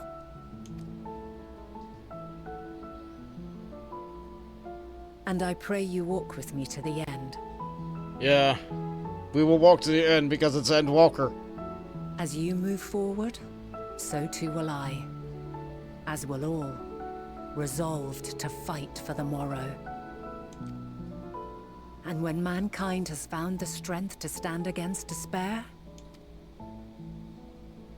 we shall silence the song of oblivion. She who sings it will learn our journey is far from over. This I promise. We'll do it together. Fare you well, my light of the future, till we meet again. And we will meet again. We know it.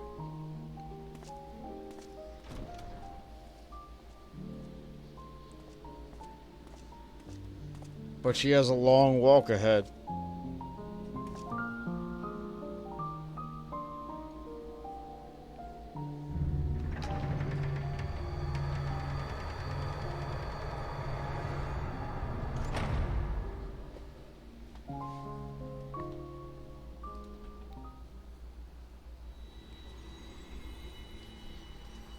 So I travel back and hope that the world of the future is exactly the way we left it.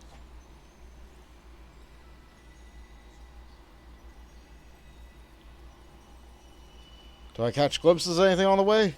From this day forth, I shall strive to bring honor to the seat of Vandani.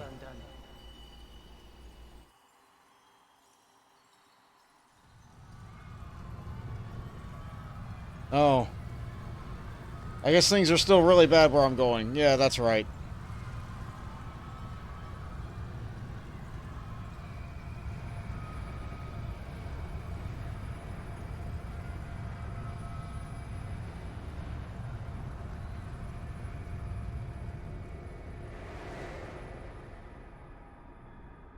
Oh wait, no, we're not going back to where I am yet.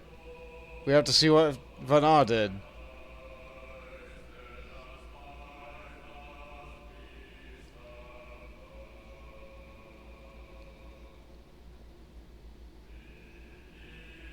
Yeah, she was there, and she knew it was coming, and she saw it happening.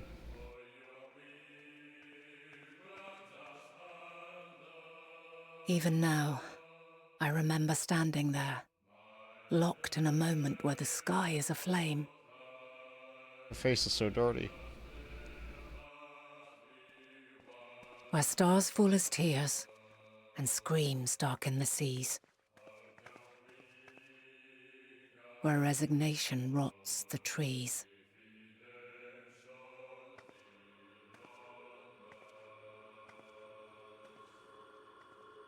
where terror twists magics into abominations.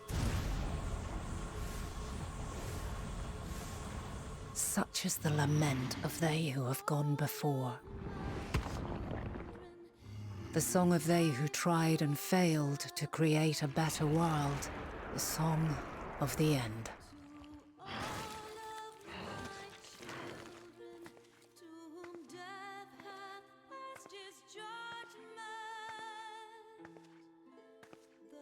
That which hides at the edge of the universe is no longer hope's creation.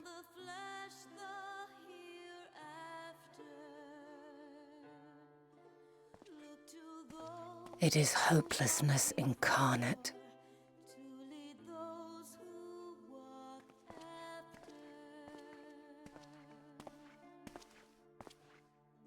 That day, mankind saw half of its number sacrificed to bring forth Zodiac.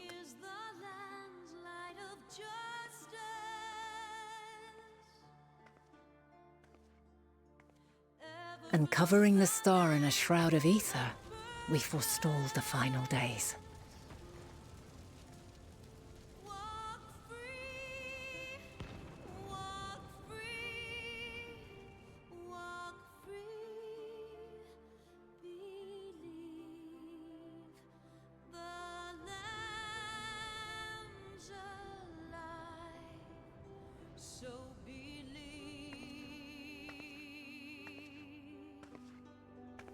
Yet the cries echoed still.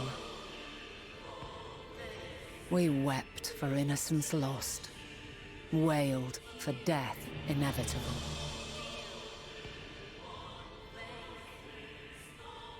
A reality too terrible to bear. And for too many who sought comfort in gilded memories of joyful days and tranquil nights.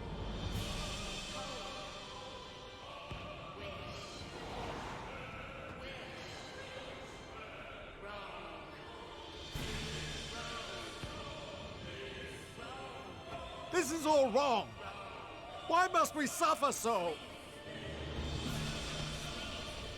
It needn't be like this. No. There must be a way to restore things to the way they were. To reclaim the perfect paradise we once had.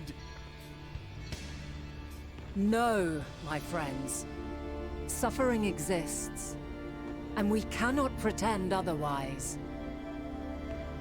No civilization, however great, could eliminate it. If we would live, we must accept it as our constant companion. Let us not seek to forget this tragedy. Let us carry it in our hearts, that we may grow stronger and know true happiness. We can't accept it! We won't accept it! It will be ours again! A world free of sorrow! No, it will not. For there has ever been sorrow. Mankind was but spared its biting sting for a time. So please, open your eyes. To try and reclaim those lives we lost by sacrificing yet more isn't wisdom. It is weakness. No paradise is without its shadows. If we cannot accept this truth and learn from our pain, then our plight shall be repeated.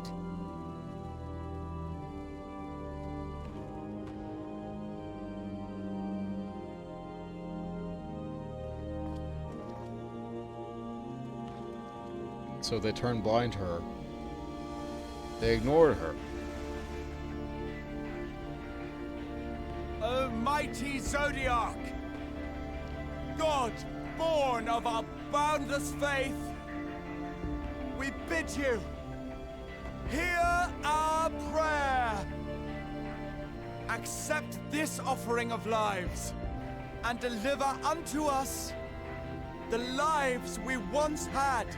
Deliver unto us the days of old, the days when the star was a font of love, and we knew naught but bliss.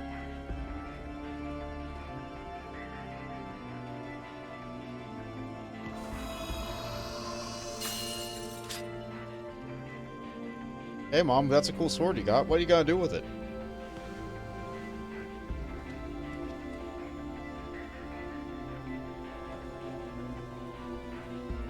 You would destroy it? Our beautiful world? Well, she got their attention now. Lands that stretched on forever. Skies one could drown in. The heartbeat of nature, silent yet strong. And amidst it all, a people. Beacons of light and life. Laughter that warmed my heart like naught else before. They are my meaning and my purpose. My love. In spite of, or perhaps because of this, I choose to believe in mankind's potential, in his ability to find a way forward. So let there be no way back. From that temptation, I sunder us. No more shall man have wings to bear him to paradise. Henceforth, he shall walk.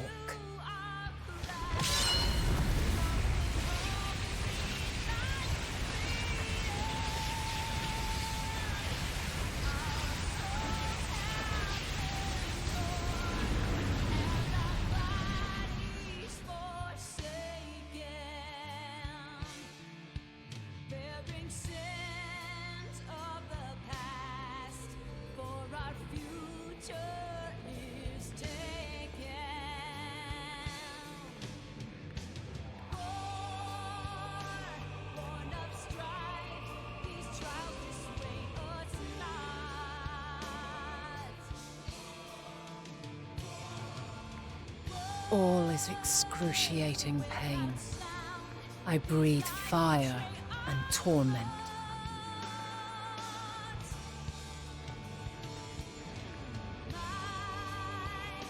I birth a world of suffering to mire and plague.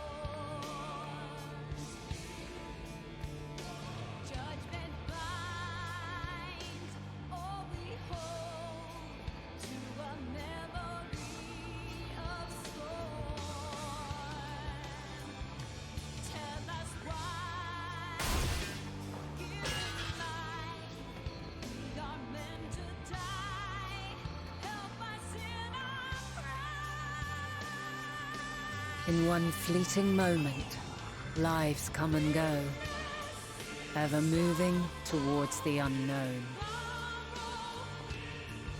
And in that fleeting moment, they cry for the answer to the question. Why, given life, are they meant to suffer, to die?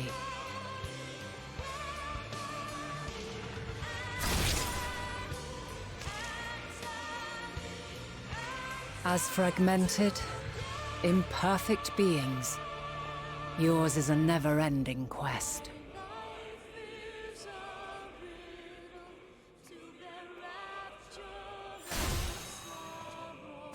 A quest to find your purpose, knowing your end is assured.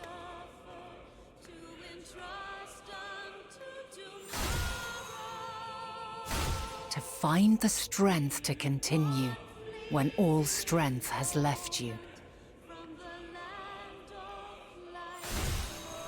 To find joy, even as darkness descends. And amidst deepest despair, light everlasting.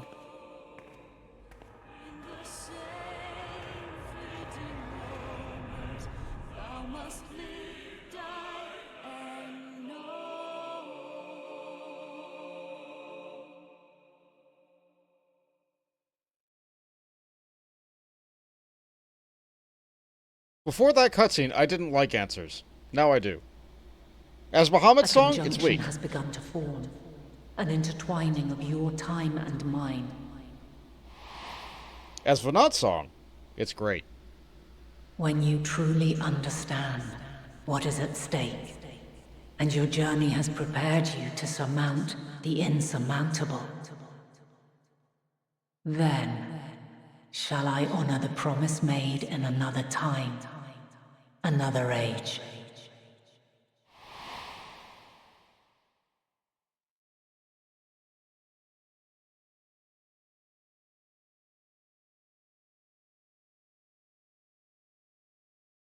Alright, I'm awake.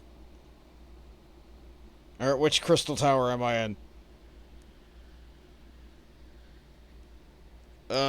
This looks like the first.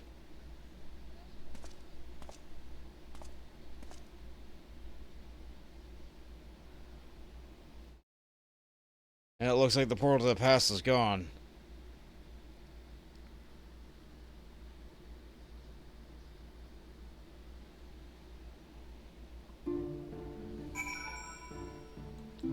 That said, I think for the sake of gameplay purposes, I think you can just go back to Elpis. Either way, we have to go back to Charlotte. We've done a lot today.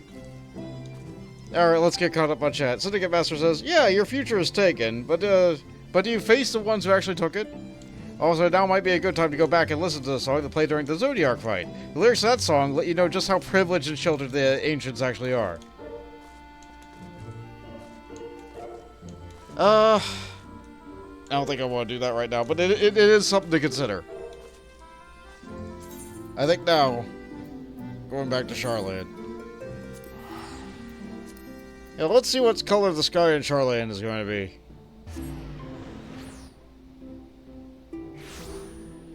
Alright, good. Still gray and blue. Still the way we left it. That's good. I know I could use the Aethernet to go over here, but I think we'll take a little bit of a walk. Yeah. Yeah, the song's all about getting back what the ancients deserve. Yeah. They just know that they were wronged and something ruined their life, and they want to get their life back to the way it was.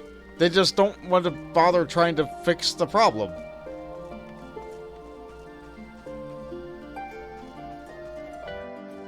Meanwhile, we're looking into the problem and actually, like, doing something about it, sort of.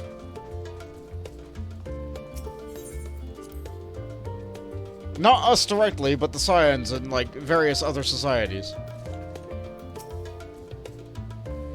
You've a knack for turning up exactly when needed, and this is no exception. Bond. Impeccable timing as always. I'd heard you were offered the first in our efforts to investigate the final days. Well, as so often needs to be the case, while you are away, we've had some few developments, which we can discuss in just a moment. For now, I cannot tell you how wonderful it is to have you back. Oh, it's good to see you too, Cryle. It's great to be acknowledged, recognized, and appreciated. Yeah, what was that achievement again? Hold on, carrying our song? Yeah, are we still doing... Yeah, we're still doing the song lyrics. I showed it off last time. As the heavens burn. Ah, yes, the sky's gonna be red somewhere. Though you and Cryle both have news to share, hers is perhaps the more urgent.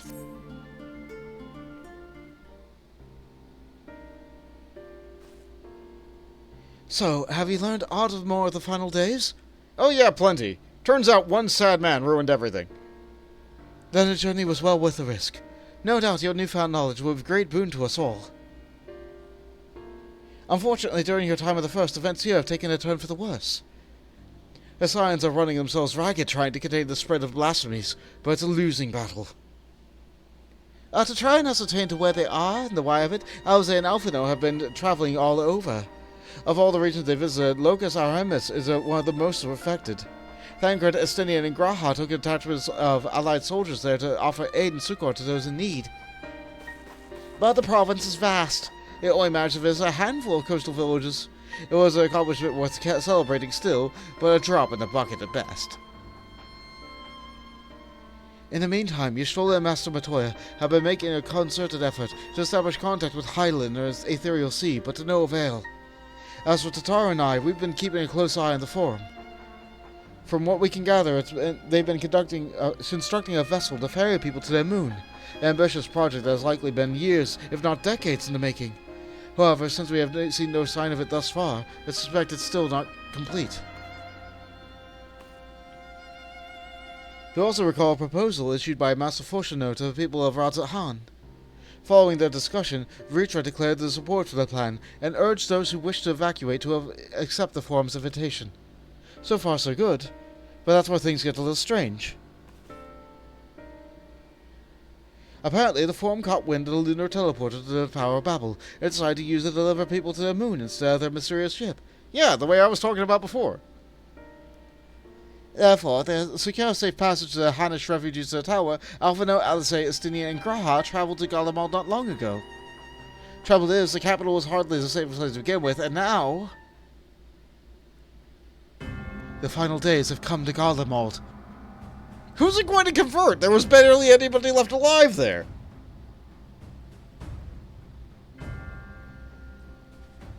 Shortly after your friends arrived, they were sent to a rendezvous with the Master Foshino. Then, panic broke out and the communications were severed. From what fragments we were able to make out before the link show went completely silent, we can only assume that phenomenon has spread to the capital. The others need you, Bont.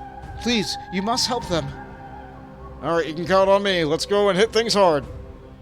You coming too? Having you there will make all the difference, I'm sure of it. Camp Broken Glass was their first protocol, so you should head there. Hopefully, Lucia will know what they are. There's no telling what you'll be walking into, so you'd best take every possible precaution.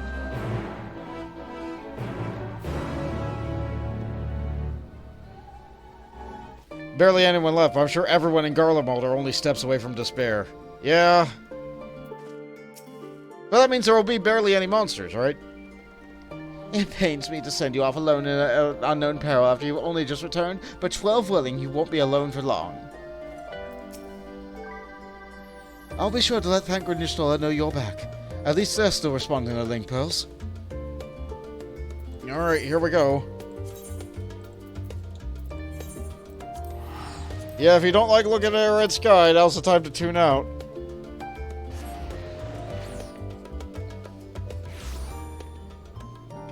And the weather in Garlemald is apocalypse.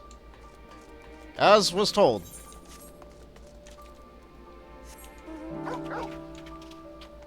Oh good, a solo duty. Here we go. Another one.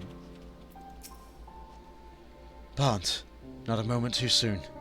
The skies over Garlemald are ablaze, but the events on the ground are not what concern me. As you have heard, your fellow Scions arrived ahead of you. We cut the customary greeting, and soon after received word of our troops in the Magna Glacies of the Forum's airship had landed. It was then that the heavens began to burn. I dispatched your friends at once to ensure the refugees come no harm. We'll have you join them immediately. Additional support is en route, but we will discuss that later. I trust you're ready to depart? Upon beginning the Magna Glacies, several cutscenes will play in sequence. So this is the second time this stream it's given me this. It's recommended that you set aside sufficient time to view these scenes in their entirety. In addition, you will be required to participate in battle. Your progress will be saved at certain points. Let's go!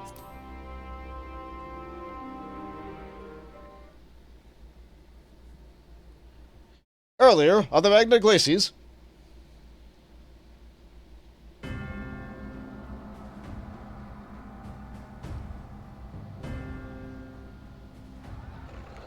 Oh good, the blasphemies are everywhere. Going after the Hanish refugees, and Garlean citizens alike.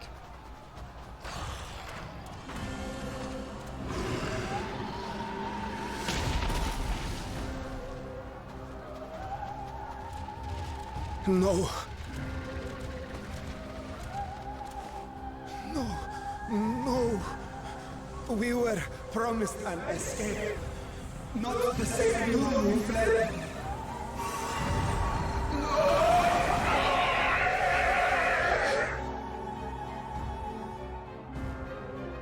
I shall not meet my final days here in this blasted waste. Calm yourselves. Your panic is our greatest enemy. Come, we must build a line of defense.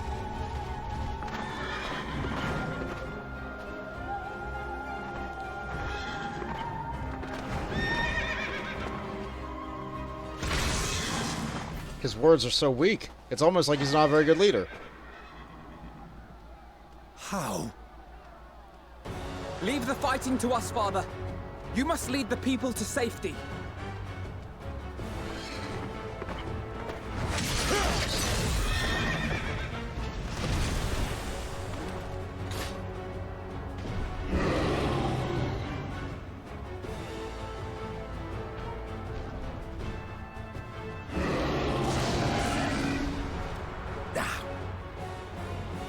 I can handle this pair. You shall tend to the refugees. Let us be about it.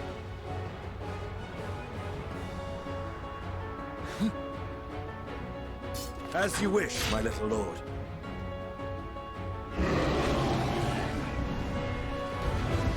You are now Alphido.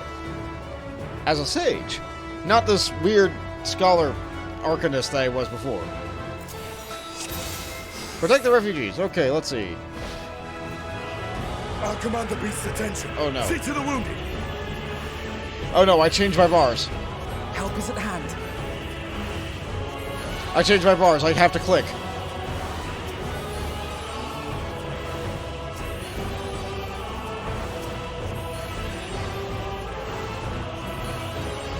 Salvador is not a very good scholar.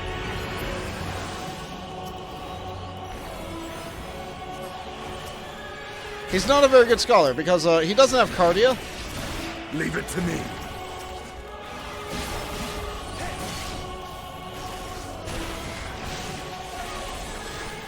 But I guess I have heal buttons. I guess I have heal and damage buttons, so we're good.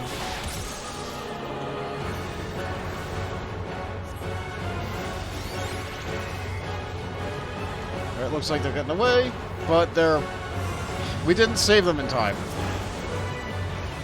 And now they're scaring the others. They're being overwhelmed by fear.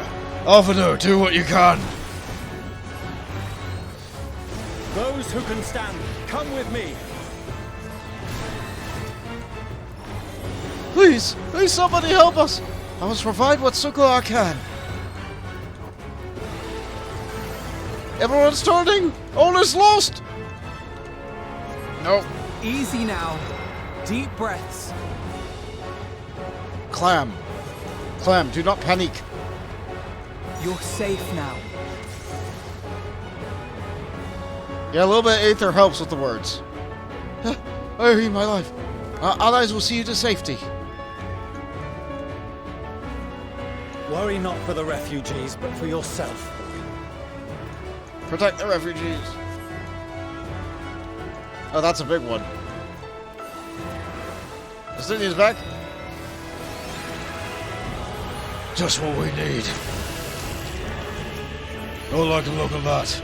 Stay sharp. You take the lead. I'll provide support.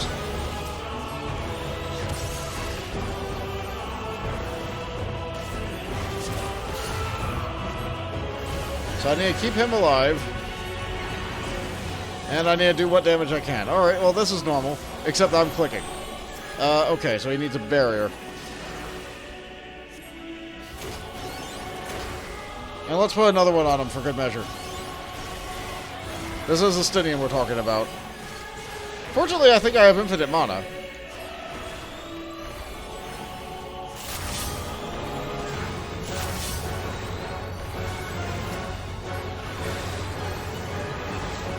He is a bit squishy, but he's also a dragoon. More beasts. I hope my newfound abilities are enough.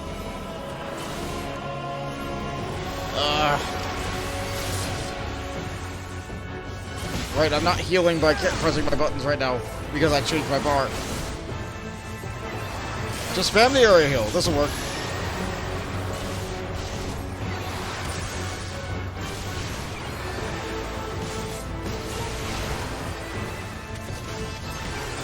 That takes care of that. Getting back up.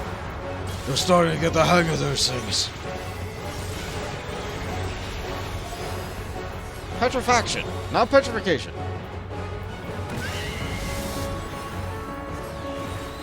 I imagine it will petrified anyway. Deadly tentacles.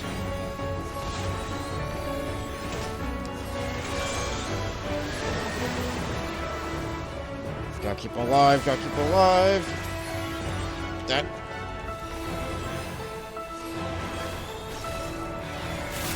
Keep that dot up.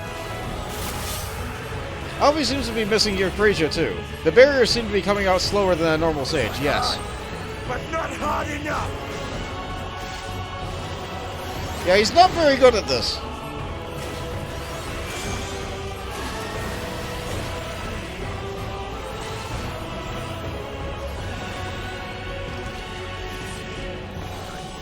Come on, Estenian, you can take care of it. Finish it off, please. Ugh. Are we done with Alphato? I think we're done with Alphato. Okay.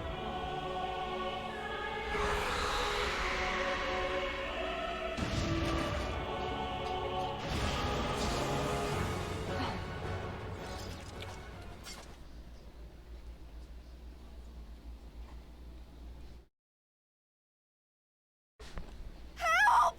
Someone, please! What? Oh, good, even more. How many people are going on again? No.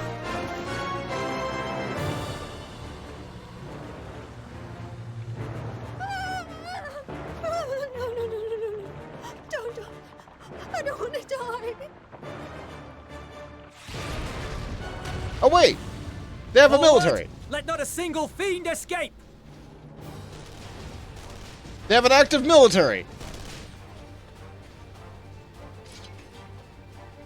Wait, that's... Euless and the army. So, you've recovered then? In time enough to be of aid, for once.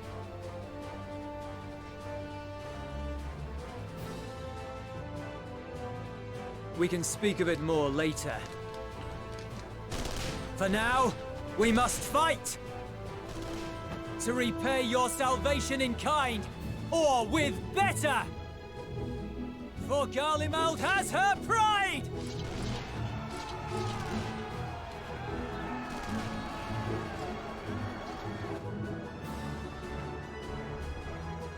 Of that I've no doubt.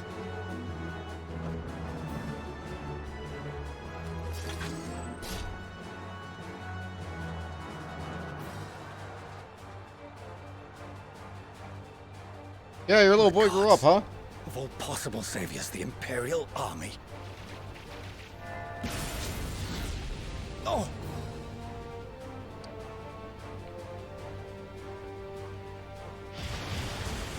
Well done, you two.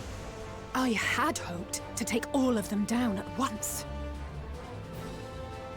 Think a withdrawal might be in order? Oh, sod that. You know who would never abandon these people to their fate.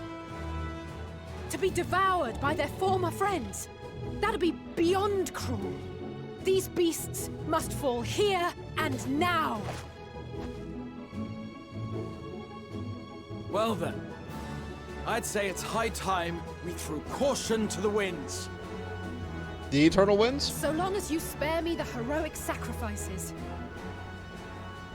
Now, let's go! Who are we now? That's right, we're the Red Girl. We're Red Alphato. Who is still a Red Mage. Who is not different from the last time that we played. However, my buttons did not revert. We've lost too many already, Graha. With me! I think I can just hit the AoE button, though. That's fun.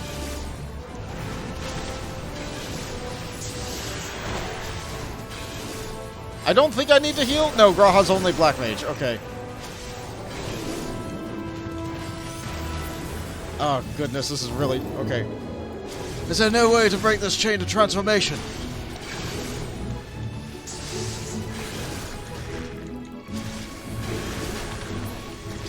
got this. Just keep on using the cool AoE. Okay, let's heal up between fights.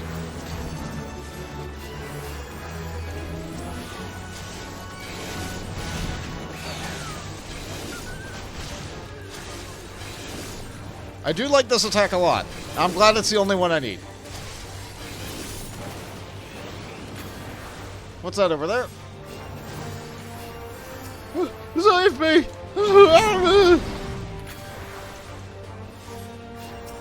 Okay, well. Watch out, Ktises. This was not like the rest. I'm fine.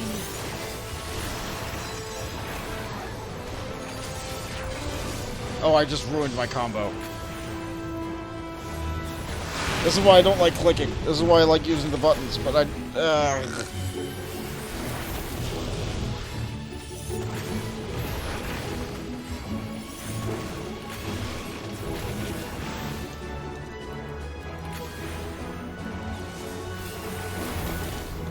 Oh good, this combo. I can hit that button while moving. Not today. See if I care. I won't back down.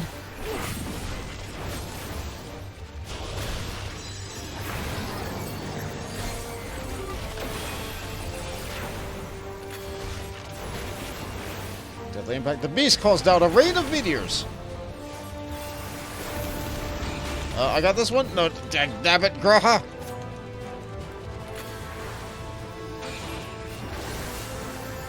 Why do you make me go counterclockwise? I guess this is clockwise.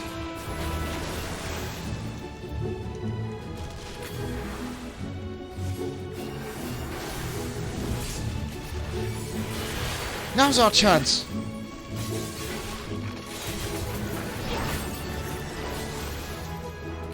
Come on. Come on.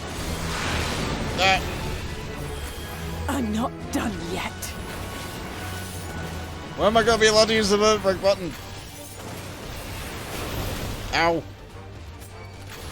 None to worry about. Yeah?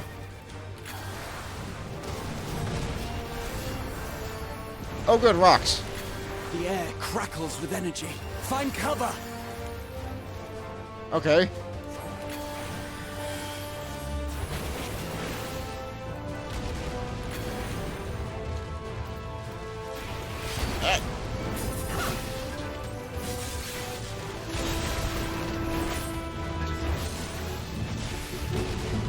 I did that very wrong, but you know what? It worked. If it works, it works. As they say, turnabout's fair. There you go. There we go. Here we go. On guard. Yeah, let's summon the meteor. Okay, we'll fire the red lasers too. That's fine too. Okay, that wasn't quite enough damage.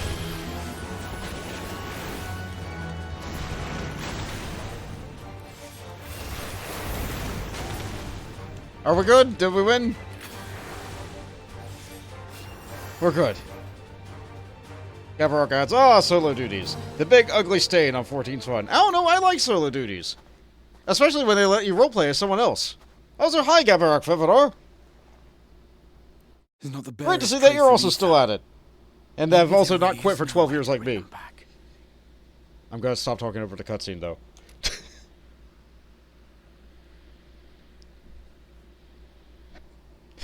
Thank you for saving our lives once again. I remember you, from Purusha. You helped us there too, didn't you? Yeah, we're kinda everywhere. Ah, you're from Palaka's stand. I'm glad you're still in one piece.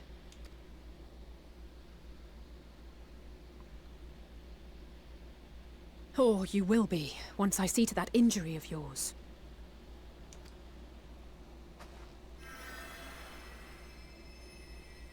I will never forget when we get to see Green Alizé.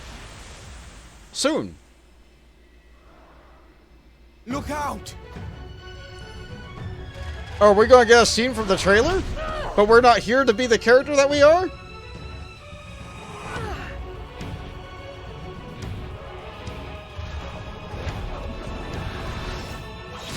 So it's a good thing we have a substitute warrior of light for us. Yeah, Graha, the main character. Get out of here! Quickly!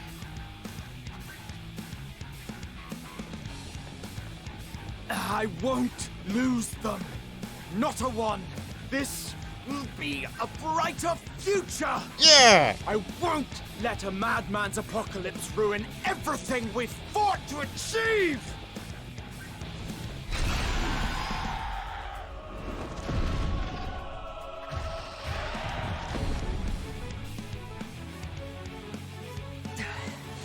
Get it together, Alizé. You're embarrassing yourself. And in front of Father, no less. You might never measure up to our champion.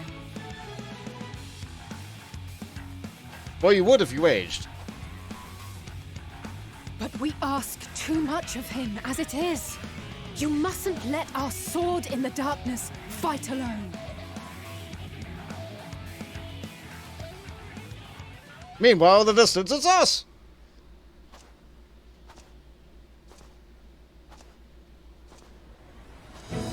Which means I think I have a moment to choose a dialogue option, which means I can get caught up on comments.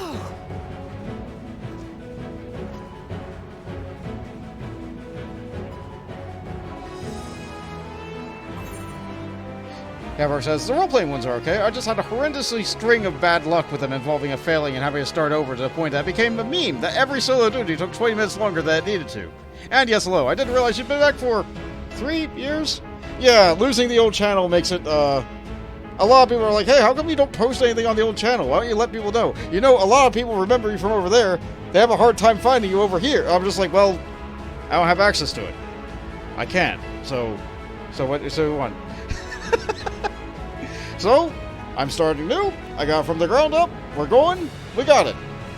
So about 3 years now. Yeah. Yeah, I'm having a good time. It sounds like you've been having a great time.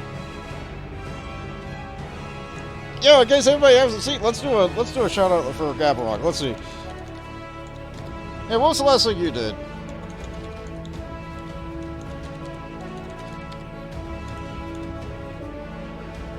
Oh yeah, Claire Obscure. Yeah, that game's a great RPG with lots of like timing, like being able to do parry mechanics. It's got a wonderful story, like good graphics. Very much not like this.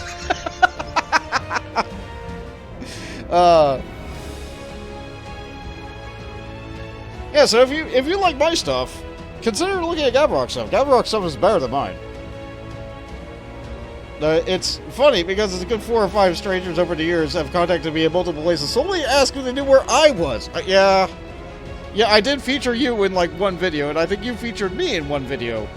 Yeah, I think I was an Aeon in Final Fantasy X, which I'm going through for the first time now, by the way. And I think you were a couple of voices in my Live Alive playthrough on the original go of Live Alive. And I always said, nope, haven't been in touch since the early kids. Yeah, that's kind of my fault. But we're here now. We're both doing it. Then yesterday, YouTube recommends a voltage video, and you're like, wait, what? Yeah, I'm still here. I'm still doing it pretty much exactly the same way. Only now, like, I'm keeping up with the times a little bit. Thanks, algorithm. Yeah, turns out I finally got enough likes on my videos that I'm getting through to other people again. How about that? I don't want to push people like, oh, like, comment, and subscribe. No, I don't want to do that. I'm still doing this as a hobby. This is fun. The second I start doing that, the second I start trying to over-monetize it, the second I start doing all that junk, that stops being fun for me. So, oh god, I hate that lightning flash. So I'm here.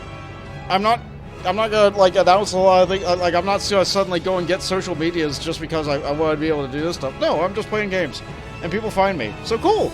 And I'm glad you found me again. I saw that you followed slightly before the stream, and I think that's been represented. Huh? No, it didn't. It didn't show up on my follow thing. I think my follow thing is broken. Huh? Either way, I announced it on stream once, and then some people were like, actually, I didn't want you to say my name on stream, so I'm like, I stopped. So it's okay.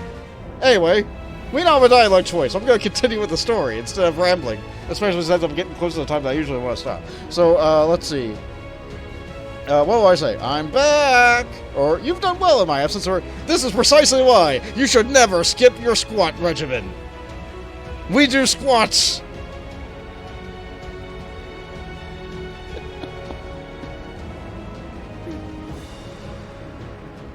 I can look after myself, you know.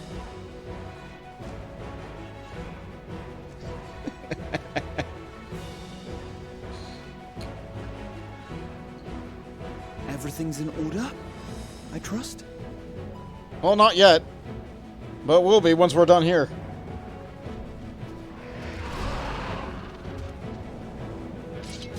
I've had enough of this rabble. Come on! Yeah, the lines from the trailer! And now I'm not Alizé. I'm not Graha. I'm not Estidian. I'm nobody. I'm me.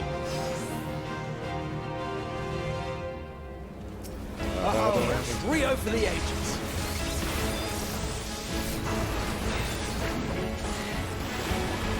Alright, I don't have the cool sword in this one yet. And I didn't auto-attack anything for 5 seconds, so I don't have my regeneration. Yeah, that's fine. You know what? How about I heal them? Beast calls down a rate of meteors. That again? Yeah, we've seen this before. We've dealt with this mechanic. I can attack you from here. Sure, I'm glad I'm a paladin and not some other kind of tank. Just the beginning.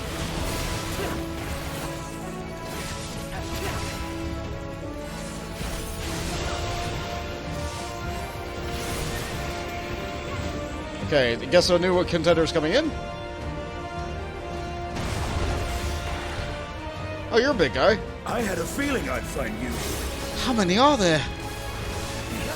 Hey, Celine, nice of you to drop in. Troublemakers. With me.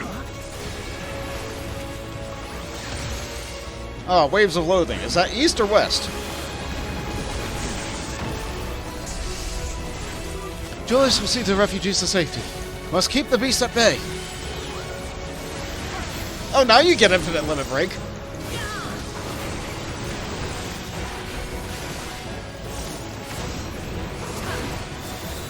Mutable laws?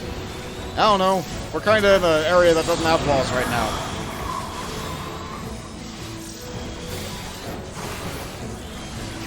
Oh, we've seen this before. A cursed tongue. No thank you. You can keep that in your mouth. I guess I'm over here. Paladin main or just Paladin today? Red Mage over here. I play every class. I change my main with whatever the main is of the expansion, on the expansion. But yes, I do main Paladin. But I play everything.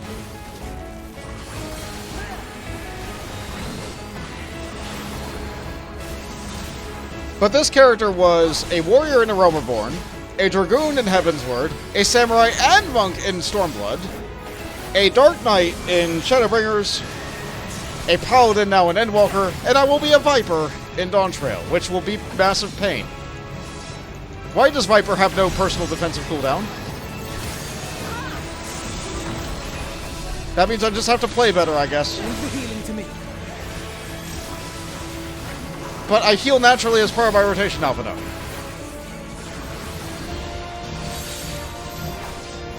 Oh, you're depressing. I see. Just like me. You level them all, but you take Red Mage through any story content. I usually do Paladin through story content first, so yes. That said, if I get an opportunity to level multiple jobs at the same time, as I often do. Let's see, this way? Yeah, this looks good. Now, I will usually level Paladin as well as Monk together, because Monk has a hard time getting Qs.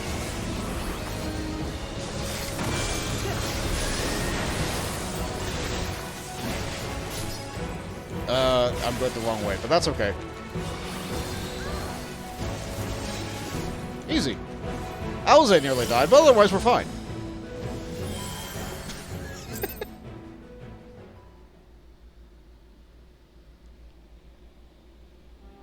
In a Romerborn, the first class I got to 50, though, was Alchemist, so I guess I'm an Alchemist main? I don't know.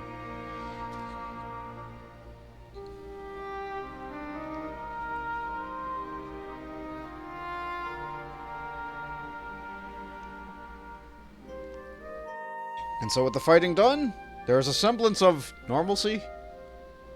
You must board without delay. The ship will depart ere long. Your offer to host us in Sharlayan is most appreciated. But will the final days not soon fall upon it as well? Your hesitation is not unwarranted. The satrap entrusted me with your lives, yet I have failed your comrades. Nor are you wrong to fear that this corruption will continue to spread. I cannot promise you complete safety, even in my homeland. Wow, so why'd they leave? What I can promise is that I will do all in my power to protect you. Yeah, because you're doing a great job of that.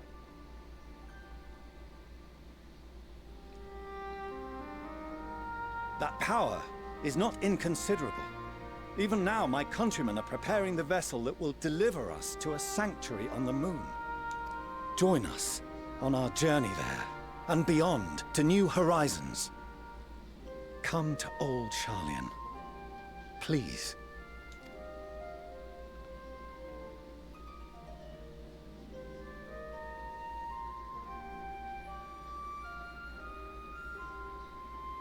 We would be fools to refuse such a generous offer made in earnest.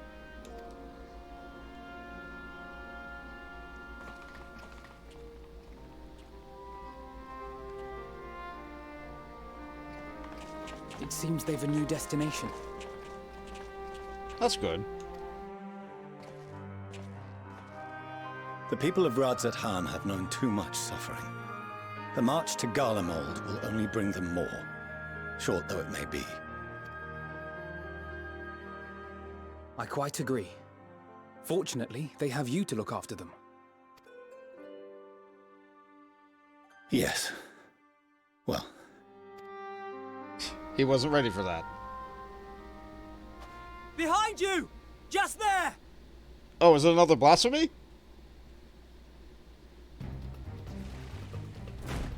So it is. Oh, we love the one with the tongue. More of them. Always seems like there's more.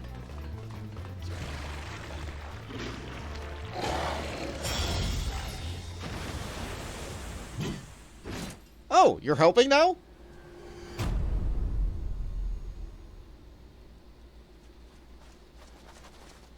Xenos!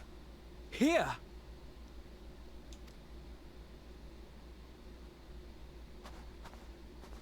You'll be alright. Hurry to the airship. I mean, it makes sense that Xenos will be here. He only walks, and he started from the moon, so, like, he didn't have a chance to really get anywhere. We'll be running around and teleporting and doing stuff. So it makes sense that he would be in Garlemald still.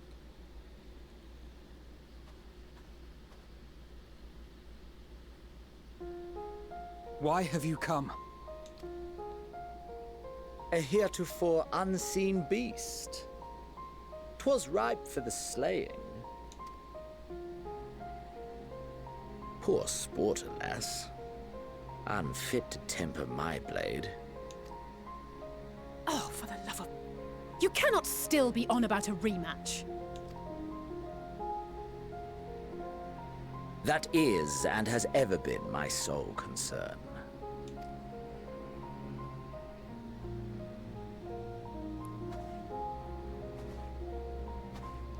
You, on the other hand, are fixated on a different quarry. Yeah, sorry. Can we do this, like, another year? Your passion pales before mine. Yet neither hate nor despair seem sufficient to recapture your misdirected bloodlust.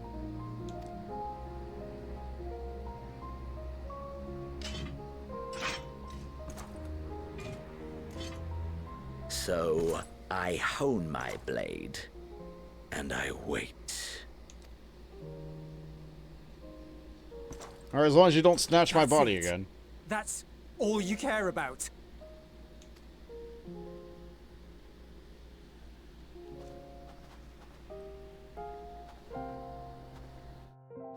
Garlemald is in ruins.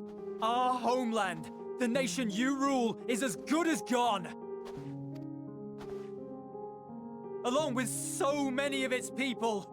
Not just soldiers like us, not only those who fought and killed for power and duty. Innocent civilians. Murdered by their own flesh and blood. Lost and confused as they breathed their last. I'll be back here and there to interrupt further story beats that are doing perfectly fine without me. Nah. Good addition there, Gavarok. Oh, no, not that. Wrong button. While we who survived with our lives and minds intact were left to freeze to death. The Eorzeans tell me all this was your doing. You slaughtered your countrymen. You did. For what? For nothing, in the end. So much wasted effort.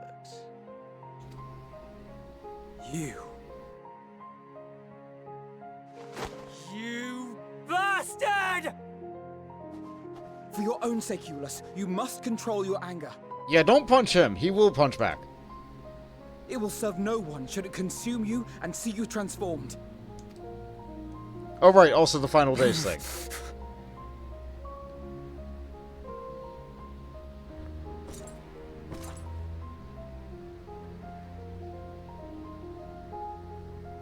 Would you be happier had I a good reason?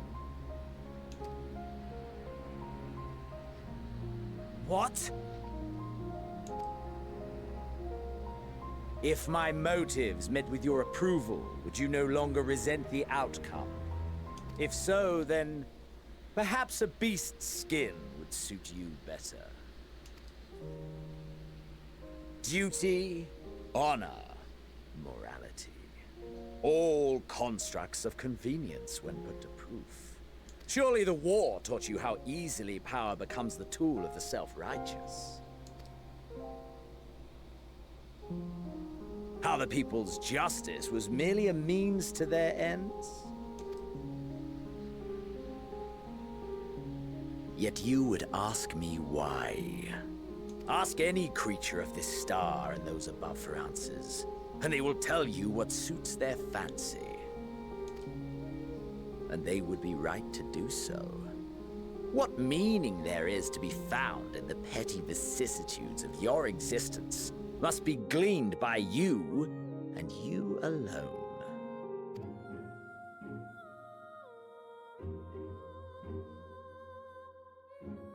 Should you seek it in battle in the fruitless pursuit of my demise, then come. Assume your rightful place as a notch on my blade. Yeah, you won't win, Julius. Just...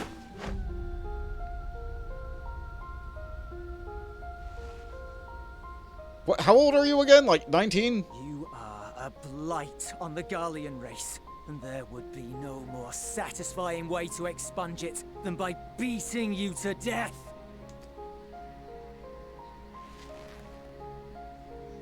But I will not be party to another tragedy. I refuse to lose anyone else because of you. So go. Go! And may we never suffer your madness again!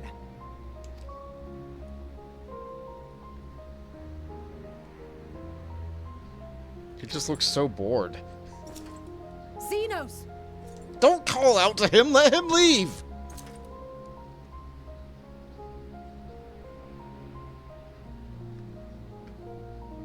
Perhaps you found meaning in living this way.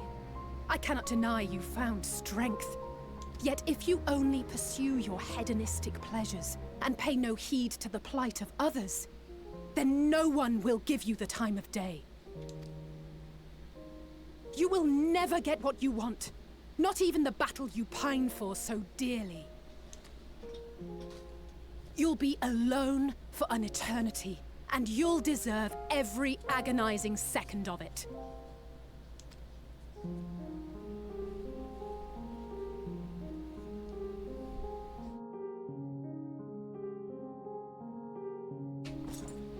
I don't think he cares. I mean, he's alone right now, and he seems okay with it.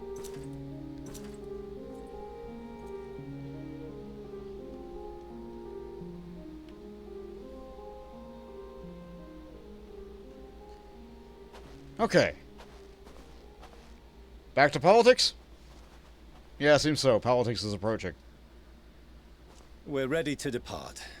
The refugee ships will be leaving shortly, but I've asked mine to remain for the time being. Yeah? There's room enough for you to join me on it, if you wish. Oh, a free ride back to Charlene? Sure.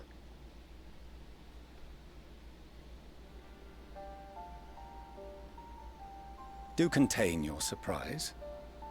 I needn't agree with the Scion's methods or intentions to acknowledge that their deeds are deserving of gratitude. We appreciate the offer. But might I ask why you are delaying your departure? I presume it is not solely for our benefit. I must visit Garlemald ere we return to Charlian.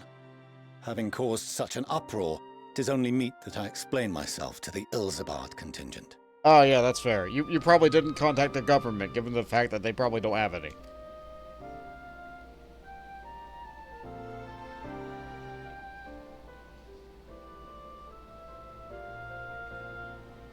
Allow us to accompany you then.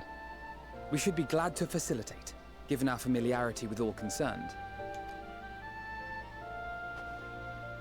If you would like to join as well, Euless, we can speak of recent events on the way.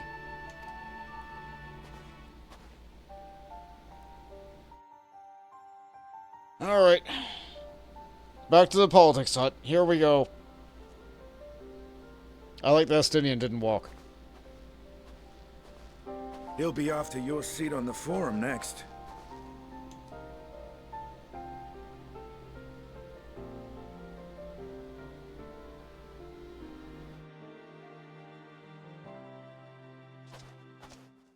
Oh, you just had to take a stab? Yeah, I guess you're good at that.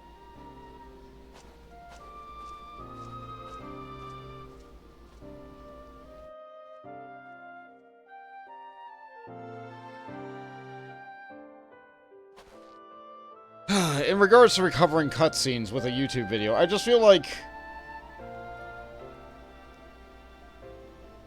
I would rather go to an in-room and bring that up, like, afterwards. Like, skip through as much as I can, just go to an in-room. Then do that. But, like, I guess that does disrupt the flow. Have I done that before? Have I brought up somebody's content for this? I don't think I have. You know what I do feel like, though? I do feel like I'm going to talk to everybody here, I'm going to go back to Charlene, and then I'm probably going to end the stream. So let's talk to everybody. There will be time later to discuss your journey to the first. There's one more thing I must ask. Did you perchance speak with our friends at the Crystarium? Yeah, they did. And they all asked you to keep good. Don't tire yourself out. Don't overexert yourself. Lena and Beck-Luke both warn me against overexerting myself. Strange. We'll express such similar sentiments. Identical, in fact. But their advice is duly noted. We couldn't save them all. If we'd arrived any later, it would have been a massacre. Things were looking bleak until you and the first showed up. Yeah, you guys could not have done... Like, you guys are a powerful unit, but it's like a Fire Emblem army, okay? You need more. You needed some green units. At the very least, I'm glad our own members are accounted for. Plus, the final day should manifest here too, after everything those people have suffered. It's a fate cruel beyond words. Nevertheless, with allies old and new at our side, there is yet reason to be hopeful. It's been a while since last we spoke. For some reason I was not myself. For some time even. Lucy and the others had told me what happened that night, and about the events that took place while I was receiving treatment. It was only then that I realized the lengths at which you and yours go to. I know I might never be able to repay you, but I'll be damned if I don't try. And most of all, I want to thank you, of all the people, for everything that you've done for and continue to do for the sake of my people. Yeah. Yeah, they're getting better. This is a contingent's base of operations, I take it. That's it? Okay. To see Zeno standing there, so uncaring and unrepentant, gods, I don't know what came over me. I just blurted out the first thing that came to mind. But looking back on it, I stand by those words. I would say I hope they won't incite him to further villainy, but to be honest, I doubt he even remembers what I said. I don't even remember what you said. Anyway, enough about all that. It's good to see that you are you again. Yeah! A weapon coffer in case I needed it. I'll say no! That's how you get the staple marshmallow man.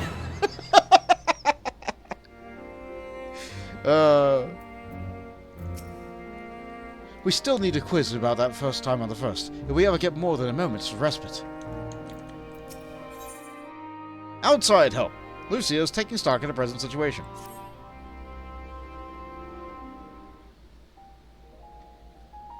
No major injuries then. Good.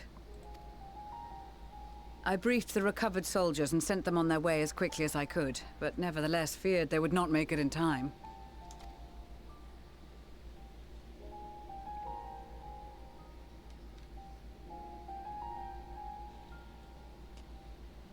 The additional support was invaluable. Your men saved more than a few lives.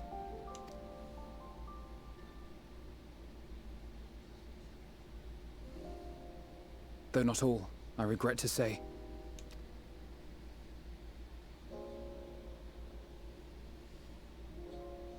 I take it that I'm addressing Lucia Junius. I'm the Forum's envoy, Fortuno Leveilleur.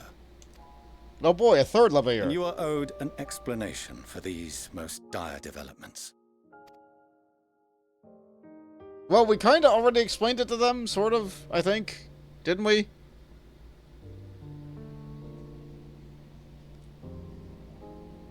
Another trial wrought by the final days.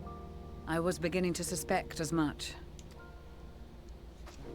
You doubtless feel some consternation having been forced to abandon your original plan. But trust me when I say you were right to send the refugees elsewhere. Beasts have been sighted within the capital. Perhaps it was a stroke of grim fortune that the population was decimated beforehand, as they've yet to appear in any great number, but in time. Yeah. In any case, Maxima leads the remainder of the contingent in an effort to cull the creatures and evacuate the populace as we speak.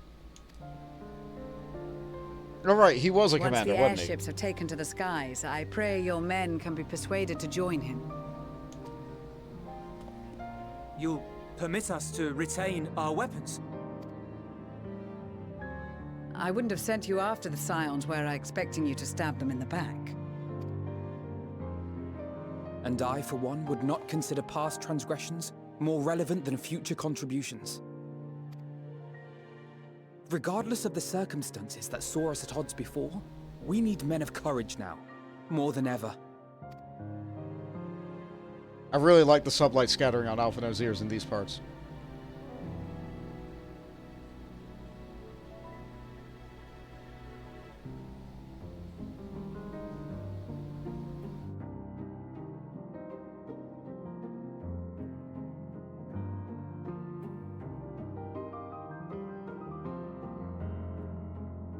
We swore to defend Garlemald, and so we shall. Yeah, right on. Same job, different you employer. Have everything under control. You will excuse me then, for mine own duties await. A moment, Master Fortuno. You did desire to express your appreciation for services rendered, did you not? I did. Though if you intend to again ask that Sharlayan alter its course, you will find my gratitude insufficient. 'Tis nothing so onerous. I wish to hear the details of this grand endeavor of yours.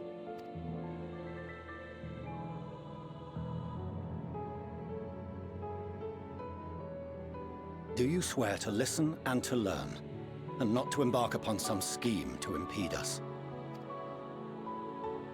I swear.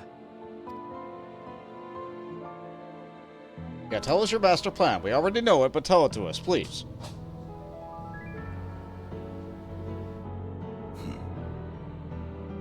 Any other I would doubt, but you I trust to keep your word.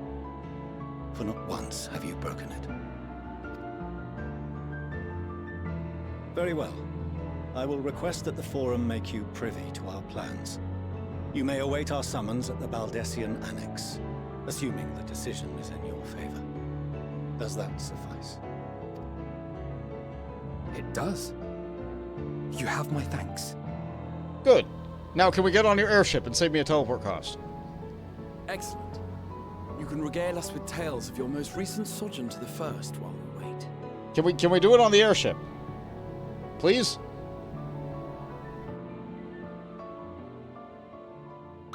But Did you hear something just now? no, but your ear wiggles are cute.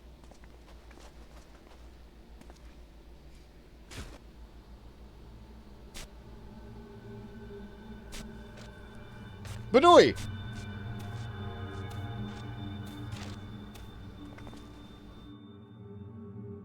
Because I had to do something to break the tension of this dark moment.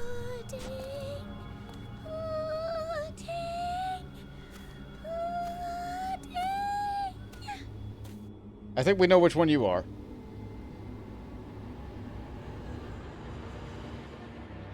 Where is this star's blasted pudding? You're not going to find it in Garlemald. We have borscht here, not pudding.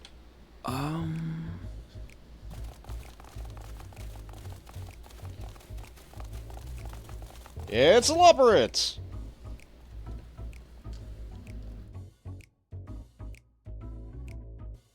Dawn may banish even the darkest night.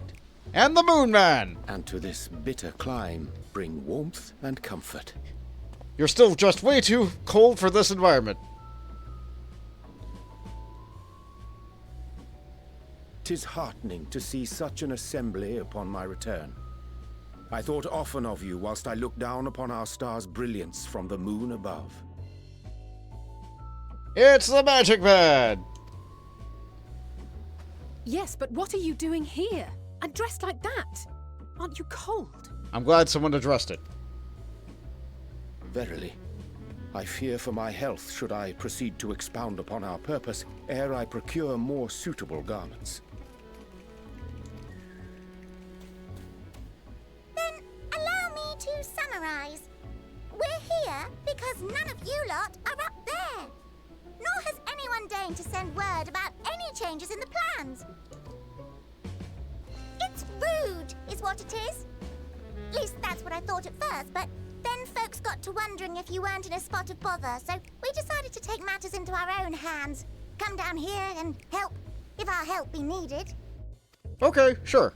So she says, but it's also something of a convenient excuse to visit Etheris. Urianger made it sound absolutely marvelous. More so before the impending doom, but still. And it's not like there will ever be a better time.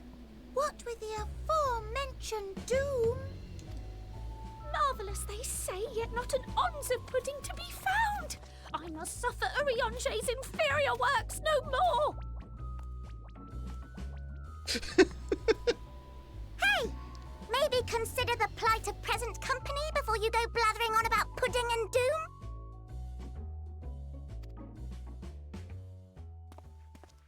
Ahem.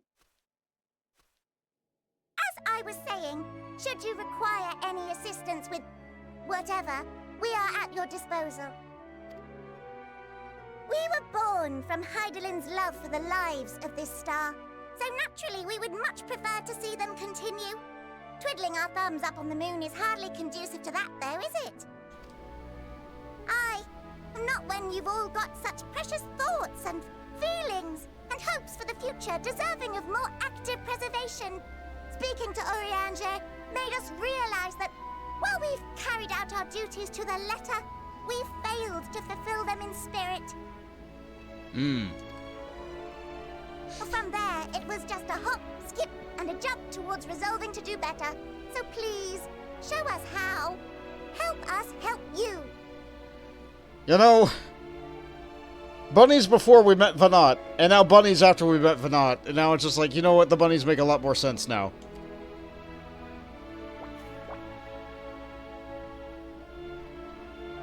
Forgive me. But are they... Thy distant collaborators, indeed. Hail, fellow! Well met! You'd be a member of the Forum, would you? It's an honor and a pleasure to meet you at last. Orianja is still freezing. I'm Livingway, Hydalin's right paw. That last bit is very important. As am I, if I may humbly say so myself. I, bid you welcome to our star, Livingway. On behalf of the Forum, I thank you for traveling such a distance to meet us. As you have surmised, preparations for the Exodus have not proceeded as smoothly as we had hoped. I should be happy to personally escort you to our headquarters in Sharlayan, where you may advise us as you deem fit.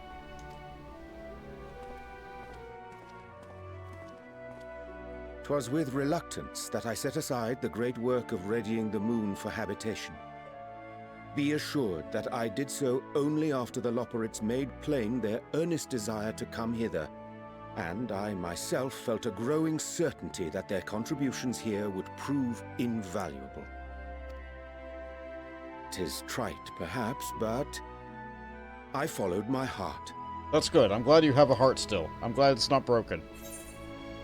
Good to have you back. May disciples banish the starkest of nights. We'll say the first. I have to have an ith. For a time, at least. Nevertheless, 'twas worth the journey to find present company well. Alright, let's get caught up on chat. I missed a very important message. To be fair, Sharlayan may be the one place that one is less likely to find pudding than Garlemald. They are very health obsessed, you are correct. However, that is within the studio. Like, surely somebody makes pudding for the kids, right? No, I think you have a point. I think you have a point. Where could Puddingway find pudding? I would think that the best place would probably be Limsa. Probably Limsa. After all, they have the Bismarck there. Will thou attend us at the Forum and lend thine own wisdom? Maybe Ishgard? If that's all quite settled, can we start moving before Urianger catches his death? Even I'm freezing out here. I remind you that the Sharlayans are the source of the Arcolof, and Jade adds, I'm sure the last stand guy wouldn't mind making pudding for Puddingway. Oh yeah, one person at Sharlayan will give you pudding. If you pay him like $5. Oh, I dare say you'll warm up quickly once you're aboard the airship. Sat shoulder to shoulder with our fur-covered friends. That was an ominous flash.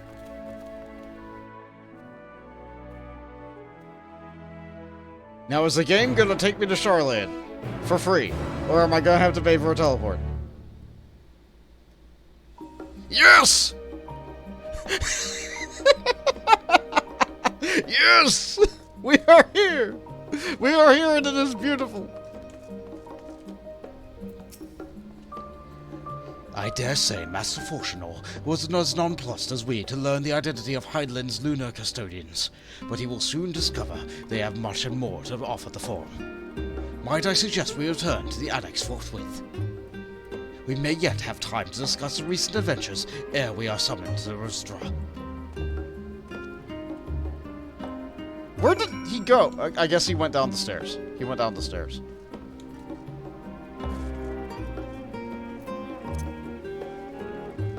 Ah, this is a good time.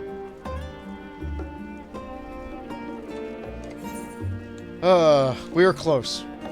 We're close to being able to turn this quest, and then I can sleep.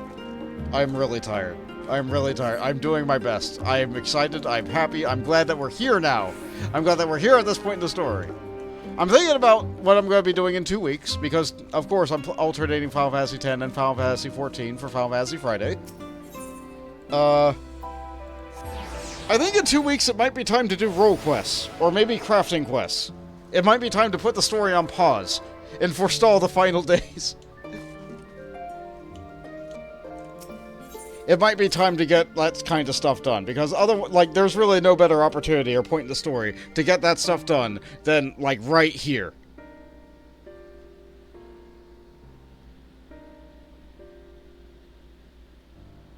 So they all gab.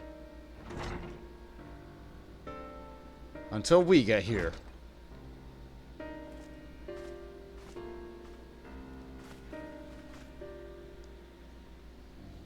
Not that I'm complaining, Orange, but I wasn't expecting to see you quite so soon. Nor I thee. In extolling the virtues of Aetheus, I did inadvertently awaken in the Loporrit a desire to avert our beloved star's demise. Kyle tells us you have obtained new knowledge that may aid us in our ongoing efforts. I have news to share regarding our study of the Ethereal Sea, but your findings are certain to be of greater interest, so I shall rather hear them first. To what revelations did Hydaelyn's Elpis flower lead? So, I went back in time and met a very sad, wet man.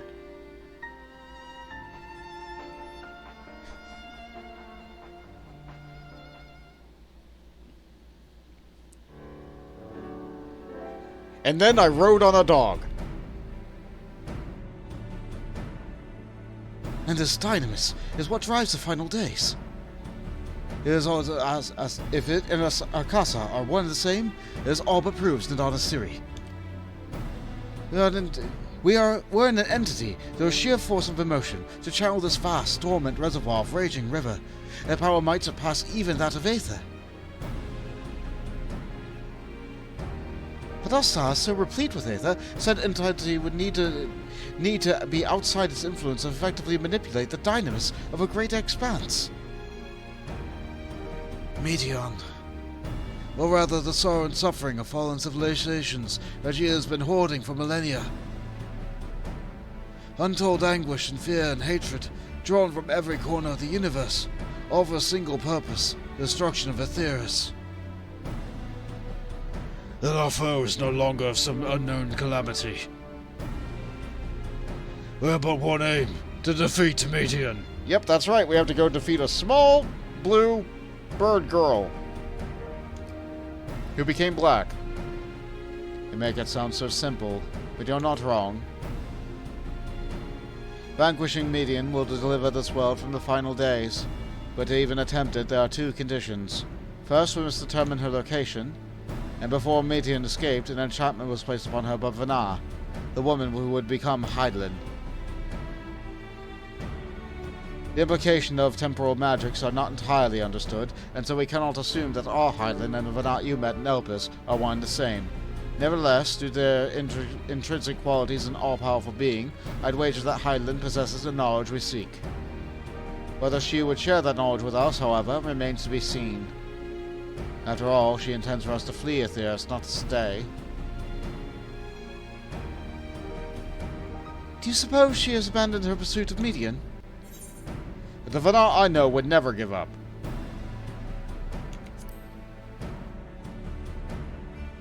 We're not even considering the other option. Then it is my impression too. Otherwise she wouldn't have given me as conduit for her will, or provided clues such as the Elpis flower. I believe she has been waiting for mankind's answer to Hermes' question.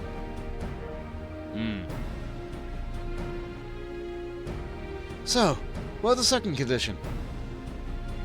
We must find a means to reach Meteon. Naturally, our chosen method will depend entirely upon wheresoever she has made her nest.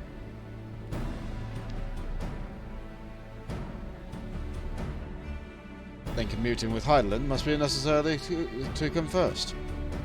Did you and Master Matoya have any luck with your investigation into the Ethereal Sea? Sadly, no.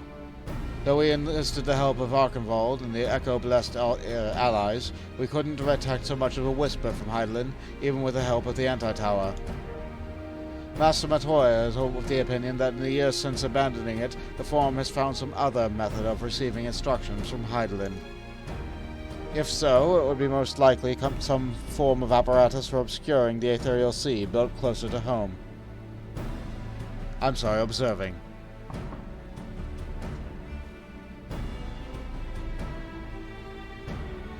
Sorry to interrupt, but we just received word from the Forum. Your presence is requested at Rostra, where they intend to discuss the Great Exodus. Alright, guess we go. Then Father was able to persuade them. They're finally taking us seriously. Let's hear what they have to say. I note again, there is no single answer to Hermes' question. I agree. And it also should not be your immediate thing that you ask a society. They think that Crystal Tower the First is capable of such feats as sending one's soul into a distant past. The events you witnessed and helped shape may yet hold the key to forestalling the final days. A reminder of the dear friends in the future I had made, whose selfless efforts saw the 8th Umbral calamity averted. In this timeline, at least, too much has been sacrificed for us to abandon Aetheus now.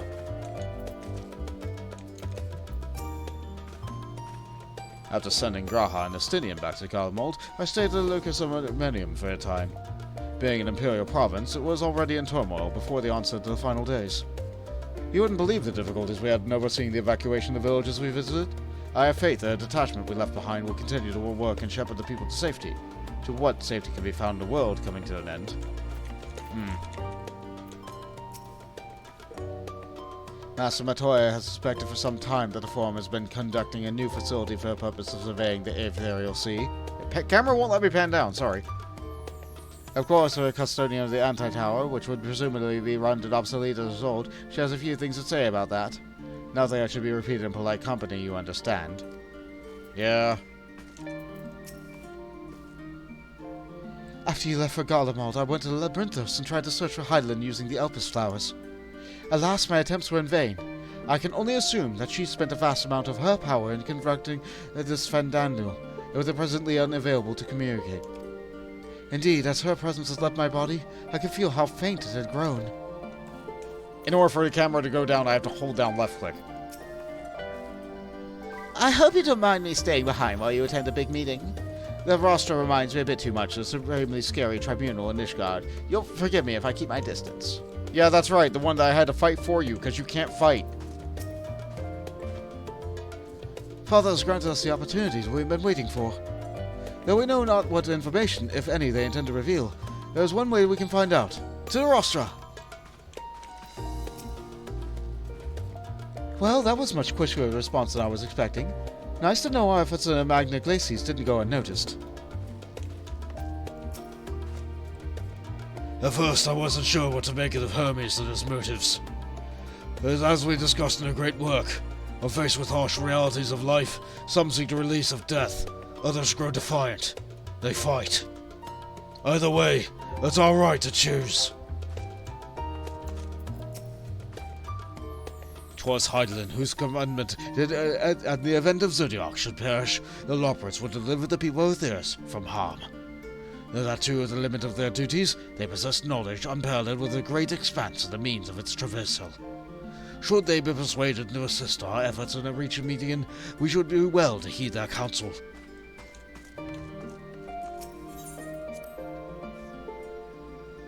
This quest is a lot longer than I remember. I thought there was a break. There is no break. It never ends. This is the game that never ends.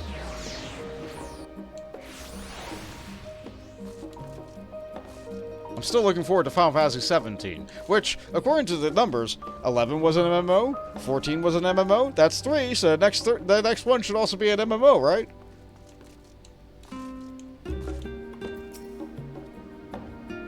The forum is in session, as such, they're also closed to visitors. Hi, I'm with the Scions of the Seventh Dawn. A Science of the Seventh Dawn? Very well, you may wait in the corner. Of course, entry will only be permitted on the condition that you leave your armaments at the door. Lest you forget, the sacred institution holds rational discourse at the highest, and implements of war are expressly forbidden. I suppose. Fine. I'll take my weapons off.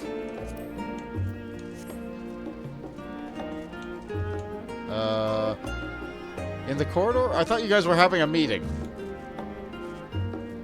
Oh, I get to wait over here. Okay, you're hiding inside that chamber. Gotcha. The other chamber.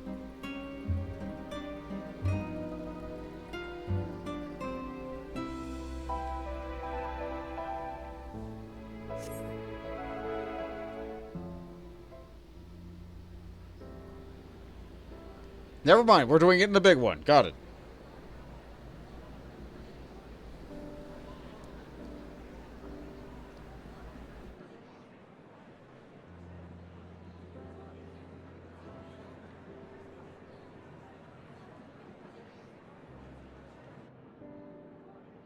So, who's going to speak first?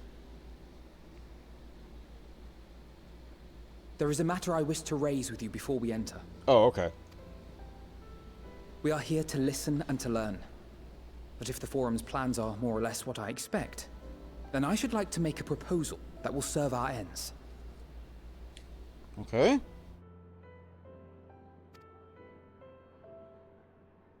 By your leave, of course. Oh, yeah, of course. Where's the button? There it is. I don't see why not. Your words and wits have gotten us this far. Agreed. I will present our queries so that you may consider the most advantageous way to advance your proposal without distraction. Thank you, everyone. If I may have your attention, the ad hoc session will now commence. We love adding hawks. We need to add hawks to more things. The purpose of today's assembly is to brief the Scions of the Seventh Dawn, at their request, on the Great Exodus. You may enter.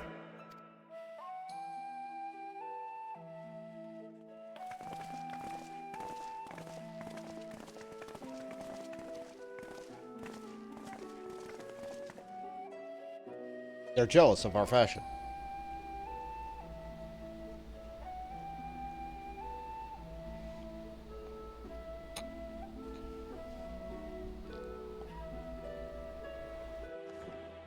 On behalf of the Forum, I commend your heroic actions on the Magna Glacies. We shall not soon forget your service to us and the people of Radzat-Han. Sealan is inside that now is when I get my VRAs. Thank you. The Satrap, whom we have informed of the refugees' new arrangements, sings your praises as well. As an expression of our gratitude, we will endeavor to answer your questions as fully and openly as we are able. All I hear about are forums, but where are the five rooms? Never mind the 3 rooms or the 2 rooms. But you know what? 2 rooms sounds like someone orders at a bar. First, it is the Forum's objective to ferry the life and knowledge of this star to the moon. Am I correct? You are. It is for this purpose that Sharlayan has labored these many long years. We have collected biological samples and scientific records from across the star. When the time comes, they will be moved from their places in Labyrinthos and Numenon and conveyed to safety. Once that critical task has been accomplished, we will begin transporting the Sharlayan citizenry, which has been categorized into groups. The earliest arrivals are to ensure hospitable environs for those who come after. Following our people, we will send those of other nations in turn, beginning with our allies. Radzat-Han was foremost among these. But since the final days have already come to Thavnair, we saw fit to include the refugees with earlier groupings. An ambitious plan. You have accounted for the safety of all nations and tribes, then? As many as we can. And how, pray tell, do you decide who to leave behind? To journey beyond the sky is an unprecedented and immeasurably difficult endeavor. Introducing sources of inevitable conflict would condemn all to certain death.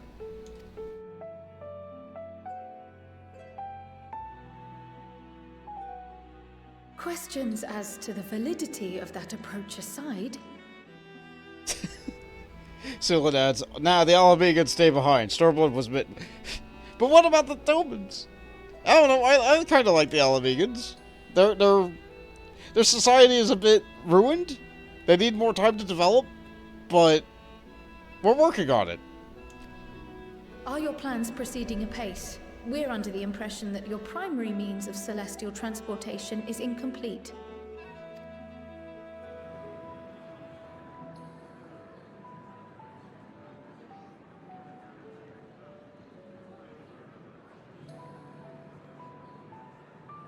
If only in that it does not meet our optimal parameters, that is correct. This Ark, as some have taken to calling it, is fully operational and could be launched even today. However, the final days have progressed more quickly than we anticipated. At present, the ship is incapable of attaining speeds sufficient to meet our evacuation targets. Should we put the vessel into service, as it is now, we will be unable to travel to the moon and back quickly enough to complete the necessary number of trips. Precious lives and knowledge will be lost. Seven hells. Is there anything to be done? The ether burner, the primary means of propulsion once the craft is in the space between stars, is undergoing testing to determine whether it can be made more efficient. Though cargo is being loaded for the initial phase of the Exodus, we are prepared to continue our experimentation up to the day before launch, should it prove necessary.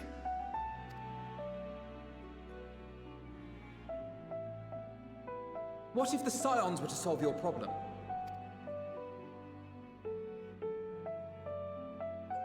We shall help devise a means to improve the ether burner's efficiency, on 2 conditions. If we succeed, you must allow us to meet with Hyderlin.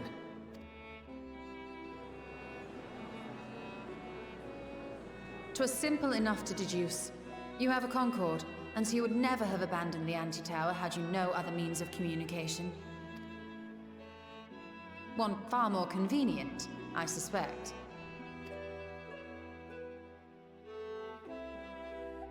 I mean, we already knew. The second condition, also to be met upon our success, is that we be permitted to propose another use for your Ark.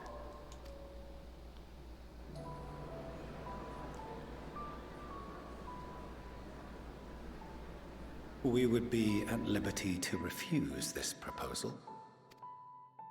Of course. If we cannot prove its merit to the 99 here, who are we to stake on it the lives of all peoples of this star? That's a good grid. Delightful as always, Master Alfino. We like surrogate grandpa. Oh, we couldn't have asked for a finer plan.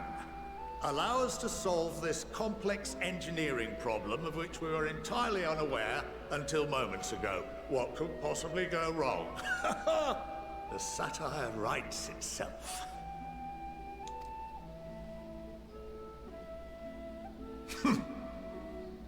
Yet, what field has not benefited from a change in perspective?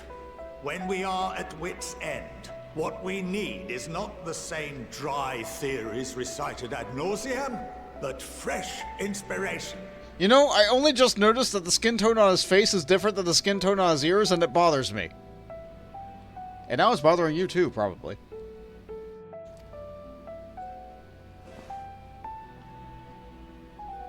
I, for one, have faith in my erstwhile students to provide it, and I find their terms to be perfectly acceptable.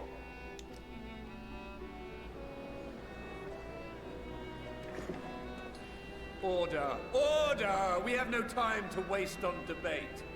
I call a vote. Oh, don't call out his hearing aids like that. He's really... All in favor of agreeing to the Scion's terms? And now we're going to have one of the best counters in the world. Quickly count all the hands. Looks like there's quite a few.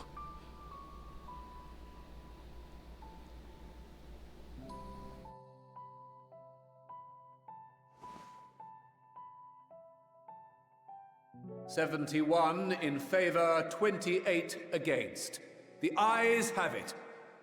Yay. Fortuneau, as the architect of this project, you are the best candidate to show them its current state. And bear in mind that regardless of your personal misgivings, this is the will of the Forum.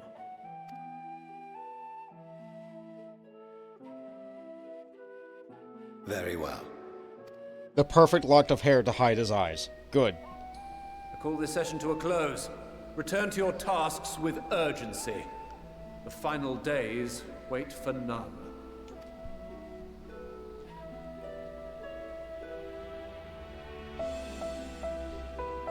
Good job, everyone. We talked our way through court. Again. This just keeps happening. Rest assured, I have every intention of honoring the Forum's decision. My affinity for espionage may have earned it the title of Archon, but I was completely unaware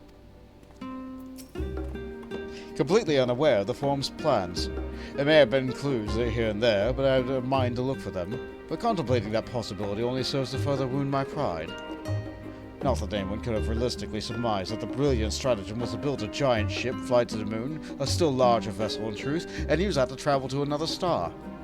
Even now, the whole ordeal seems positively absurd when spoken aloud. Of late, I have seen no sign of the Loporits. It being rather the first opportunity to experience the wonders of Charlene, the potential for misadventure is nigh infinite. Yeah.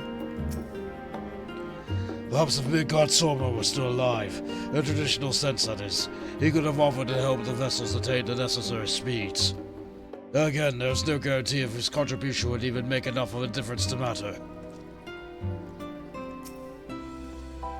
The further we pursue the mysteries of the universe, the more I struggle to comprehend the fortuitous nature of time itself.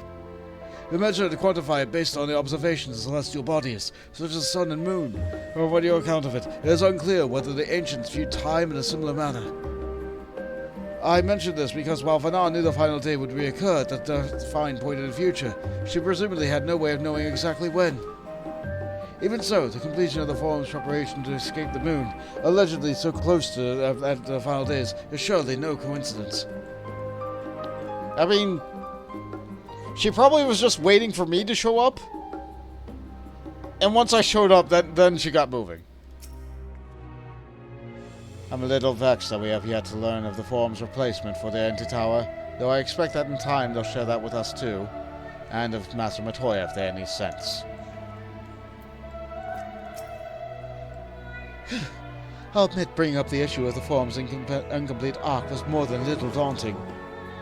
They were, to their credit, quite open about the current state of affairs. Even more surprising, though, was the fact that they took Alphen up on his offer. While I very much take issue with the Forum's approach to selecting whom to save and when, they're not wrong for wanting to minimize potential conflicts. Fortunately, if this plan of ours actually works, the Great Exit itself will become entirely unnecessary. What if we took Bikini Bottom and moved it somewhere else? Yeah, that's basically the plot. That's basically Fortuna's plan. That's the Forum's plan. That's Heidelin's plan. But we have a better plan. Sorry about not letting the rest of you in on my plan. I was admittedly thinking on my feet for the most part. But since we require both the means of communing with Heidelin and reaching the median, in the spur of the moment, I saw involving ourselves with the completion of the arc as a way to move forward with the objective simultaneously. However, we must first keep this end of the bargain by solving the problem with the Aether Burner. I'd like to think that it's not a challenge beyond our combined expertise, or at least not the expertise of our extended circle of associates. It might behoove us to learn how an Aether Burner actually works before we attempt to improve it, though. Yeah. As Father seems so eager to help, maybe we can have him educate us about the Aether Burner. And now we leave, because that's it for tonight. We made excellent progress. We got through all of the rest of Elpis, the second half of Elpis. We got through a solo duty, and we got through a dungeon. Actually, I will say we got through 2/3 of Elpis. So, like, Elpis is just a very long zone, okay? Dang, bro is smart. I can barely think when I sit down, but this dude can think on his feet. I'm cooked.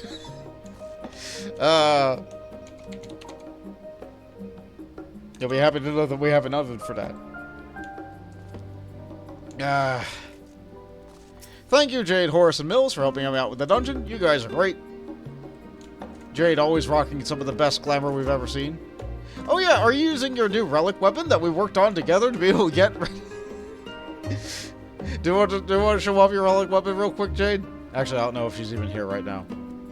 She said, yeah. Okay, excellent. Yeah! Yeah, we finally worked together. We finished our Aroma-born relic weapons. I think this is our second one. It's really pretty and good. Hi, Horace. Thank you for being here as well. I like your sage glam. What top is that? What top is that? It looks familiar. It looks familiar, but not quite.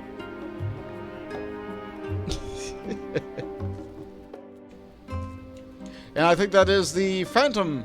Yeah, the current tier Phantom Sage weapons, which was the first stage of the relic for a Dawn Trail, but we don't have a second stage yet. So that's the best weapon you can get in the game right now, aside from perhaps an ultimate weapon, or one from Savage Arcadian.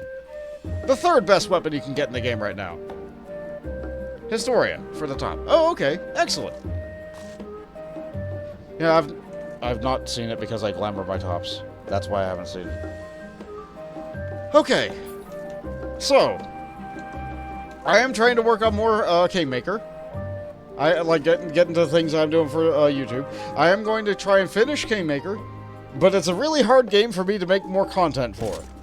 So you're probably not going to get an update of it every day. I managed to get one recording done, and I'm trying to get more done. It's good. I enjoy my time with the game, but it's really hard to record. Final Fantasy X next week. No idea what we're doing for Teamwork Tuesday, as usual. Like, it's not a Mech Warrior week, so it's up in the air. But as for the next Final Fantasy Friday, this is a great point in time for me to go and do this stuff over here. We should probably go and do the Studium quest. Or I should do the role quest, because if I look at my jobs, Paladin's 90, Viper's 90, Machinus is 90, Sage is 90, and Pictomancer is 90. I can do the role quests now. They can all get done in their entirety. So I'll probably do a vote at the beginning of the next stream whether you guys want to do crafting, or story, or role quests. I'll probably do that at the start of next stream, like with my bias being heavily towards doing anything that's not MSQ.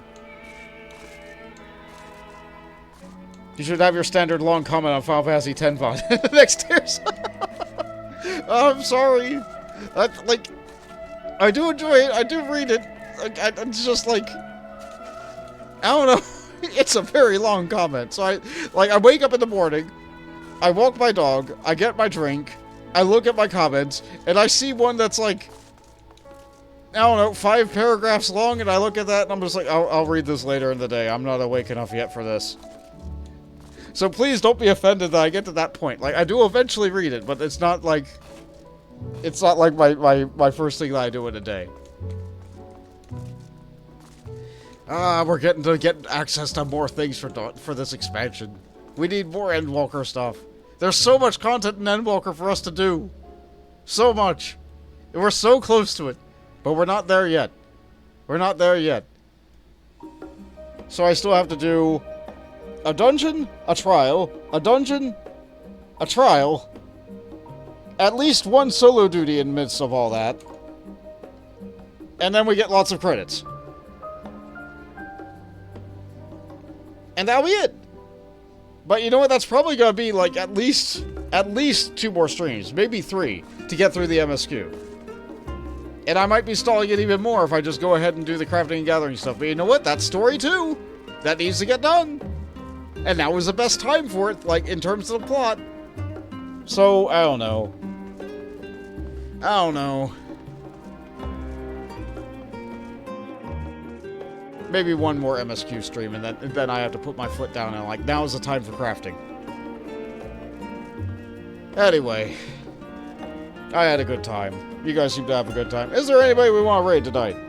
I'm not usually a raiding kind of person, but let's see. Is there anybody? Well, I look for somebody to raid. Here, watch me feed Biscuit again, but one more time. Do you like treats? Do you like getting treats from chat? Yeah, these are treats. Let's get you one. This is from Gump. Would you like a treat, boy? Good boy. Good boy. He loves them. One last dog treat for the road. Hopefully by next stream I should get a Biscuit redeemed up so we can all look and observe my dog and behold his wonder. I love Biscuit. And Biscuit loves you guys, especially because you guys gave him treats. Food motivated dog. He's actually usually not food motivated. It's just because they're chicken. Anyway, thank you all so much for being here. You guys are great. And I'll see you on some other Friday. Later, everybody.